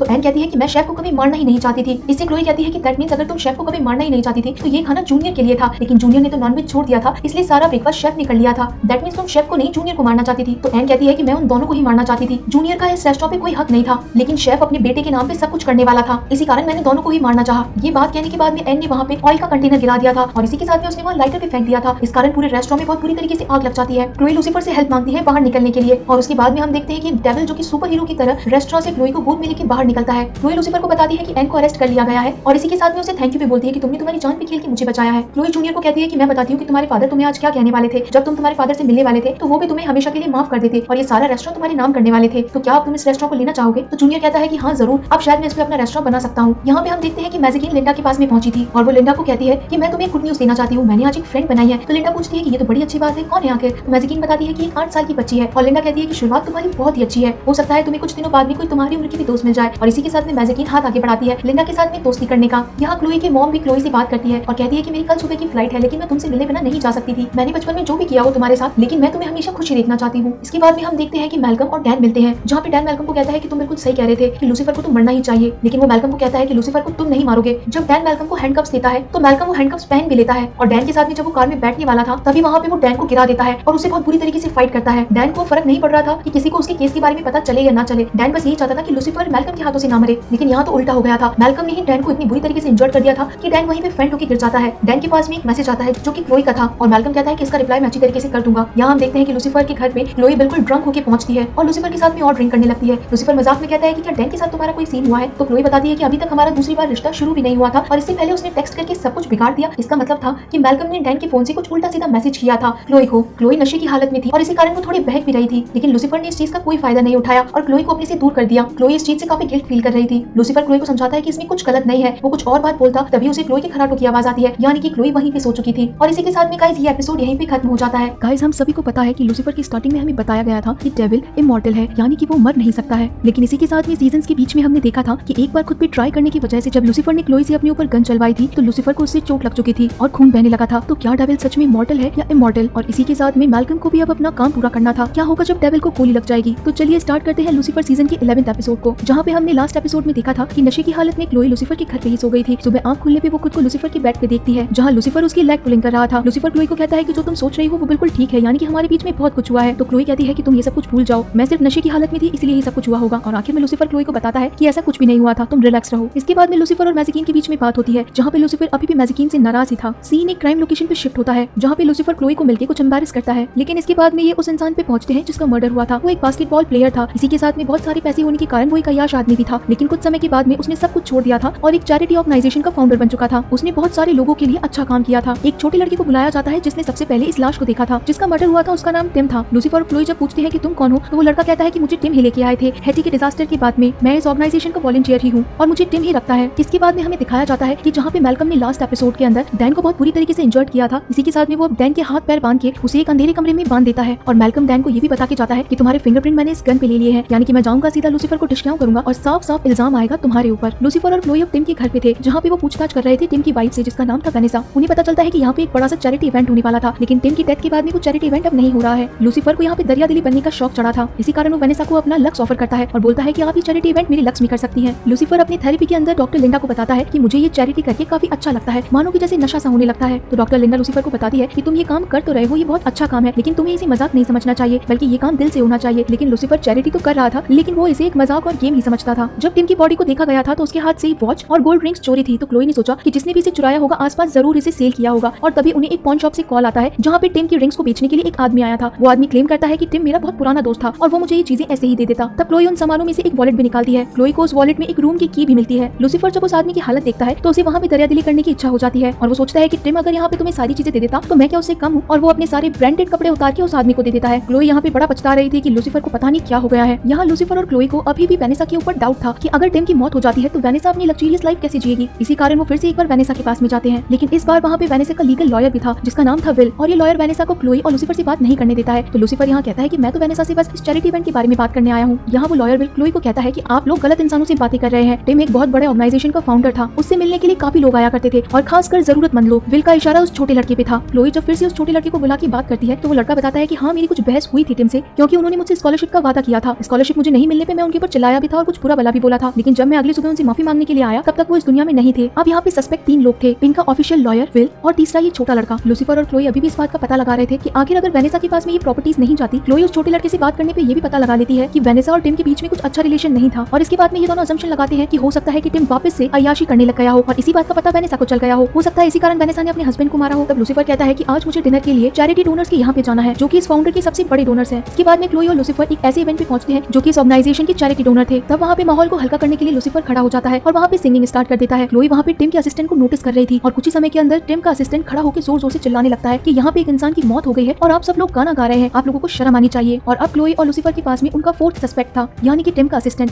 जब वो वो दोनों से बात करने जाते हैं तो टिम का असिस्टेंट बोलता है कि हम दोनों एक दूसरे को चाहते थे। दैट मींस टिम और उसका असिस्टेंट आपस में रिलेशनशिप रखते थे। वो बताता है कि टिम ने मरने से पहले मुझे एक पिक्चर भेजी थी और इसी के साथ में वो ये भी बताता है कि हम लोग पब्लिकली नहीं मिला करते थे और ये बात वेनेसा को भी पता थी, लेकिन वेनेसा को इस चीज से कोई प्रॉब्लम नहीं थी। यहाँ पे सीन शिफ्ट होता है मैल्कम और डैन के पास में, जहाँ मैल्कम डैन को बताता है कि क्या कभी तुम हेल में गए हो, इसलिए मुझे ये दूसरी जिंदगी इतनी प्यारी है और मैं वापस से कभी भी उस जगह पे नहीं जाना चाहता हूँ। इन्हीं बातों के अंदर डैन मैल्कम के खाने पे एक किक मार देता है, जिससे कि डैन एक स्टिक अपने पास में ही रख लेता है। क्लोई यहाँ पे बैठ के टिम की चैरिटी वीडियोस देख रही थी कि शायद उस पिक्चर का उसे कोई क्लू मिल जाए और तभी वहाँ पे क्लोई के घर पे इनका ऑफिशियल लॉयर विल पहुंचता है और वो क्लोई को अभी भी समझाता है कि तुम हम लोगों पे गलत शक कर रहे हो, हमारी सारी डिटेल्स यानी कि डोनेशन का हर एक पैसा पब्लिकली होता है, तो फिर यहाँ पे कुछ गलत हो ही नहीं सकता है। इसके बाद में लूसीफर अपने लक्ष्य के अंदर चैरिटी इवेंट की पूरी तैयारी कर चुका था और क्लोई लूसीफर को बताती है कि मुझसे घर पे मिलने के लिए विल आया था और वो अभी भी यही बात कह रहा था कि हम लोग किसी गलत इंसान के ऊपर शक कर रहे हैं। तो लूसीफर कहता है कि हाँ हो सकता है वो बिल्कुल सच कह रहा हो, हम किसी गलत इंसान को ही नोटिस कर रहे हो। तो क्लोई कहती है कि तुम ये बात समझ नहीं रहे हो, यहाँ पे जरूर कोई चीज मिस हो रही है। अब यहाँ पे हमें एमेनिडील दिखाया जाता है जो कि एक रेस्टोरेंट के अंदर अकेला बैठा डिनर कर रहा था और वहाँ पे मैजिकीन उसका पता लगा के वहीं पहुंच जाती है। मैजिकीन एमेनिडील को इस चीज के बारे में बताती है कि मेरे साथ जो भी हो रहा है यानी कि लूसीफर से झगड़ा वो तुम्हारे कारण हो रहा है। एमेनिडील मैजिकीन को कहता है कि तुमने ही तुम्हारे बॉस से गद्दारी की थी, इसमें मेरी कोई फॉल्ट नहीं है। ये दोनों ही आपस में बात करने लगते हैं कि तुम्हारे पास में कोई दोस्त नहीं है इसलिए तुम यहाँ पे बैठ के अकेले डिनर कर रहे हो और वही एमेनिडील मैजिकीन को कहता है कि तुम्हारे पास में भी कोई दोस्त नहीं है इसलिए तुम किसी से बात नहीं कर पाती और आज यहाँ पर हो। इसी के साथ ही अपने कोई पुराने किस्से भी शेयर करते हैं जहाँ पे एमेनिडील मैजिकीन को बताता है कि कैसे उसने हजारों साल पहले लूसीफर को एक बार तंग किया था। यहाँ क्लोई टिम के असिस्टेंट के साथ में बैठ के टिम के रिकॉर्ड्स चेक कर रहे थे कि टिम कहाँ पे आता था और कहाँ पे जाता था। उन्हें टिम की लास्ट रिकॉर्ड से पता चला था कि वो उस जगह पे जाने वाले थे जहाँ पे अभी एक न्यू स्कूल बनने वाला था बच्चों के फाउंडेशन में आए हुए पैसों से। और तब क्लोई वापस से उसी पिक्चर को देखती है जिसके अंदर टिम खड़ा था, विल खड़ा था और टिम का असिस्टेंट भी था। क्लोई को लगता है कि हो सकता है कि टिम तुम्हें कुछ बताने की कोशिश कर रहा हो, यानी कि जो वो स्कूल बनने वाला था वो स्कूल कभी बना ही ना हो और आने वाला पैसा बीच में ही कहीं और चला गया हो। ये बात प्रूव करने के लिए क्लोई विल के पास में पहुंचती है और विल को सारी बात समझाने की कोशिश करती है। विल कहता है कि मैं सिर्फ और सिर्फ काम लोगों की भले के लिए करता हूँ, तुम अभी भी गलत शक कर रही हो। क्लोई कहती है कि टिम ये चीज देखने के लिए खुद अपनी आंखों से गया था कि जो वो ऑर्गेनाइजेशन के पैसों से स्कूल बनाने वाला था वो स्कूल कभी बना ही नहीं था। और ये बात जब टिम को पता चली कि वेनेसा ने इस चीज के पैसे खुद के अकाउंट में डाली है तो वेनेसा ने टिम को मार डाला। इसके बाद में क्लोई विल को कहती है कि तुम्हें बस वेनेसा के अकाउंट्स चेक करने हैं। तो विल कहता है कि मैं ये काम नहीं कर सकता, खुद के क्लाइंट्स के अकाउंट में कैसे चेक करूं। तो क्लोई कहती है कि ये काम सिर्फ तुम ही कर सकते हो, अगर तुम लोगों की भलाई चाहते हो और चाहते हो कि टिम का ऑर्गेनाइजेशन आगे भी बच्चों के लिए ही काम करे तो तुम्हें ऐसा करना पड़ेगा। इसके बाद हम देखते हैं कि डैन भी अब उस जगह से अपनी हाथ छुड़ा के भाग चुका था। यहाँ लूसीफर इवेंट में जाने के लिए रेडी था कि तभी वहाँ पे मैल्कम पहुंच जाता है और लूसीफर को गन पॉइंट पे ले लेता है। लूसीफर उससे पूछता है कि तुम यहाँ पे क्यों आए हो और भला मुझे क्यों मारने आए हो। तो मैल्कम उसे बताता है कि मेरी एक एंजल से डील हुई है कि वो मुझे कभी भी नहीं मारेगा और ना ही कभी हेल भेजेगा। इससे लूसीफर कहता है कि ओ मेरा भाई ये भी क्या कमाल चीजें करता है और इसी के साथ में वो मैल्कम को अपना डेविल फेस भी दिखाता है, लेकिन मैल्कम नहीं डरता है। तब लूसीफर को पता चलता है कि मैल्कम तो इससे पहले हेल जाके आ चुका था, यानी कि इसने वो दर्दनाक जिंदगी देखी थी। इसी कारण वो मैल्कम को पागल बनाता है और मैल्कम को अपनी पॉकेट से हेल का एक कॉइन निकाल के दिखाता है और बोलता है कि एंजल्स कभी भी किसी इंसान को मार नहीं सकते और इसी के साथ में उन्हें हेल भी नहीं भेज सकते। ये नियम गॉड नहीं बनाया है, यानी कि मेरे फादर ने। एमेनिडील ने तुमसे झूठ बोला है लेकिन मैं तुम्हें अभी भी बचा सकता हूँ। ये जो कॉइन है ये हेल से आने और जाने का टिकट है, मैंने इसे अपने लिए बचा रखा था ताकि मैं हेल जा सकूं। तुम इसे ले सकते हो ताकि अगर तुम चले भी गए हेल और मर भी गए तो तुम हेल से वापस आ सकते हो। मैल्कम खुशी खुशी वो कॉइन ले लेता है और वहाँ से चला जाता है। लूसीफर यहाँ पे कुछ परेशान था ये सोच के कि लूसीफर के भाई ने किसी को भेजा था लूसीफर को मरवाने के लिए और तभी वहाँ पे वेनेसा पहुंच जाती है जो कि लूसीफर से बातों ही बातों में कहती है कि मैं वेकेशंस के लिए कुछ दिन के लिए बाहर जाना चाहती हूँ। ब्रूस आइरिस में मेरा एक फार्म हाउस है। लूसीफर कहता है कि काफी सालों पहले हमारे भी रिश्तेदार वहाँ जाया करते थे लेकिन उन्होंने तो कोई गलत काम किया था और वो वहाँ छुपने के लिए गए थे। और इसी के साथ में लूसीफर वेनेसा की बात भी पकड़ लेता है। वो वेनेसा को कहता है कि तुमने ही टिम को मारा है, अपने हस्बैंड को मार के वहाँ तुम छुट्टियां बिताने जा रही हो। वेनेसा कहती है कि मैं मेरे हस्बैंड से बहुत प्यार करती थी और वो भी मुझे प्यार करते हैं। और इसके बाद में लूसीफर कहता है कि हमें सब पता है कि टिम तुमसे नहीं बल्कि उसके असिस्टेंट से प्यार करता है और ये सारी बातें तो क्लोई पता लगा ही लेगी। चलो हम इवेंट में चलते हैं। और इसके बाद में वेनेसा लूसीफर को शूट कर देती है। लूसीफर का मरना तो तय था, या तो आज वो मैल्कम के हाथों से मरता या फिर आज वेनेसा के हाथों से मरता। भागते भागते डैन यहाँ पे लक्स पहुंचता है सबसे पहले कि मैल्कम ने कहीं लूसीफर को शूट नहीं कर दिया। जब वो लूसीफर को जमीन पे गिरा हुआ देखता है तो उसे लगता है कि उसने आने में देर कर दी है, लेकिन तभी वहाँ पे लूसीफर फिर से उठ खड़ा होता है। डैन उसे देख के चौंक जाता है कि तुम जिंदा कैसे हो गए। तो लूसीफर कहता है कि ये बहुत लंबी स्टोरी है और डैन की हालत देख के उसे लगता है कि शायद ये काफी दिनों से काम कर रहा है बहुत सारा। और उसके बाद में लूसीफर इस चैरिटी इवेंट का हिस्सा बनने के लिए चला जाता है जहाँ पे वेनेसा अनाउंस कर ही रही थी कि तभी वहाँ पे लूसीफर पहुंच जाता है और वो वेनेसा की सच्चाई सबके सामने लाना चाहता था उसे हिप्नोटाइज करके, लेकिन इससे पहले क्लोई पहुंच चुकी थी और क्लोई कहती है कि तुमने ही टिम को मारा है और उस ऑर्गेनाइजेशन की चैरिटी अमाउंट को तुमने रख रखा है। तो वेनेसा कहती है कि तुम्हारे पास में कोई प्रूफ नहीं है और तभी वहाँ पे पीछे से विल वेनेसा की बैंक डिटेल्स दिखाता है और बोलता है कि सारे पैसे इसी के अकाउंट में है, यानी कि फाइनली केस सॉल्व हो चुका था। वेनेसा ने ही अपने हस्बैंड को मारा था पैसों के लिए। यहाँ पे रात होने पे मैजिकीन जब लक्स के अंदर पहुंचती है तो लूसीफर मैजिकीन से बात करने लगता है, लेकिन लूसीफर ये भी कहता है मैजिकीन को कि मैं तुम पे कभी बिलीव नहीं कर सकता। और मैजिकीन उसे कहती है कि तुम कर सकते हो, मैं पिछली रात एमेनिडील के साथ में थी, तुम्हारे भाई के साथ, मैं पहले उसकी जासूस थी और अब मैं तुम्हारी जासूस बन सकती हूँ। ये चीज सुन के लूसीफर कहता है कि ये कुछ इंटरेस्टिंग है, तुम मेरे काम आ सकती हो। इसी के साथ में लूसीफर मैजिकीन को ये भी बताता है कि आज उसके ऊपर गन्स चली थी लेकिन वो फिर भी बच गया। मैजिकीन ये चीज सुन के लूसीफर को कहती है कि ये हो क्या रहा है तुम्हारे साथ में, कभी तुम मॉर्टल हो और कभी तुम इमॉर्टल हो। लूसीफर कहता है कि ये बात तो मुझे भी पता लगानी है। और इसके बाद में हमें सीन दिखाया जाता है क्लोई के घर का, यानी कि लूसीफर इस चीज को चेक करने के लिए क्लोई के घर आया था। क्लोई लूसीफर को कहती है कि मैं जब भी तुम्हारे साथ होती हूँ तो सेफ फील करती हूँ और बिल्कुल खुश रहती हूँ। लूसीफर उस टाइम अपना हाथ काटता है, उसे लगता है कि शायद मैं अभी भी इमॉर्टल हूँ, लेकिन जब उसका हाथ अपनी आंखों के सामने आता है तो वो अपना हाथ फिर से पीछे कर लेता है और क्लोई को कहता है कि हाँ क्लोई, मैं भी तुम्हारे सामने आते ही कमजोर पड़ने लगता हूँ। और इसके बाद में हमें आखिरी सीन दिखाया जाता है कि लूसीफर का हाथ कट चुका है और उसके हाथ में से खून निकल रहा है। इससे हमें ये पता चलता है कि डेविल के आसपास अगर क्लोई क्लोई रहती है तो डेविल की इमॉर्टलिटी खत्म हो जाती है, यानी कि वो वापस से मॉर्टल होने लगता है और हो सकता है कि उसकी जान भी चली जाए। इसी के साथ में ये एपिसोड यहीं पे खत्म होता है। गाइस, हम सभी लोगों ने अब तक लूसीफर की सीजन में लूसीफर मॉर्निंग स्टार यानी कि हेल के डेविल का मॉर्टल या इमॉर्टल होना देखा था, जो कि डिपेंड करता था क्लोई के आसपास रहने से। इसी के साथ हमने ये भी देखा था कि मैजिकीन अब लूसीफर के लिए काम कर रही थी। इसी के साथ हम एपिसोड नंबर 12 स्टार्ट करते हैं, जिसमें हम देखते हैं कि एक थिएटर प्ले हो रहा था जहाँ पे एक लड़की को ब्लाइंड फोल्ड लिटा रखा था और उसके बाद में कोई आके उस लड़की पे अटैक कर देता है। इसके बाद में इस लड़की को उठा के कहीं और ले आए, जहाँ पे हम देखते हैं कि ये लड़की मरी नहीं थी, लेकिन तभी वहाँ पे वो लड़का खड़ा था जिसे ये लड़की जानती थी। वो फिर से इस लड़की की आंखें बंद करता है और हाथ भी बांध देता है। लड़की जब डरने लगती है और अपने हाथ और अपनी आंखें खोलती है तो वो देखती है कि सच में उसे किसी ने मार दिया था। सीन आगे शिफ्ट होता है जहाँ पे हम देखते हैं कि मैजिकीन ने हेल में बने हुए सारे डैगर्स को यानी कि खंजर को लूसीफर के ऊपर ट्राई कर लिए थे। लूसीफर ये देखना चाहता था कि उसे कोई नुकसान पहुंच रहा है या नहीं पहुंच रहा है, और तभी मैजिकीन लूसीफर के ऊपर डीमन डैगर यूज करती है, जो कि हेल में खास डीमंस के लिए बना था। लूसीफर वहाँ से जाने लगता है और तभी उसका पैर वहाँ के स्टेप यानी कि इटालियन मार्बल के स्टेप से टकरा जाता है और उसके पैर में से खून आने लगता है। लूसीफर को लगता है कि शायद कुछ चीजें और भी है जो मुझे नुकसान पहुंचा सकती है, लेकिन उसकी ये बात बिल्कुल गलत थी, क्योंकि वहाँ पे क्लोई आ चुकी थी। इसी कारण लूसीफर को चोट लगी थी। लूसीफर क्लोई से कहती है कि ये जो केस आज आया है वो तुम्हारे बिना सॉल्व नहीं हो सकता है, ये तुमसे रिलेटेड है और तुम्हें चल के देखना पड़ेगा। लूसीफर जब क्लोई के साथ में क्राइम सीन पे जाने वाला था तो वो क्लोई से काफी दूरी बनाए हुए था। लूसीफर को डर था कि वो जब भी क्लोई के पास आता है तो उसके साथ कुछ बुरा हो जाता है। क्राइम सीन पे पहुंचने से पहले लूसीफर देखता है कि कुछ लोग प्रोटेस्ट कर रहे थे, जिसका लीडर एक प्रीस्ट था। जब सभी लोग थिएटर की क्राइम लोकेशन पे पहुंचते हैं तो लूसीफर कहता है कि बड़ी ही दर्दनाक मौत मिली है इस लड़की को, हालांकि ऐसा होना तो नहीं चाहिए था, लेकिन तुम लोग पता लगा लोगे। क्लोई कहती है कि तुम्हें आगे देखना चाहिए। इसके बाद जब बॉडी को पलटा जाता है तो लूसीफर देखता है कि उसके बैग पे लिखा था हेल लूसीफर। ये चीज देख के तो डेविल का भी दिमाग खराब हो जाता है। वो प्रीस्ट थिएटर के अंदर आके लूसीफर को बुरा भला बोलने लगता है, लेकिन मैल्कम आके उस प्रीस्ट को वहाँ से बाहर निकाल देता है और लूसीफर के साथ भी कुछ फ्रेंडली होने की कोशिश करता है। क्लोई देखती है कि उस लड़की के हाथ पे इम्प्लांट्स बने हुए थे। डैन वहाँ पे उस लड़की की डिटेल्स लेके आता है। इस लड़की का नाम था रोज और अब लूसीफर और क्लोई मिलने जाते हैं रोज के घर पे उनके फादर से मिलने। रोज के फादर क्लोई और लूसीफर से कहते हैं कि ये लड़की समझदार थी, लेकिन कभी भी ये खुद की कुर्बानी नहीं दे सकती है। इसके बाद में क्लोई को वहाँ एक सीक्रेट रूम मिलता है रोज के घर में, जो कि एक ऐसा रूम था जहाँ पे ब्लैक मैजिक से जुड़ी चीजें रखी हुई थी। इसी के साथ में ऐसी चीजें जो कि कुर्बानी देने के काम आती है। क्लोई को वहाँ एक बुक मिलती है जिसके ऊपर लिखा था फॉर क्रॉजॉन। लूसीफर बताता है कि इटालियन के अंदर इसे बोला जाता है डियरेस्ट या फिर दिल का टुकड़ा। हो सकता है कि ये रोज का बॉयफ्रेंड हो। इसके बाद में क्लोई के पास में डैन का कॉल आता है। डैन बताता है कि हमने उस लड़की को पकड़ा है जिसने रोज के ऊपर इम्प्लांट्स किए थे। वो लड़की बताती है कि रोज के साथ में उसका एक बॉयफ्रेंड भी आया था जिसके ऊपर खूब सारे टैटू बने हुए थे। यहाँ पे हम एक सीन देखते हैं कि बेसमेंट में मैल्कम को एमेनेडियल ने पकड़ लिया था और वो मैल्कम को गले से पकड़ के पूछता है कि तुमने आके मेरा काम क्यों नहीं किया। तो मैल्कम उसे बोलता है कि एंजल, मुझे तुम्हारे बारे में सब कुछ पता चल चुका है। तुम्हारे भाई लूसीफर ने मुझे बताया है कि एंजल्स कभी भी इंसानों को नहीं मार सकते हैं, और इसी के साथ में मुझे लूसीफर ने हेल से लौटने का भी एक कॉइन दिया है। तुम्हारे पास अगर इससे कुछ अच्छी डील है तो मेरे पास आना, नहीं तो तब तक के लिए मैं लूसीफर की टीम में हूँ। यहाँ क्लोई पुलिस स्टेशन में बैठ के कुछ लेटर्स अरेंज कर रही थी जो कि उससे अरेंज नहीं हो पा रहे थे। लूसीफर जब उन लेटर्स को देखता है तो देखते ही बता देता है कि ये लिखा हुआ है फिली हरकस, जो कि लैटिन लैंग्वेज में लिखा हुआ था, जिसका मतलब था चिल्ड्रन ऑफ गॉड यानी कि बकरी का बच्चा। लूसीफर को इसी नाम से बुलाया जाता है। क्लोई जब इस चीज को इंटरनेट पे सर्च करती है तो उसे एक पेज मिलता है जो कि कल्ट की मेंबरशिप का था। ये लोग उसकी मेंबरशिप लेते हैं और उसी जगह पे पहुंच जाते हैं जहाँ का एड्रेस था। वहाँ पहुंचने के बाद में क्लोई लूसीफर को कहती है कि तुम मेरे साथ ऐसा बिहेव क्यों कर रहे हो उस रात के बाद जिस रात मैंने तुम्हें कहा था कि तुम मेरे लिए इंपॉर्टेंट हो। तो लूसीफर क्लोई का मजाक उड़ा देता है और बोलता है कि तुम इतनी भी खास नहीं हो। जब ये लोग दरवाजे को नॉक नॉक करते हैं तो एक आदमी बाहर निकल के आता है, लेकिन ये पासवर्ड पूछता है। क्लोई स्टाइल मारते हुए फिली हरकस बोलती है, लेकिन तभी वो आदमी ने अंदर नहीं आने देता है। लूसीफर भी वहाँ पे कुछ दूसरी लैंग्वेजेस ट्राई करता है। फिर वो आदमी कहता है कि आज यहाँ पे प्राइवेट पार्टी चल रही है, पासवर्ड तो तुम्हारा ठीक है लेकिन तुम अंदर नहीं आ सकते। इसके बाद में वो इन दोनों की आईडी मांगता है। तो लूसीफर कहता है कि क्लोई तुम प्लीज जाके मेरी आईडी कार में से ले आओ। क्लोई पीछे मुड़ी ही थी कि लूसीफर ने अपनी डेविल आइज उस आदमी को दिखाई और वो डर के मारे वहाँ से भाग गया। लूसीफर और क्लोई एक ऐसी जगह पे पहुंचते हैं जहाँ पे सभी लोगों ने ब्लैक ड्रेसेस पहन रखी थी और वहाँ पे बीच में खड़ा आदमी रोज को याद कर रहा था। तो लूसीफर और क्लोई कहते हैं कि ये लोग उसे मारने का जश्न नहीं मना रहे हैं, बल्कि ये लोग तो शोक मना रहे हैं रोज की डेथ का। लेकिन तभी वहाँ पे सभी लोग डेविल को याद करने लगते हैं और बोलते हैं कि आज हमें लूसीफर को इस जगह पे बुलाना ही है। और कुछ ही देर के अंदर एक बकरी का सर पहना आदमी अंदर पहुंचता है। ये चीज देख के लूसीफर सह नहीं पाता है और वो इन लोगों के बीच में पहुंच जाता है। लूसीफर वहाँ सभी लोगों को कहता है कि मैंने कभी तुम लोगों को नहीं कहा कि तुम किसी को जान से मारो, ना ही मैंने तुम्हें ये कहा कि कोई बुरे काम करो। लूसीफर का मतलब है बगावत करना। वहाँ पे सभी लोग लूसीफर को देख के अपना मानने लगे। उन्हें लगा कि ये लीडर हमारे लिए परफेक्ट है। ये सारा ड्रामा सुन के वहाँ से एक आदमी कहीं दूसरी तरफ चला गया। लूसीफर और क्लोई जब उसका पीछा करते करते कल्ट के ऑफिस में पहुंचते हैं तो उस आदमी से पूछा जाता है कि क्या तुमने ही रोज को मारा है। तो उस आदमी ने बोला कि मैं रोज को कैसे मार सकता हूँ, मुझे तो शक उसके पागल बॉयफ्रेंड पे है। लेकिन क्लोई को अभी भी डाउट था कि तुम्हारे हाथ में जो नाइफ है यही रोज के ऊपर बना था। तब वो आदमी बताता है कि ये एक टॉय नाइफ है और इसी के साथ में वो बताता है कि हमारे पास में ओरिजिनल भी है, मैं वो आपको दिखाता हूँ। जब वो आदमी ओरिजिनल नाइफ लेने के लिए जाता है तो वो अपनी जगह से मिसिंग था। इससे पता चलता है कि रोज का मर्डर तो इसी नाइफ से हुआ है, जिसका इल्जाम यहाँ के लोगों पे डाला जा रहा है। क्लोई रोज के बॉयफ्रेंड का पता पूछती है। लूसीफर और क्लोई वहाँ पे खड़े होकर पेंटिंग्स देखते हैं, जहाँ पे क्लोई कहती है कि लूसीफर तुमने डेविल बनना इसीलिए चूज किया क्योंकि ये स्ट्रॉन्ग और पावरफुल है। इसके साथ में वो ये भी कहती है कि एंजल ही एंजल को मार सकते हैं। और तभी लूसीफर को क्लिक होता है कि हो सकता है कि क्लोई एक एंजल हो। इसी कारण वो जब भी मेरे पास आती है तो मेरा ब्लड निकलने लगता है। यहाँ पे क्लोई को रोज के बॉयफ्रेंड का पता चलता है, यानी कि क्रोजोन का। इसका नाम था माइक कैरी। यहाँ पे मैजिकीन और एमेनेडिल भी एक साथ थे, जहाँ पे एमेनेडिल को लग रहा था कि मैं सिर्फ एक काम के लिए ही इस दुनिया में आया था और मैं ये काम भी पूरा नहीं कर पाया गॉड का। मैं वापस हेवन कैसे जा पाऊंगा जब तक कि मैं लूसीफर को हेल नहीं भेज दूं। मैजिकीन एमेनेडिल को शांत करती है। यहाँ क्लोई और लूसीफर क्लोई के घर पे थे, जहाँ पे क्लोई लूसीफर को कह के जाती है कि ट्रिक्सी सो रही है और उसे उठाना मत। लेकिन लूसीफर हमेशा वही काम करता है जिसके लिए उसे मना किया गया है। वो ट्रिक्सी को नींद में से उठा देता है। ट्रिक्सी जब बाहर आके पूछती है कि आपने मुझे नींद से क्यों उठाया, तो लूसीफर ट्रिक्सी से पूछता है कि क्या तुम्हें गोद लिया गया है या तुमने कभी तुम्हारे मॉम के ऊपर कोई निशान देखा है या फिर उनके पास में कोई विंग्स हैं। तो ट्रिक्सी डेविल के साथ में डील करती है और इस बार ये चॉकलेट केक की नहीं बल्कि कैश डील थी। कैश लेने के बाद में ट्रिक्सी लूसीफर को बताती है कि एक मार्क तो है लेकिन वो किसी और का है। क्लोई आके बात क्लियर करती है कि वो मार्क मेरी मॉम के डॉग ने मुझे दिया है, यानी कि क्लोई को एक डॉग ने काटा था। था। इसके बाद में क्लोई लूसीफर को कहती है कि तुम्हें मना किया था ना कि ट्रिक्सी को मत उठाना, तो तुमने उसे क्यों उठाया। लूसीफर कहता है कि मुझे बस तुमसे एक छोटा सा काम है, मुझे तुम्हारी बैग देखनी है। लूसीफर जब क्लोई की बैग देखता है तो उसे कोई भी निशान नहीं मिलता है, ना ही कोई विंग्स का, ना ही कोई दूसरा निशान। क्लोई कहती है कि मैं तुम्हारी बात समझ सकती हूँ कि तुम्हें जो निशान मिले हैं वो मुझे नहीं पता कि किस कारण हुए हैं। अब माइक कैरी की गाड़ी का जहाँ पता मिला था वहाँ पे डैन और मैल्कम पहुंचते हैं और इसी के साथ में क्लोई और लूसीफर भी। इन चारों को जब कुछ भी नहीं मिलता है कि तभी क्लोई के हाथ पे आके कुछ ब्लड की ड्रॉप्स गिरती है। ये लोग जब ऊपर देखते हैं तो माइक कैरी की बॉडी हवा में झूल रही थी। ये लोग बॉडी को नीचे उतारते हैं। तब लूसीफर सोचता है कि ये तो टॉर्चर की हद हो चुकी है, मैंने इतना बुरा टॉर्चर काफी टाइम बाद देखा है। इसके बाद में क्लोई और डैन को वहाँ पे रखे कार्टून पे लिखा हुआ दिखता है मॉर्निंग स्टार, जिसका पूरा मतलब था लूसीफर से कनेक्ट होने का। क्लोई लूसीफर को कहती है कि अभी तुम अपने घर चले जाओ। लूसीफर इस बात से गुस्सा हो चुका था कि तुम सब लोग मुझे सस्पेक्ट मान रहे हो, जबकि मैं ऐसा कुछ भी नहीं कर रहा हूँ। हो सकता है कि तुम पूरे वर्ल्ड को मुझसे बचा रहे हो। यहाँ लूसीफर को कुछ समझ नहीं आ रहा कि वो ये बात किससे करे। इसी कारण वो आधी रात को लिंडा के पास में जाता है और उसे सारी बात बताता है। यहाँ पे मैजिकीन ने जैसा कि लूसीफर से वादा किया था कि एमेनेडील को खत्म कर देगी, वो यही ट्राई करती है, लेकिन एमेनेडील उसे नींद में भी पकड़ लेता है। और अब एमेनेडील को पता चल चुका था कि मैजिकीन उसके साथ में चीट कर रही है। यहाँ लूसीफर वापस घर की तरफ जाने वाला था, लेकिन जो लोग प्रोटेस्ट कर रहे थे उन्हीं में से प्रीस्ट निकल के आता है और लूसीफर को पूरा भला बोलने लगता है। वो बोलता है कि मैं जानता हूँ कि तुम ही डेविल हो। लूसीफर कहता है कि मैंने किसी को नहीं बोला है कि तुम बुरे काम करो और ना ही मैंने किसी को कोई सजा दी है। वो प्रीस्ट अभी भी चुप नहीं हुआ था, इसी कारण लूसीफर उसको गले से पकड़ के ऊपर उठा देता है। ये सारी चीजें कैप्चर भी हो रही थी। मैल्कम वहाँ पे पहुंचता है और सारा माहौल ठीक करता है। डैन भी क्लोई से बात करता है और उसे समझाता है कि वो जो मैसेज तुम्हें मिला था उसके बारे में हम बात कर सकते हैं। इधर यहाँ पुलिस स्टेशन में हर जगह यही न्यूज चल रही थी कि लूसीफर ने एक प्रीस्ट के ऊपर हाथ उठाया। इधर मैल्कम और लूसीफर साथ में बैठ के ड्रिंक कर रहे थे और मैल्कम फालतू की बकवासें कर रहा था कि तभी वहाँ पे लूसीफर मैल्कम के हाथ को देखता है जिसके ऊपर कुछ रेड कलर लगा था। लूसीफर कहता है कि तुम्हारे हाथों पे ये कलर कैसा है। मैल्कम कहता है कि वो इन्वेस्टिगेशन करते हुए लग गया होगा। तो लूसीफर कहता है कि सभी ने वहाँ पे ग्लव्स पहन रखे थे, दैट मींस कि अब तक जितने भी मर्डर हुए हैं वो तुमने किए हैं। मैल्कम कहता है कि मतलब तुम समझ गए हो और मैल्कम पागलों की जैसे हंसता हुआ बोलता है कि लूसीफर ये सब मैंने तुम्हारे लिए किया है ताकि तुम खुश हो जाओ। लूसीफर ये बात सुन के तो और ज्यादा भड़क जाता है और मैल्कम को मारने लगता है। और तभी मैल्कम लूसीफर को कहता है कि तुम मुझे हेल नहीं भेज सकते, मेरे पास में ये कॉइन है। लूसीफर मैल्कम को कहता है कि मैं तुम्हें हेल कभी नहीं भेजूंगा, बल्कि तुम्हारी जिंदगी हेल से भी बदतर बना दूंगा। और इसके बाद में अब एमेनेडील भी वहाँ पहुंच चुका था, जो कि लूसीफर को कहता है कि इससे क्या लड़ रहे हो, लड़ना है तो सीधा मुझसे लड़ो। और इसके बाद में हमें दिखाई जाती है एंजल और डेविल की फाइट। इन दोनों के मन में एक दूसरे को लेकर बहुत ज्यादा गुस्सा भरा था। वहाँ पे सारी रखी हुई अच्छी चीजें एक के बाद एक टूटती जा रही थी और तब वहाँ पे मैजिकीन भी ये सारी चीजें सुन रही थी और अब वो इन दोनों के सामने आके बोलती है कि तुम दोनों ने मेरा यूज किया है, तुम दोनों ने एक दूसरे के काम के लिए मुझे एक दूसरे के पास में भेजा। सारी लड़ाई खत्म होने के बाद में लूसीफर अपने लिए ड्रिंक बना रहा था और तभी क्लोई वहाँ पे आ जाती है। लूसीफर क्लोई से कहता है कि तुम्हें भी मुझे जो भी कहना है बोलती रहो, आज सभी मेरे साथ में कुछ बुरा ही कर रहे हैं। क्लोई वहाँ पे कुछ बोलती इससे पहले कि वो आगे बढ़ के कुछ देखती है और तब वो लूसीफर को हैंड्स अप करने के लिए कहती है। क्लोई अपने आंखों के सामने एक डेड बॉडी देखती है। ये डेड बॉडी प्रीस्ट की ही थी जिसके सर के ऊपर शूट किया गया था। अब भला लक्स के अंदर एक बॉडी मिलेगी और ऊपर से लूसीफर की ऐसी हालत, और इससे जस्ट पहले 2 मर्डर भी हुए थे। सीधा सीधा शक सब कुछ लूसीफर के ऊपर जा रहा था कि ये तीनों मर्डर लूसीफर ने किए हैं। इसी के साथ में ये एपिसोड यहीं पे खत्म हो जाता है। हम सभी लोगों ने मिलकर लूसीफर का सीजन स्टार्ट किया था, जहाँ पे हमने देखा था हेल का किंग लूसीफर मॉर्निंग स्टार अर्थ पे अपने वेकेशंस मनाने के लिए आया था, जहाँ पे हमने हर एपिसोड के अंदर खूब सारे ट्विस्ट एंड टर्न्स देखे थे। इसी के साथ में डेविल, एंजल और गॉड से रिलेटेड स्टोरीज भी हमने देखी थी। और इसी के साथ में हम सभी लोग पहुंच चुके हैं एपिसोड 13 पे, जहाँ पे हमें खूब सारा सस्पेंस तो मिलेगा ही मिलेगा। इसी के साथ हमें सीजन 2 का मेन बेस भी मिल जाएगा कि सीजन 2 किससे रिलेटेड होने वाला है। तो चलिए बिना प्रतीक्षा कराए मैं आपको ले चलती हूँ लूसीफर द डेविल के पास में। यह एपिसोड वहीं पे शुरू होता है जहाँ पे हमने एपिसोड नंबर 12 खत्म किया था, यानी कि लूसीफर के सामने सारी पुलिस वाले और इसी के साथ में क्लोई, ये सभी लोग गन लेके खड़े थे। लूसीफर को किसी और से फर्क नहीं पड़ता है, लेकिन जब क्लोई ने भी लूसीफर का बिलीव नहीं किया तो लूसीफर इस चीज से बहुत ज्यादा हर्ट हो चुका था। वो क्लोई को भी बुरा भला बोलता है कि तुम्हें अगर मुझ पे ट्रस्ट नहीं है तो मैं और तो किसी के बारे में सोच भी नहीं सकता। इस कारण वहाँ पे खड़े सारे पुलिस वालों को वो प्रोवोक करने लगता है खुद को शूट करने के लिए। एक टाइम ऐसा आता है कि जब एक पुलिस वाले ने लूसीफर के ऊपर गन चला दी थी और इस मूवमेंट पे क्लोई की ब्रीथ रुक चुकी थी, लेकिन हम देखते हैं कि वहाँ पे लूसीफर नहीं था, लूसीफर वहाँ से गायब हो चुका था। लूसीफर को बचाने वाला और कोई नहीं बल्कि उसका भाई एमेनेडील था, जो कि उसे बचा के एक टेरेस पे ले आया था। लेकिन लूसीफर अपने भाई से कहता है कि ये दुनिया बहुत बुरी है, मुझे लगा था कि यहाँ पे लोग मुझे समझते होंगे, लेकिन अब मुझे यहाँ एक पल भी नहीं रहना है, तुम मुझे अपने साथ वापस ले चलो। तुम यही चाहते थे ना कि मैं हेल चला जाऊँ, तो अब यही ठीक है, मुझे यहाँ पे नहीं रुकना है। इसके बाद में सीन शिफ्ट होता है लूसीफर की लक्स में, जहाँ पे मैल्कम डैन से पूछता है कि लूसीफर कहाँ गया, उसका कोई अता पता है। तो डैन कहता है कि वो फरार है और उसके लिए वारंट निकल चुका है। वहाँ लक्स के अंदर जो एविडेंस कलेक्ट किए जा रहे थे उसी में से मैल्कम को डैगर मिलता है और ये डैगर था मेस का, यानी कि मेस का हेल में बना खंजर। यहाँ क्लोई डैन को कहती है कि मुझे शक है कि लूसीफर ने ये मर्डर नहीं किया है। मैं जितना लूसीफर को जानती हूँ वो एक बहुत जुनूनी आदमी है, वो किसी को इतनी आसान मौत नहीं दे सकता है। प्रीस्ट के सर पे सिर्फ एक गोली लगी है और ऐसी मौत लूसीफर कभी किसी को नहीं देगा। डैन वहाँ पे क्लोई को कहता है कि क्लोई मुझे तुमसे कोई बात करनी है, लेकिन मैं यहाँ पे तुमसे कोई बात नहीं कह सकता हूँ। यहाँ हमें फिर से सीन दिखाया जाता है उसी टेरेस पे जहाँ पे एमेनेडील और लूसीफर बात कर रहे थे। लूसीफर एमेनेडील को कहता है कि मुझे ले चलो अपने साथ में हेल, कि हम जाएंगे तो सही, लेकिन मुझसे एक बहुत बड़ी गलती हो चुकी है, मुझे मैल्कम को ये दूसरी लाइफ देनी ही नहीं चाहिए थी। वो अब खुद के लिमिट से ज्यादा बाहर आ चुका है और अब यहाँ पे सभी लोगों को मार रहा है। हमें जाने से पहले एक काम खत्म करना पड़ेगा जो कि हमें साथ मिलकर करना पड़ेगा। और इसके बाद में एंजल और डेविल ब्रदर्स साथ थे। ये दोनों पहुंच जाते हैं एमेनेडील के ऑफिस में, वही फेक ऑफिस जो कि डॉक्टर केनन के नाम से एमेनेडील ने बनाया था। इसी टाइम पे लिंडा भी पहुंच जाती है। लूसीफर की शक्ल देखते ही वो एमेनेडील को कहती है कि तुम मेरे क्लाइंट्स क्यों चोरी कर रहे हो। और इसके बाद में हमें दिखाया जाता है कि डैन ने बहुत अच्छा खासा थप्पड़ खाया था क्लोई से, ये बात छुपाने के लिए कि पलमेटो स्ट्रीट पे उस दिन गोली डैन ने चलाई थी। और अब तक क्लोई को जो पागल माना जा रहा था, डैन ने ये चीज चलने दी थी। उसने किसी को नहीं बताया था कि क्लोई सच बोल रही है। क्लोई डैन को कहती है कि तुम अभी भी हर चीज सॉल्व कर सकते हो, लूसीफर को इनोसेंट साबित करके। यहाँ पे हमें अगली सीन में दिखाया जाता है कि एमेनेडील और लूसीफर दोनों हेल्प लेने के लिए डॉक्टर लिंडा के सामने बैठे थे। यहाँ डॉक्टर लिंडा पहले ही गुस्से में थी कि तुम दोनों ने मुझसे झूठ बोला। पहली बात तो तुम दोनों आपस में ब्रदर्स नहीं लगते हो, दूसरी बात एमेनेडील कि तुमने मेरे साथ मेरे प्रोफेशन को लेके मजाक किया है, तुम मुझसे डॉक्टर बन की बातें करते रहे और लूसीफर के बारे में बात जानते रहे। और तभी वहाँ पे लूसीफर और एमेनेडील के बीच में भी आर्गुमेंट्स होने लगते हैं। इसके बाद में फिर से लिंडा इन दोनों को अपनी पहचान के बारे में बताने लगती है और तुम लोग यहाँ पे कर क्या रहे हो। ये बात सुनते ही लूसीफर को एक चीज क्लिक होती है कि मैं जब 5 साल पहले एले आया था तो सबसे पहले अपनी पहचान बदली थी और अगर वापस से किसी इंसान को पहचान बदलनी होगी तो मुझे पता है कि वो कहाँ जाएगा। अब यहाँ पे लक्स में अकेली मेज बैठ के ड्रिंक कर रही थी और क्लोई वहाँ पे मेज के पास पहुंचती है हेल्प के लिए। क्लोई मेज को कहती है कि लूसीफर ने किसी का भी मर्डर नहीं किया है, वो मैल्कम ने किया है। तो लूसीफर कहाँ है, अगर तुम्हें पता है तो मुझे बता दो। तो मेज कहती है कि अगर मुझे पता भी होता तो मैं तुम्हें कभी भी नहीं बताती। क्लोई कहती है कि लूसीफर इनोसेंट है, ये बात मुझे पता है, लेकिन अगर उसके हाथ में मैल्कम लग गया तो वो उसे मार देगा और इसी के कारण उसे जेल जाना पड़ेगा। ये बात सुन के मेज को लगता है कि शायद उसे क्लोई की हेल्प करनी चाहिए और इसी के बाद में अब ये दोनों निकल जाते हैं लूसीफर को ढूंढने। यहाँ पे लूसीफर को पता था कि अगर उसने अपनी पहचान चेंज करवाई है तो इस चीज का पता मैल्कम को भी होगा कि सही आदमी इस चीज के लिए कौन हो सकता है। लूसीफर किसी के फ्यूनरल के बीच में ही पहुंच जाता है और उस आदमी से बात करने लगता है जिसने उसकी पहचान चेंज की थी। वो उस आदमी से पूछता है कि क्या मैल्कम तुम्हारे पास में आया था। तो वो आदमी डर के मारे पहले तो कुछ भी नहीं कहता है, लेकिन लूसीफर जब उस फ्यूनरल में तमाशा करने लगता है तो वो आदमी बताता है कि मैल्कम यहाँ पे आया था लेकिन उसके पास में इतने पैसे नहीं थे कि वो मुझे चुका सके, इसीलिए वो पैसों का अरेंजमेंट करने के लिए किसी टॉमी नाम के आदमी के पास गया है। यहाँ लूसीफर सोचता है कि टॉमी नाम के इस एले शहर में बहुत लोग होंगे लेकिन मुझे इस चीज की हेल्प सिर्फ और सिर्फ एक आदमी कर सकता है जो कि है डैन। यहाँ पे क्लोई और मे सोचते हैं कि हमें मैल्कम के घर पे जाना चाहिए। जब ये लोग मैल्कम के घर पे पहुंचते हैं तो वहाँ पे हर एक सामान पैक पड़ा था और इसके बाद में इन दोनों के ऊपर शूटिंग होने लगती है। क्लोई कहती है कि हम एलएपीडी से हैं, अपनी गन नीचे करो। शूटिंग इनके ऊपर मैल्कम नहीं बल्कि मैल्कम की वाइफ कर रही थी। क्लोई के पूछने पे मैल्कम की वाइफ बताती है कि जब से उसे दूसरी लाइफ मिली है तब से मैल्कम पागल हो गया है, मैं उसके साथ और नहीं रह सकती हूँ। आज भी वो मेरे पास में आके काफी सारे पैसे मांग रहा था। क्लोई से पूछती है कि मैल्कम तुम्हें कहाँ बताकर गया है। तो मैल्कम की वाइफ बताती है कि मुझे कुछ खास नहीं पता है, बस उसने यही बताया है कि वो बियर पीने के लिए जा रहा है। यही बात क्लोई डैन को बताती है कि मैल्कम बियर पीने के लिए कहाँ जाता है, क्या तुम्हें ये बात मालूम है। डैन जैसे ही बात सुनता है तो उसके दिमाग में कुछ हिंट्स तो आते हैं कि मैल्कम बियर पीने के लिए किस आदमी के पास में गया होगा, लेकिन तब उसे ऑफिस में कोई दिखता है। जब वो अपने ऑफिस में आके देखता है तो सामने बैठे थे लूसीफर और एमेनेडिल। डैन कहता है कि तुम दोनों यहाँ पे कैसे आए। लूसीफर तुम्हें प्रीस्ट की मर्डर के लिए ढूंढा जा रहा है। लूसीफर डैन से पूछता है कि मैं यहाँ पे इन बातों के लिए नहीं आया हूँ, तो मुझे बस ये बताओ कि मैल्कम कहाँ पे जाता है बियर पीने के लिए किसी टॉमी नाम के आदमी के पास में। और तभी डैन को क्लिक होता है कि यही बात अभी अभी क्लोई ने भी कही थी, यानी कि टॉमी वही इंसान है जो कि ट्रक डीलिंग करता है। डैन लूसीफर को एड्रेस तो नहीं बताता है, इसी कारण लूसीफर अपने आंखों का मैजिक डैन पे यूज करता है और डैन नहीं चाहते हुए भी टॉमी का सारा एड्रेस बता देता है। अगले ही सेकंड लूसीफर और एमेनेडिल डैन की आंखों के सामने से गायब हो चुके थे। यहाँ पे डैन क्लोई को बताता है कि लूसीफर मैल्कम के पीछे निकल चुका है। यहाँ पे हमें सीन दिखाया जाता है टॉमी का। ये एक ड्रग डीलर था जिससे कि मैल्कम पैसे लेने के लिए आया था। मैल्कम वहाँ पे बोलता है कि मैं तुम्हारे पास में माल लेके आया हूँ, दैट मींस ड्रग की डीलिंग करने। वहाँ पे टॉमी अपने कैमरा के अंदर देखता है और उसे पता चलता है कि बाहर उसके सिक्योरिटी गार्ड्स मर चुके हैं। इसी कारण वो अपने पास में खड़े सिक्योरिटी गार्ड्स को बाहर भेजता है। तभी मैल्कम वहाँ पे टॉमी को गन पॉइंट पे ले लेता है और उसे कहता है कि सारे पैसे बैग में डालो। यहाँ हम देखते हैं कि एंजल और डेविल ब्रदर पहुंच चुके थे एक टीम बना के टॉमी के गोडाउन में, जहाँ पे सामने बहुत सारे लोग खड़े थे गन्स लेके। लूसीफर और एमेनेडिल अभी भी सोच रहे थे कि क्या हमें हमारा गेम खेलना चाहिए, यानी कि अगर हम यहाँ पे टाइम रोक देते हैं तो इसमें कोई मजा नहीं है, तो चलो इन लोगों के साथ में थोड़ा खेल लिया जाए। ये दोनों जैसे ही आगे बढ़ते हैं कि सभी लोग इनके ऊपर शूटिंग करना स्टार्ट कर देते हैं, लेकिन एंजल और डेविल को मार कोई भी नहीं सकता है। ये दोनों वहाँ पे एक के बाद एक सबको हरा देते हैं और इसके बाद में अलग अलग मैल्कम को ढूंढने निकलते हैं। एमेनेडिल के सामने अब खड़ा था मैल्कम। एमेनेडिल को सोचने का कुछ टाइम भी नहीं मिला कि तभी वहाँ पे मैल्कम ने अपने हाथ में रखा डीमन डैगर, यानी कि डीमन डैगर से एमेनेडिल के ऊपर अटैक कर दिया था। इस खंजर से एंजल्स को भी मारा जा सकता था, इसी कारण एमेनेडिल से खूब सारा खून निकलने लगता है। लूसीफर भी इसी जगह पे पहुंच चुका था। वो मैल्कम के पीछे भागता लेकिन अपने भाई को छोड़ के कहीं नहीं जा सकता था और तभी वहाँ पे मेज भी पहुंच गई थी। मेज लूसीफर को कहती है कि तुम जाके मैल्कम को पकड़ो, मैं एमेनेडिल को संभाल लूंगी। अब मैल्कम को लूसीफर से कोई भी नहीं बचा सकता था, लेकिन तभी वहाँ पे लूसीफर के सामने क्लोई आ चुकी थी। लूसीफर कहता है क्लोई को कि मैंने वो मर्डर नहीं किया है और यहाँ पे मैं मैल्कम को पकड़ने आया हूँ। तो क्लोई कहती है कि ये बात मुझे पता है कि तुमने मर्डर नहीं किया है, तो चलो हम दोनों ही मिलकर उसे पकड़ते हैं। यहाँ पे मैल्कम का बैग छूट गया था और वो खुद वहाँ से भाग गया था। क्लोई ने उसका पैसों से भरा बैग उठा लिया। अब यहाँ पे इन दोनों के सामने डैन आया था और इन दोनों को बोलता है कि मुझे तुम्हें कुछ बताना है, मुझे कुछ मिला है। यहाँ नेक्स्ट सीन शिफ्ट होता है लूसीफर के घर पे, जहाँ एमेनेडिल बहुत बुरी तरीके से घायल था। तभी मेज अपने पास में से एक एंजल फेदर निकालती है। ये फेदर लूसीफर का था। आप सभी लोगों को याद होगा कि लूसीफर ने अपने एंजल विंग्स जला दिए थे, लेकिन मेज ने एक फेदर अभी भी बचा रखा था। ये फेदर इतना पावरफुल था कि किसी की वुंड्स भी ठीक कर सकता है। और इसके बाद मेज एमेनेडिल को बताती है कि ये फेदर मैंने इसलिए रख रखा था ताकि मैं हेल्थ जा सकूं, लेकिन ये मैं अभी तुम पे यूज करने वाली हूँ। और इसके बाद में मेज एंजल फेदर रख देती है एमेनेडिल की वुंड पे और वहाँ पे काफी तेज रोशनी आने लगती है। यहाँ पे हम देखते हैं कि क्लोई और डैन मिलकर लूसीफर को पुलिस स्टेशन ले आए थे, लेकिन वहाँ पे जाते ही डैन सरेंडर कर देता है। पुलिस वालों को बोलता है कि जिस गन से प्रीस्ट को मारा गया है वो गन मैंने ही चुराई थी और मैंने चुरा के मैल्कम को दी थी। ये कन्फेशन सुनने के बाद में लूसीफर डैन की काफी ज्यादा रेस्पेक्ट करने लगा था कि इतना बड़ा कन्फेशन करना कोई आसान बात नहीं है। वहाँ से डैन को अरेस्ट कर लिया गया था। क्लोई के पास एक कॉल आता है जो कि ट्रिक्सी का था, लेकिन वो कॉल ट्रिक्सी ने नहीं बल्कि मैल्कम ने किया था। मैल्कम ने ट्रिक्सी को किडनैप कर लिया था और वो क्लोई को कहता है कि तुम्हारे पास मेरी चीज पड़ी है जो कि मुझे अकेली लाके दे दो, और अगर किसी और को साथ में लेके आई तो फिर ट्रिक्सी भी तुम्हें नहीं मिल पाएगी। क्लोई एविडेंस रूम के अंदर से जाके वही पैसों से भरा बैग ले आती है और वहाँ से अकेली ही चल देती है, लेकिन लूसीफर यहाँ पे कुछ हंसी मजाक करके क्लोई को रोक लेता है और चीजें पूछने की कोशिश भी करता है। क्लोई कहती है कि मेरे पास कोई ऑप्शन नहीं है मेरी बेटी को बचाने के लिए, अगर तुम साथ गए तो वो ट्रिक्सी को नुकसान पहुंचा देगा, तो मुझे प्रॉमिस करो कि मेरे साथ नहीं चलोगे। और इसके बाद हमें सीन दिखाया जाता है जहाँ पे क्लोई उस एड्रेस पे पहुंचती है जहाँ पे मैल्कम ने उसे बुलाया था। मैल्कम कहता है कि मेरे पैसे कहाँ पे है। क्लोई कहती है कि पहले ट्रिक्सी को भेजो। गन्स लेने के बाद में मैल्कम ट्रिक्सी को भेज देता है और क्लोई कहती है कि कार की डिक्की के अंदर पैसे रखे हैं। क्लोई वहाँ पे ट्रिक्सी को कहती है कि हम दोनों एक गेम खेलेंगे बेटा, मैं तुम्हें जब तक नहीं बुलाती हूँ तुम तब तक बाहर मत निकलना और ऐसी जगह पे छुपना ताकि तुम्हें कोई भी ढूंढ ना सके। ट्रिक्सी के जाने के बाद में मैल्कम क्लोई को गन पॉइंट पे ले लेता है और बोलता है कि तुम क्लोई बहुत अच्छी हो, लेकिन मैं तुम्हें जिंदा नहीं छोड़ सकता। और तभी मैल्कम के पास में एक रॉकेट आके गिरता है जिसके ऊपर डेविल फेस बना था। यहाँ पे पहुंच चुका था लूसीफर। लूसीफर को लगा था कि अपने आंखों के मैजिक से मैनिपुलेट कर सकता है। मैल्कम जब लूसीफर की आंखों में देख के बोलने लगता है तो हमें लगता है कि मैल्कम मैनिपुलेट हो चुका है, लेकिन असल में जैसे ही लूसीफर मैल्कम के पास में आता है मैल्कम वहाँ पे गन चला देता है और लूसीफर के आसपास क्लोई होने से हम सभी को पता है कि ये डेविल कमजोर पड़ जाता है। और यहाँ लूसीफर को गन लगने के कारण असलियत में उसे चोट लग चुकी थी। यहाँ लूसीफर अपनी आखिरी सांसें गिन रहा था और मैल्कम कहता है कि मैं तुम सब लोगों से ऊपर हूँ, अगर मुझे कुछ हो भी जाएगा तो ये तुम्हारा कॉइन मेरे बहुत बहुत काम आएगा। और इसके बाद में मैल्कम लूसीफर को कहता है कि तुम अकेले नहीं मरोगे, तुम्हारे पीछे पीछे मैं क्लोई को भी भेज रहा हूँ। इसके बाद में मैल्कम क्लोई को ढूंढने लग जाता है। लूसीफर अपने आखिरी वर्ड्स बोल रहा था। लूसीफर कहता है कि डैड यानी कि गॉड, आप जैसा कहेंगे मैं वैसा करूंगा, आप जो कहेंगे मैं वही काम करूंगा, मैं एक अच्छा बेटा बन के दिखाऊंगा, आप बस प्लीज मुझ पे एक एहसान कर दीजिए, आप क्लोई को बचा लीजिए। ये कहने के बाद में लूसीफर ने वहीं अपनी सांसें रोक दी थी। इसके बाद में हम देखते हैं कि लूसीफर पहुंच चुका था हेल में। इस सीजन में हमने स्टार्टिंग में हेल देखा था और उसके बाद में हमने आज हेल देखा है। इन काली दीवारों के अंदर काफी सारी सोल्स बंद थी और इसके बाद में लूसीफर एक ऐसे दरवाजे को देखता है जो कि टूटा हुआ था, जिसके अंदर में से एक सोल भाग चुकी थी और अगले ही सेकंड लूसीफर वापस जिंदा हो जाता है और अपनी इसी बॉडी में फिर से आ जाता है। जिंदा होने के बाद वो सबसे पहले मैल्कम के पास में जाता है। जब मैल्कम लूसीफर को देखता है तो उसके होश उड़ चुके थे। मैल्कम फिर से लूसीफर को शूट करने ही वाला था, लेकिन इस बार क्लोई पीछे ही खड़ी थी और इसके बाद में क्लोई ने बिना सोचे समझे मैल्कम को शूट कर दिया। मैल्कम कहता है कि मेरे पास में वो कॉइन है, मैं फिर से वापस आ जाऊंगा। लूसीफर वो कॉइन दिखा के मैल्कम को बोलता है कि इसका सिर्फ एक बार यूज हो सकता है और इस बार तो ऊपर वाला भी चाहता है कि मैं यही रहूं। दैट मींस गॉड ने वापस से लूसीफर को अर्थ पे भेज दिया था। आखिर गॉड ने ऐसा क्यों किया, इसके बारे में मैं आपको आगे बताती हूँ। लूसीफर के पास में जो हेल का कॉइन था अब वो भी मैल्कम के कोई काम नहीं आया और मैल्कम यहीं पे खत्म हो चुका था। क्लोई लूसीफर को कहती है कि मैंने तुम्हें मेरे पीछे आने के लिए मना किया था ना। तो लूसीफर कहता है कि तुमने मुझे साथ आने के लिए मना किया था, पीछे आने के लिए मना नहीं किया था। यहाँ पे एमेनेडिल को जब होश आता है तो उसके सामने लूसीफर ड्रिंक्स बना रहा था। एमेनेडिल कहता है कि हमें मैल्कम को पकड़ने जाना है। तो लूसीफर कहता है कि उसे अपनी जगह भेज दिया गया है और इसी के साथ में मुझे गोली भी लगी थी। मैं हेल जाके आया और मैंने आज डैड से बात की। हेल से एक कैदी फरार है। ये कह के एमेनेडिल लूसीफर को कहता है कि तुम बहुत डरे हुए लग रहे हो भाई, आखिर बात क्या है, हेल से कौन भाग गया है। और इसके बाद में लूसीफर कहता है कि मैंने डैड से एक एहसान मांगा था, मैंने मेरी जान के बदले में कहा था कि क्लोई को बस बचा लेना और हेल से जो भागा है वो है हमारी मॉम। अब मैं आपको इसके बारे में कुछ डिटेल से बताती हूँ। लूसीफर ने अपने डैड यानी कि गॉड से जो एहसान मांगा था, इसके बदले में गॉड ने लूसीफर को हेल में नहीं रोका, बल्कि जब गॉड को पता चला कि उनका एक कैदी जो कि हेल से फरार है, लूसीफर को उसे ढूंढने के लिए भेजा गया वापस से अर्थ पे। और यही हमारे सीजन 2 का मेन बेस है, यानी कि जो फरार हुआ है वो और कोई नहीं एंजल और डेविल की मॉम है, यानी कि गॉड मदर। और इसी के साथ गाइस हम लोगों का ये एपिसोड नंबर 13 यहीं पे खत्म होता है और सीजन 2 में क्या होगा ये तो हमें सीजन 2 के एपिसोड शुरू करने पे ही पता चलेगा।